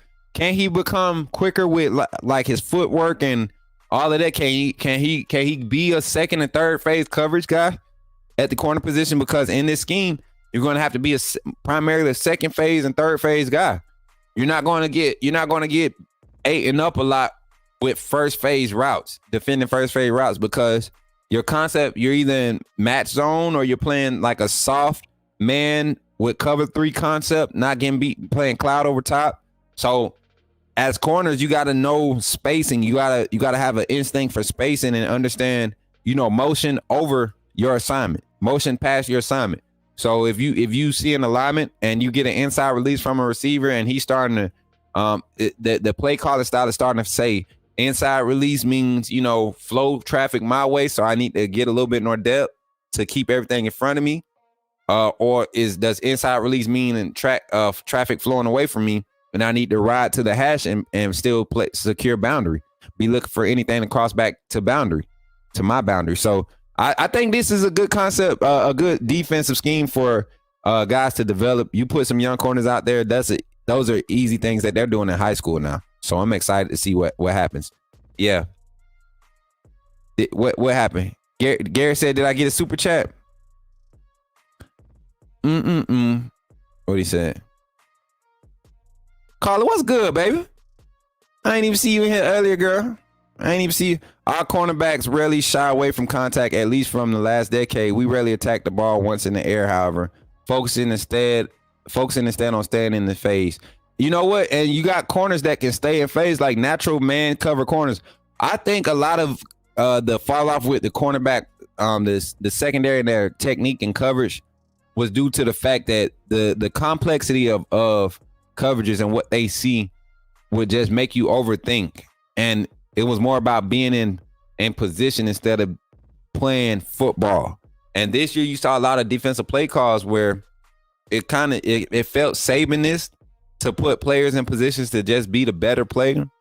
And we saw how that affected. Like when the DBs got those opportunities, they were effective. It was all those multiple concepts, complexities of switching, no basic bump or pass off type stuff, which is you could mix all the complex stuff up, 5-6 times a game, take your chances with it. But for the most part, let super athletes be athletes by putting them in the right position, put them in spaces where they're in the right position to defend, especially on the defensive side. Shout out to my guy Rich B with the $20 super chat. He says, "Smoke tacos on me." Hey, I'm gonna go get some authentic taco wacos, baby. You know what I'm saying, bro? Appreciate that $20 super chat, man. The Bama Football on YouTube family appreciates this donation, man. The super chats, we appreciate it. Y'all be having your folks feeling good over here, man. Let me see. Let me do a video file share because I want y'all to check this out again. Y'all know what is coming up. Y'all go ahead. All my members, y'all start running it up because we talking about the I'm on skip like the CDs. The Fan Funder, baby. Fan Funder. How to become a Fan Funder. Y'all seen the super chats, but we have Fan Funders. Everybody with those icons next to their name, those red helmets and the green names, they are Fan Funders, special members of the team. They get access to the special emotes. The special exclusive inside the Bama Football on YouTube office videos and sneaks and leaks and all this stuff, sneak peeks, all that stuff. Y'all get access to all that. And then you support the team. You support the team. We're taken care of every week. They take care of us for the energy and the content that we add to on this channel. And you guys are a big part of how they do that. So we appreciate y'all. And we want y'all to encourage other people to continue to come over and enjoy this content. It's a different wave. It's a new era of content. And we're going to bring it every day that we're in front of you. I promise you that. So think about becoming a Fan Funder. If you want to join, hit the link at the hyperlink at the top of the chat, scan the QR code, or you can go to the main page on the YouTube channel, the main page, right? The main page, and it tells you, if you read in the description, it has the Kyle Bama Football on YouTube with Kyle Henderson Fan Funder link right there. He says, Smook, what do you think Tacario Davis would do for the DB room if he committed to Bama? I think he will be possibly, and appreciate the $5 super chat, Noah Tyler. Man, yeah, definitely appreciate that.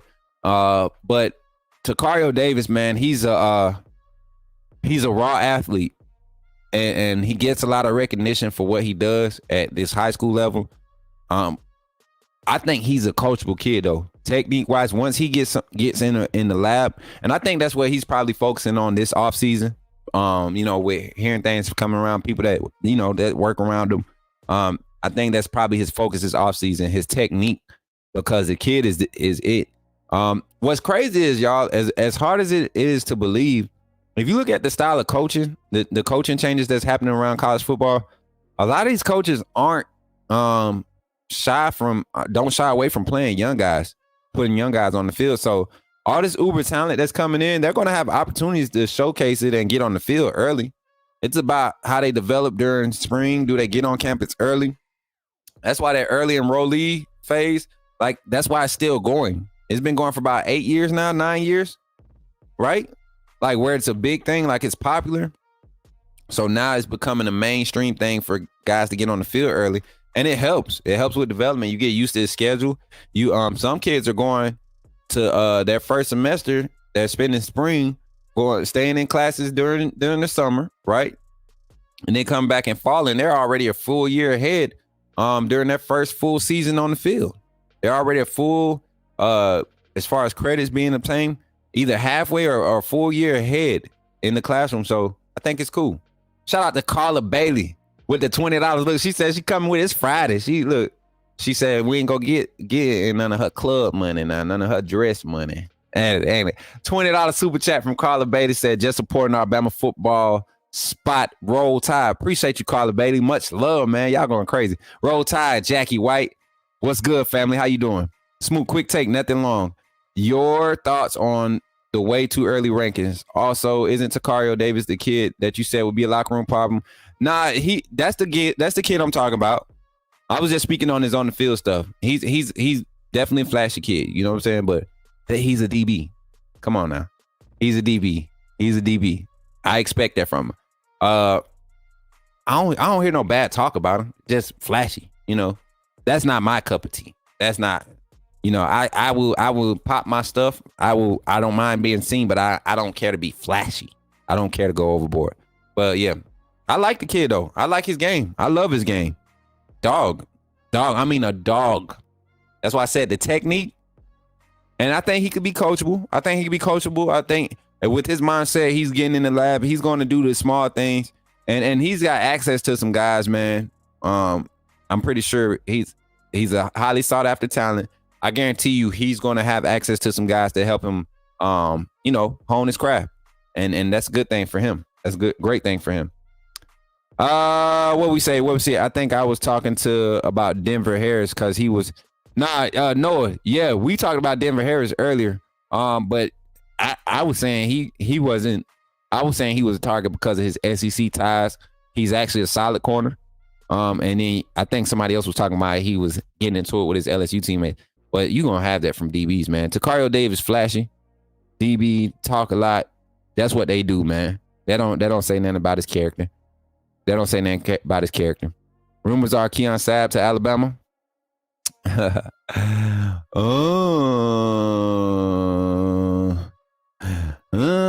Was Coach just talking about that or no?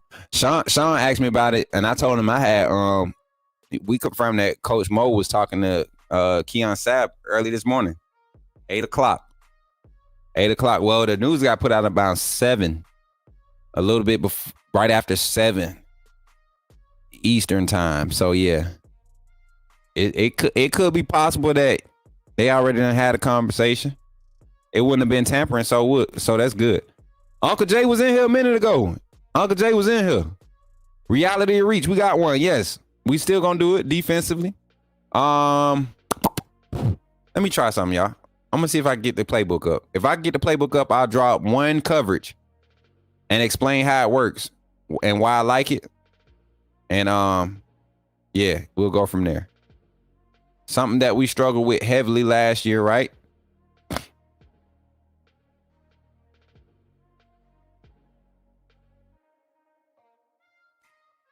Something that we struggled with heavily last year, right? I'm setting it up. I'm just setting up the offensive play call. And I'm going to set up the formation. And I want y'all to help me do alignment. This is what we're going to do today. Nah, you know what?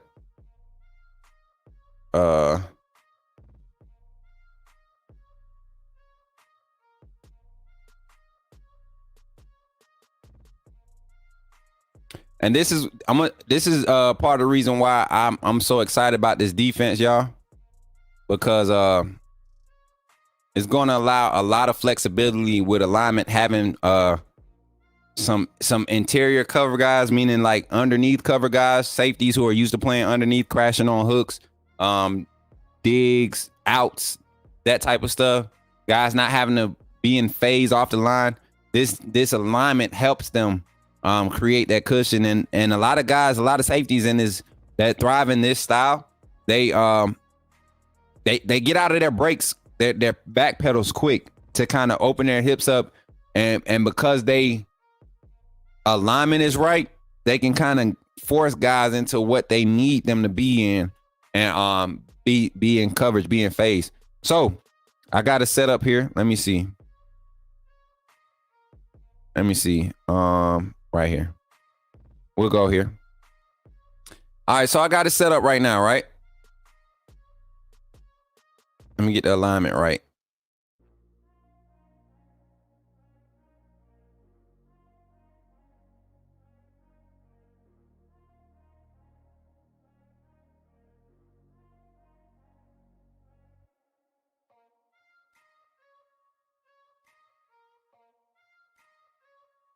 All right. So let's say, for instance, this is he'll shade here.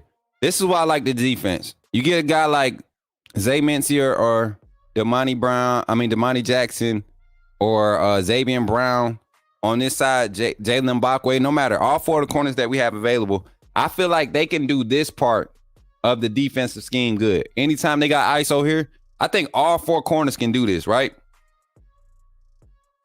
Oh, listen. I was going to do bunch sets, but I want to be able to design stuff and break it down for y'all. But the basic concepts of this defense, anytime you get ISO alignment, your backside, your weak side corner, ISO corner, he's going to have match zone. I mean, soft man, he might get pressed depending on if they have a shift alignment like this. He might go press to disrupt anything or be on top of anything coming out the backfield. Safety will shade a little more to the middle. But alignment-wise, I think this is solid. You get the running back and the sting guy. And this is for third and passes. We're talking about third and passes. This is where Alabama used to get killed a lot. So this formation right here, in the old way we used to set up, we used to bring another corner on the field, right? Put him here. He will play tight. He will back off here. And he will back off here, right? And then you'll have another safety down here at this level. And then this guy would be expecting help, which to me is too much to think about. Let me be an athlete and handle this today. That's what Kane Womack is going to say. He said, you're going to be an athlete. You're going to be an athlete and handle this today. This is going to be your assignment. You don't get to be babysitter. You don't get no help. You got to grow up today. And we're going to put this red. We're gonna make it red.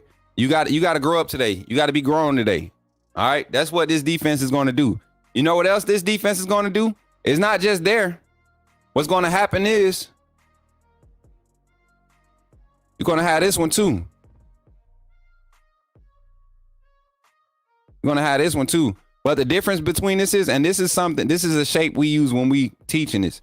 The difference is now this box right here, as you're dropping depth, as the corner is dropping depth, and I want to see if I could, as he's dropping here, right? If he drops here, and this wide receiver routes comes here, that's no longer his assignment. His His assignment in front of him is like an imaginary hash to the sideline, top of the numbers or bottom of the numbers to the sideline, depending on which side of the field he's on. That's what his assignment is in this type of scheme. He's not going to cross ever. It's never going to cross. And if they throw 2 routes in the same area, that's better for us. 2-on-1 situation. Let's say he comes off quick underneath here, right? Comes off quick underneath here. He's covering here. You got coverage here. It would make no sense for this guy to go safety because now you're flowing everything. Now he can shadow, still play boundary. No threat out here other than the quarterback. That's not his primary assignment. So the way that the alignment sets up for this defense just supports guys being athletes. And this is something that I think we're more excited about, not necessarily in coverage, but for our defensive linemen. Because in this scheme, you don't have time to play gaps. You don't have time to wait for the quarterback to make a decision. You're going. You're sending pressure. Let's drop a quick pressure. We talked about stunts the other day. We're going. So we in this scheme, let's say it's 3rd and passing. I want to slant to the backside. I want to slant to the strong side. So I'm crossing here. He's going to here. He's wrapping. You know what I'm saying? He's coming down. We're wrapping here. I'm gonna sting this too. I'm gonna make the running back respect me. That's how you get the running back out of the pass game.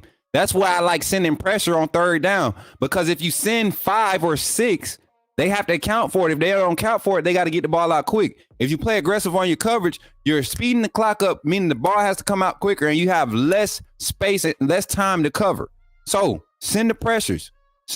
Be disciplined on your crashes. These dudes aren't necessarily trying to get to the quarterback. They're just trying to create they're trying to make this offensive line slide, right?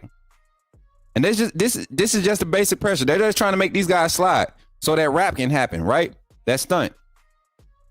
What I like about this, you got this soft match, man, this soft match type concept over here, right? With cushion to keep it in front of him. You let him dog him right here. You letting him dog. You're giving support, run support high, but you're also having over top coverage for your strong side, right? You're giving support there. Your mic is probably going to be hovering in the middle of the field too, with a spy situation or a spy concept with his zones here. Your rover guy, which might be your slower safety, more of your fill the box safety. You giving him a nice cushion too. So anything in front of him, he's driving to it. Anything outside, he's driving to it. You know, anything short outside, anything over top, he's able to open up and be there with it. You know, still got underneath anything over this side. If he got to open up and carry to this, he could shadow ride it to the safety. He's the only one that has a complex assignment, because if his guy crosses, he has to cross behind all this too. Ain't no passing off when you send this pressure. So with this is good for our personnel. Just think, you got Devontae Smith, who's not necessarily a north and south speed guy, who doesn't have the makeup speed, but if he could get in this and play off here, and he has anything inside where he can kind of hover here, safety got to be smart. Stay disciplined, stay here. He just got to have an angle. Keep it in front of him. I don't mind those, man. And a smart defensive coordinator is going to say, hey, Mike, make sure you're checking outside in. A smart defensive coordinator is going to have his Mike linebacker in this type of set. Let me see if I can get a good shape. I can't. Oh, yes, I can. Oh, yeah, I like this. I'm figuring this thing out. A smart coach, defensive coordinator, is going to say, hey, Mike, you know you got to still play strong side. You still got pass concept. You got to play strong side. Help your rover out by not giving up all of this inside, right? Don't just leave that bear. Don't leave that bear. Help us out a little bit by checking outside in. Outside in. Help us out a little bit in there. Keep your, off the snap. Find out what the tight end is doing. Is he coming to seal the bandit so you can go ahead and get ready to play off of that? Or is he coming with a route? Is he coming at you? Is he trying to hit the open space where he think is open? You watching his eyes. The pressure's coming. He might let it go quick. Woo! Y'all trying to tell me Deontay Lawson or Jahad Campbell can't play that position? It allows players to just be crazy, dog. It allows the players to be crazy and be athletes on the field. The whole concept. the safety gets to be a rover majority of the time. If he's like Peyton Woodard, Tony Mitchell, Malachi Moore, who love to come up, Devontae Smith, who love to come up and run support, Brayson Hubbard, Jaleel Hurley, guys that like to come up. Oh my God. Noah Carter, you know what? It's crazy because Noah Carter could get out there and possibly cover a tight end, but he's going to be an edge rusher. They got some big plans for young Noah, y'all. I'm telling y'all. They got some big plans for young Noah, and they have big reason to have those plans because that kid, I'm telling you, he's going to get up to about 245, 250 by his sophomore start. Folks ain't even going to be able to recognize him. But yeah, basic concepts of coverage and why alignment with this formation is so intriguing to me. A lot of people say it's susceptible to run. It is based off alignment because you're doing a lot of head up stuff. But you gotta remember the offensive line has to account for all these athletic defensive linemen in front of them and these linebackers. And Kane Womack is not going to send.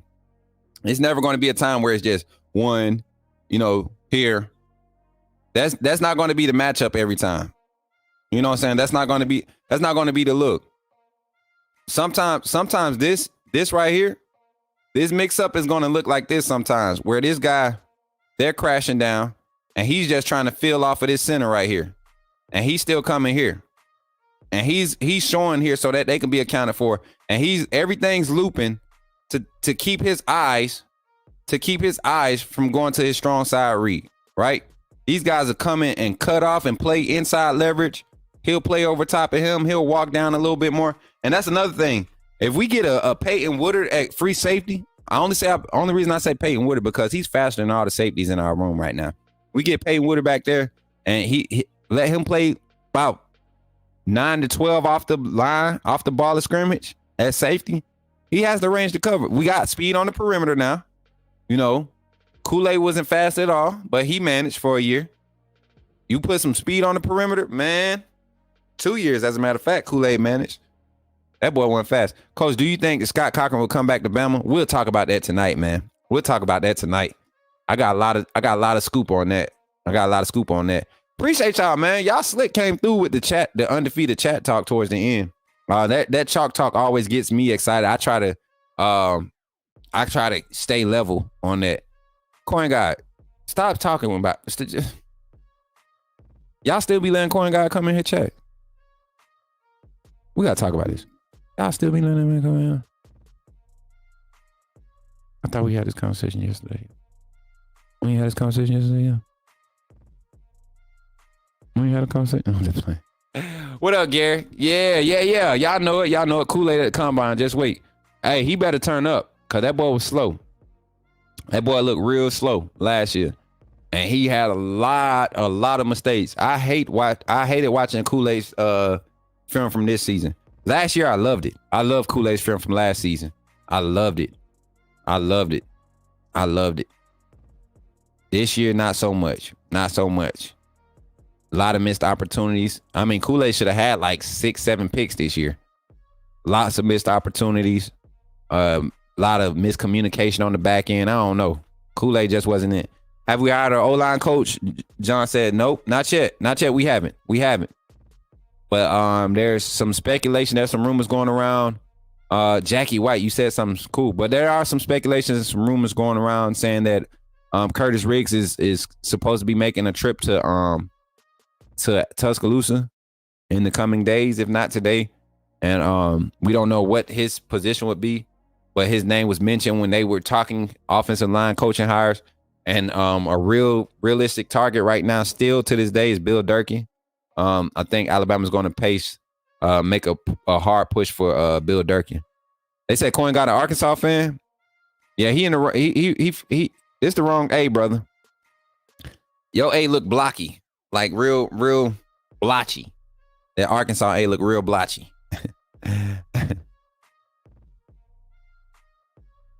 Oh, facts. Kool-Aid wasn't the same after he took that big hit returning back. Oh, man, he did mess him up, bro. It did mess him up a little bit. Hey, Corey guy get mad.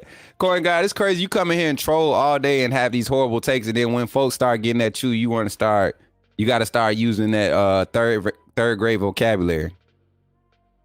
Chill out with that, man. Chill out with that. This man he come in and troll all day with his horrible takes and then get mad when somebody start talking back to him. Like, chill, man. Chill, man. Put you in timeout for a second. And that basketball team is a bottom dweller. Man, let me tell you. Po pigs, right? Po pigs. Po pigs. Po pigs, man. They be hurt, man. Them pigs be hurt. Hey, but yeah, what about the basketball game tomorrow? I think we should be live tomorrow.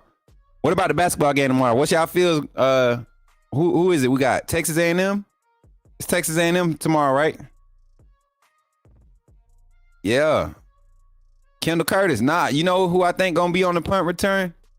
Who gonna get an opportunity? I think Cole Adams might get, like, I think the staff gonna take a real liking to what he does and his work ethic. And he's going to probably be doing it in spring, and they're going to give him a real opportunity. I think Cole Adams. But Jeremy Bernard, I don't see chat.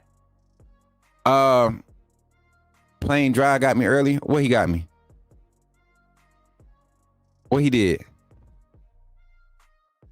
What he did? What Plain Dry did?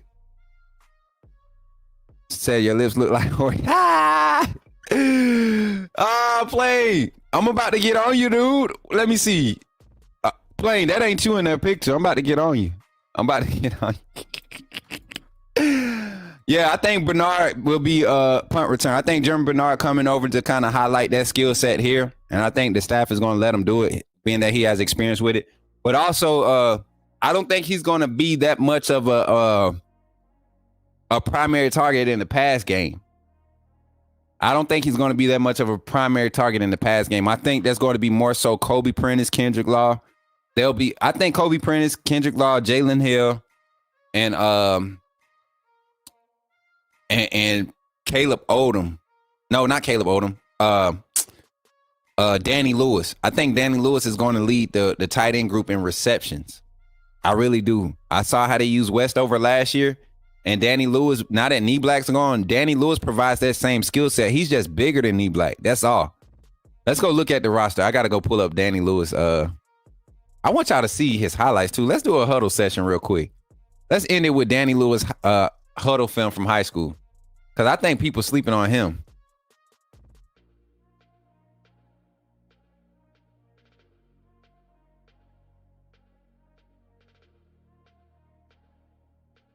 Yeah, I like Danny Lewis, y'all. He one of my favorite players on the roster right now.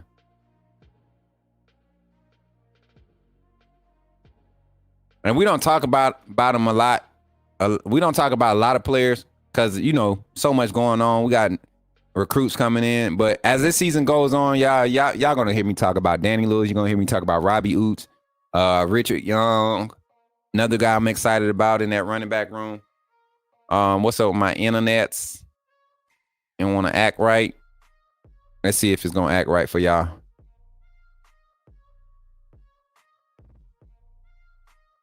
I know you lying. Why the internet being so ghetto? Am I lagging on y'all then? All right, let me try it on the laptop then. Let me see.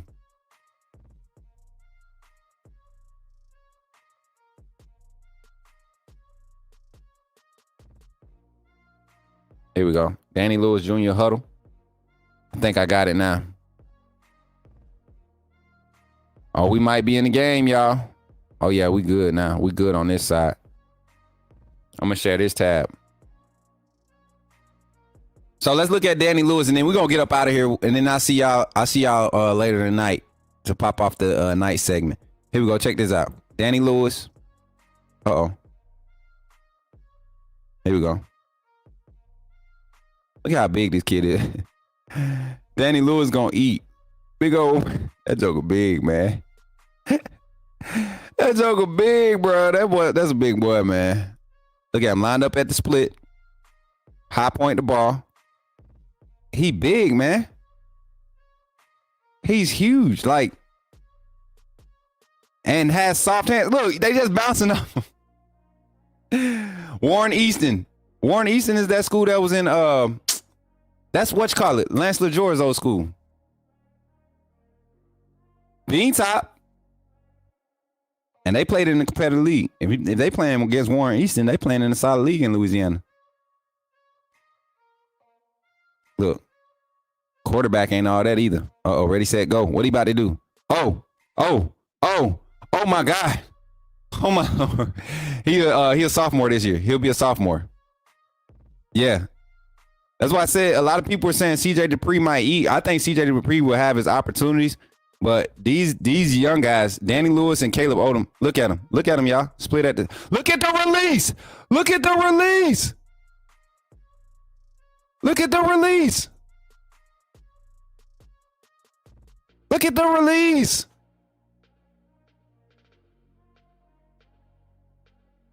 Oh my God. Terrell Davis is what I think of when I watch him. And he getting snaps at the end. Terrell Davis. Right? Wasn't Terrell Davis a tight end? Or am I thinking about who am I thinking about? What was the big dude's name, man? Vernon Davis. I'm tripping. Vernon Davis. That's who I see. Vernon Davis. Vernon Davis. Right? Nah, I ain't thinking Shannon Sharp. Nah, he's slower than Shannon Sharp. Vernon Davis ran like a 4.8, 4.7, but he was so big and strong. He came out of high school looking huge. He wasn't as cut as he was once he got to the league. Vernon Davis. Yeah. Yeah. Danny gonna be that dude, bro. Get him blocking more solid. Look at how he just run kids over. Look at him. Why are you doing folks' kids like this, man? Look how he lays out for the ball. Oh my God.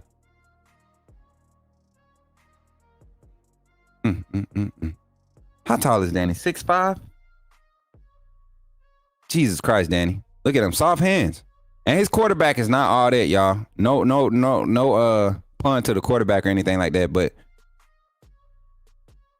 his quarterback is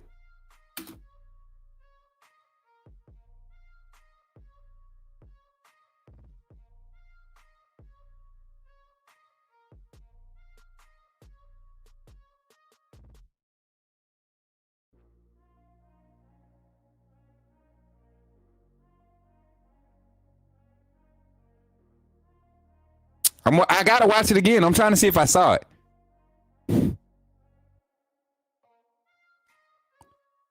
One more time. I just 6'5", 250, 260, right?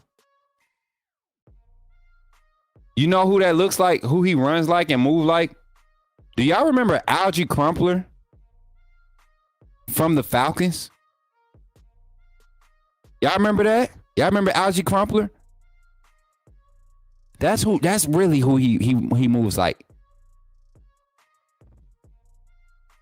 Algie Crumpler. This one more Bama player. Who did some Bama players? Who did some Bama players?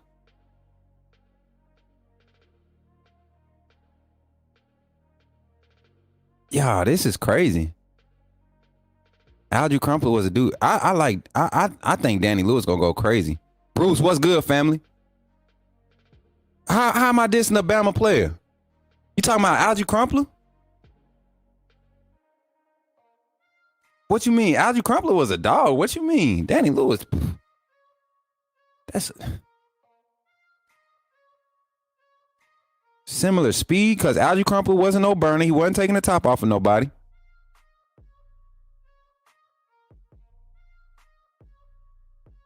Oh, yeah. AMH. We just got done talking about Keon Sabb. That would be a good solid one for us if we can go and get him. He's seriously interested in Alabama, though. Alabama was one of the first names that came out of his mouth with his picks in the portal. But yeah, so that's it for today, y'all. Good session. Very fun segment as always, y'all. Don't forget the fan funder. Don't forget, y'all remember how to get to that fan funder link stuff. You go on there. It's a link, hyperlink at the top of the chat. Go click on that. Get you into that zone. We start at $2.99. You could become start donating as low as $2.99, or you can and there's different tiers. And now we're starting to provide a little bit more fan funded content. So different tiers, different levels of fan funding will get you access, different levels of access. You get access to the emotes down in the comments right below you. Run those emotes up, all my fan funders. You also get access to the exclusive videos and extra content I was just telling you about. And you also fund the staff. You fund the team, myself, Kyle, everyone. You're helping take care of us as we continue to bring this solid quality, hopefully it's quality to y'all, content. Also got to shout out our sponsors before we get out of here. I can't forget to do that because us got sponsors. We got a sponsor, an official sponsor. We got some more cooking up. I know a lot of people want to come and get on the train because this ride gonna be going for a while. It's Bama football on YouTube vibe. Gonna be rolling for a while. Let me share this screen right here. And shout out to our sponsors, man. Residence Inn out there, Ocean City, Maryland. With the hookup, man. You go and hit up Ocean City, right? Hit up Ocean City, Maryland. If you ever out there. How did we go from there to this? So it said present. You go from you find yourself near Ocean City, Maryland. Go book at residenceinnoc.com. That's residenceinnoc.com. Use the promo code LPR for a special Bama football pricing up to 20% off on your stay. Yeah, getting the Roll Tide hookup with that promo code. And yeah, y'all, that's it for us today right now. It's been fun. Don't forget, check your boy out on every platform at Coach Smoot. If you got some reality or reach topics, we'll talk about. You know what? Let's do it. Y'all gonna beat me up if I don't do it. Reality or reach, based off the coverages that we talked about earlier. Will this defense reach? Not will. I'm projecting. I said that Q Braswell will have 13 sacks. And because of him being able to get home so much, that's going to cause a lot of disruption, especially in the pass game. We had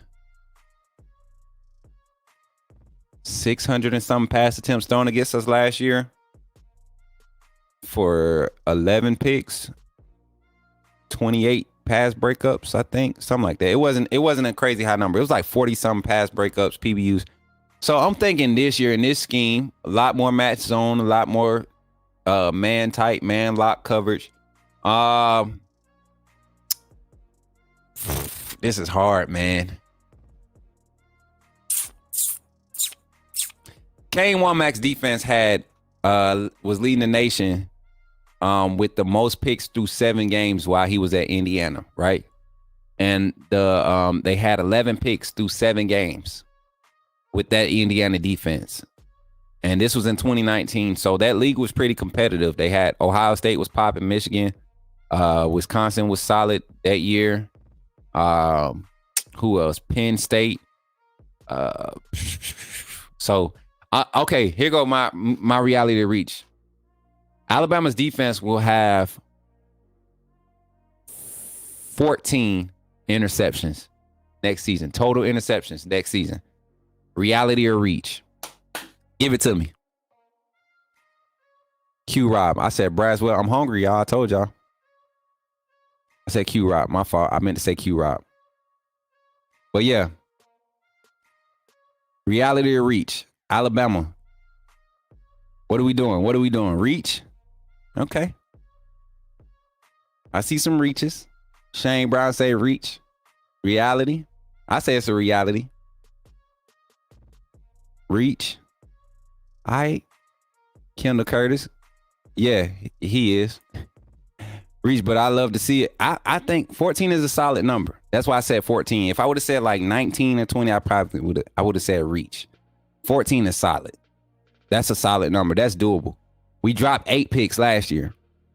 So reality is defense. If seen is defense play. Okay. I've seen this defense play. Okay. I get it. Reality. Okay. Steven Angle says reality. Rich B. Reality.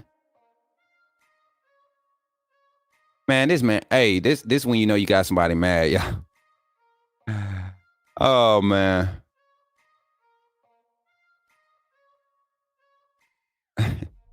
Hey, Curtis, don't respond to Coin God, man. Don't respond. We kind of over that vibe, Coin God. Kind of over it, bro.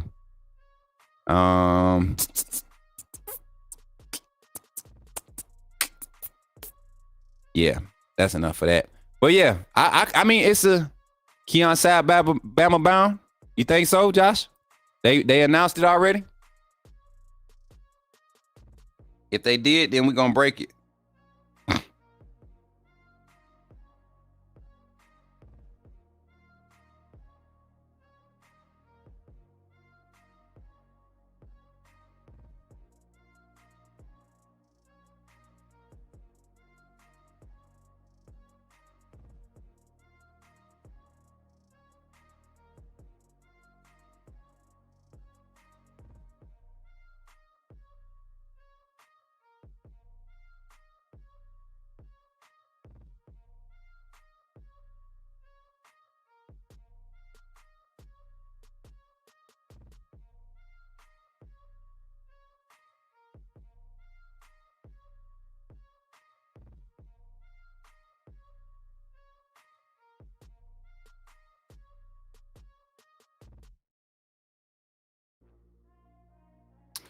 All right, so I'm just reading my text messages. All right, so this is what I'm getting on Keon Sapp right now.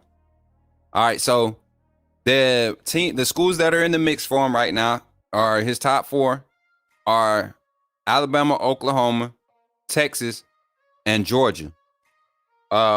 Texas and Oklahoma kind of have a lead. Alabama is seriously in the mix with the new coaching staff. He likes Mo Linguist. Him and Mo Linguist talked this morning. He's supposed to be putting out something official about what he's planning on doing. Let me see. Yep.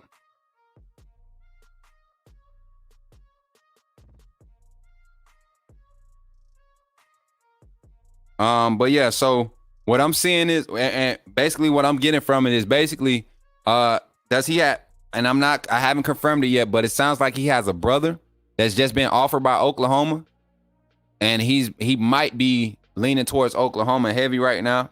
But also he likes Mo Linguist. So it's still early. He just went in the portal this morning. So that would be awesome. That would be awesome to get him. Vernon Davis ran the 4.3. That's why I changed it up to Algie Crumpler. EJ. That's why I changed it up to Algie Crumpler. Because I remember how crazy fast Vernon Davis was. I remember how he was the one dunking over the goalpost. Vernon Davis could windmill off of standing flat-footed. Jump up and windmill in a 10-foot goal, flat-footed. He was like 6'8", 6'7", something like that. I remember they had him on this little clip one time, y'all, Vernon Davis. And this is kind of off topic, but I was trying to stick around because I'm trying to get more information to y'all about Keon. Well, yeah, it sounded Vernon Davis was that crazy dude, man. Like crazy athletic, crazy big. But he did like this show where he was doing some kickboxing training, and dude's quads, man. His quads are like huge. That's why I kind of said he looked like that's who Danny Lewis remind me of. Yeah, Algie Crumpler was that dude. Yeah, his brother got offered by him. Josh. He picked up an offer. So, yeah, man, I'm excited. I'm excited about this offseason. I'm excited about fourth quarter. But yeah, I'm gonna go ahead head out, y'all. If any breaking news happens, we'll be right back here live. It's been fun. I'm your boy, Coach Smook. Don't forget, at Coach Smook on all platforms. Help me get my followers up on my subscribers up on YouTube. Help me get my followers up on Twitter, Instagram. We pushing for TikTok follows, all of that stuff. At Coach Smook on every platform. Be ready. I'm really I'm really excited and elated about next week, y'all. Hopefully I'm touchdown in Tuscaloosa by next Friday. If not by next Friday, it'll happen next weekend. But the countdown has started. I'm excited about this new journey, this next chapter in my life. And can't wait to meet some of y'all at A-Day and all that good stuff. So until next time tonight, 6 p.m. Central Standard Time, I'll be right back here kicking the nightcap off with you all. And yeah, I'll catch y'all on the next one. It's been fun. I'm your boy, Coach Smook. And you know how I end this thing with a big old roll.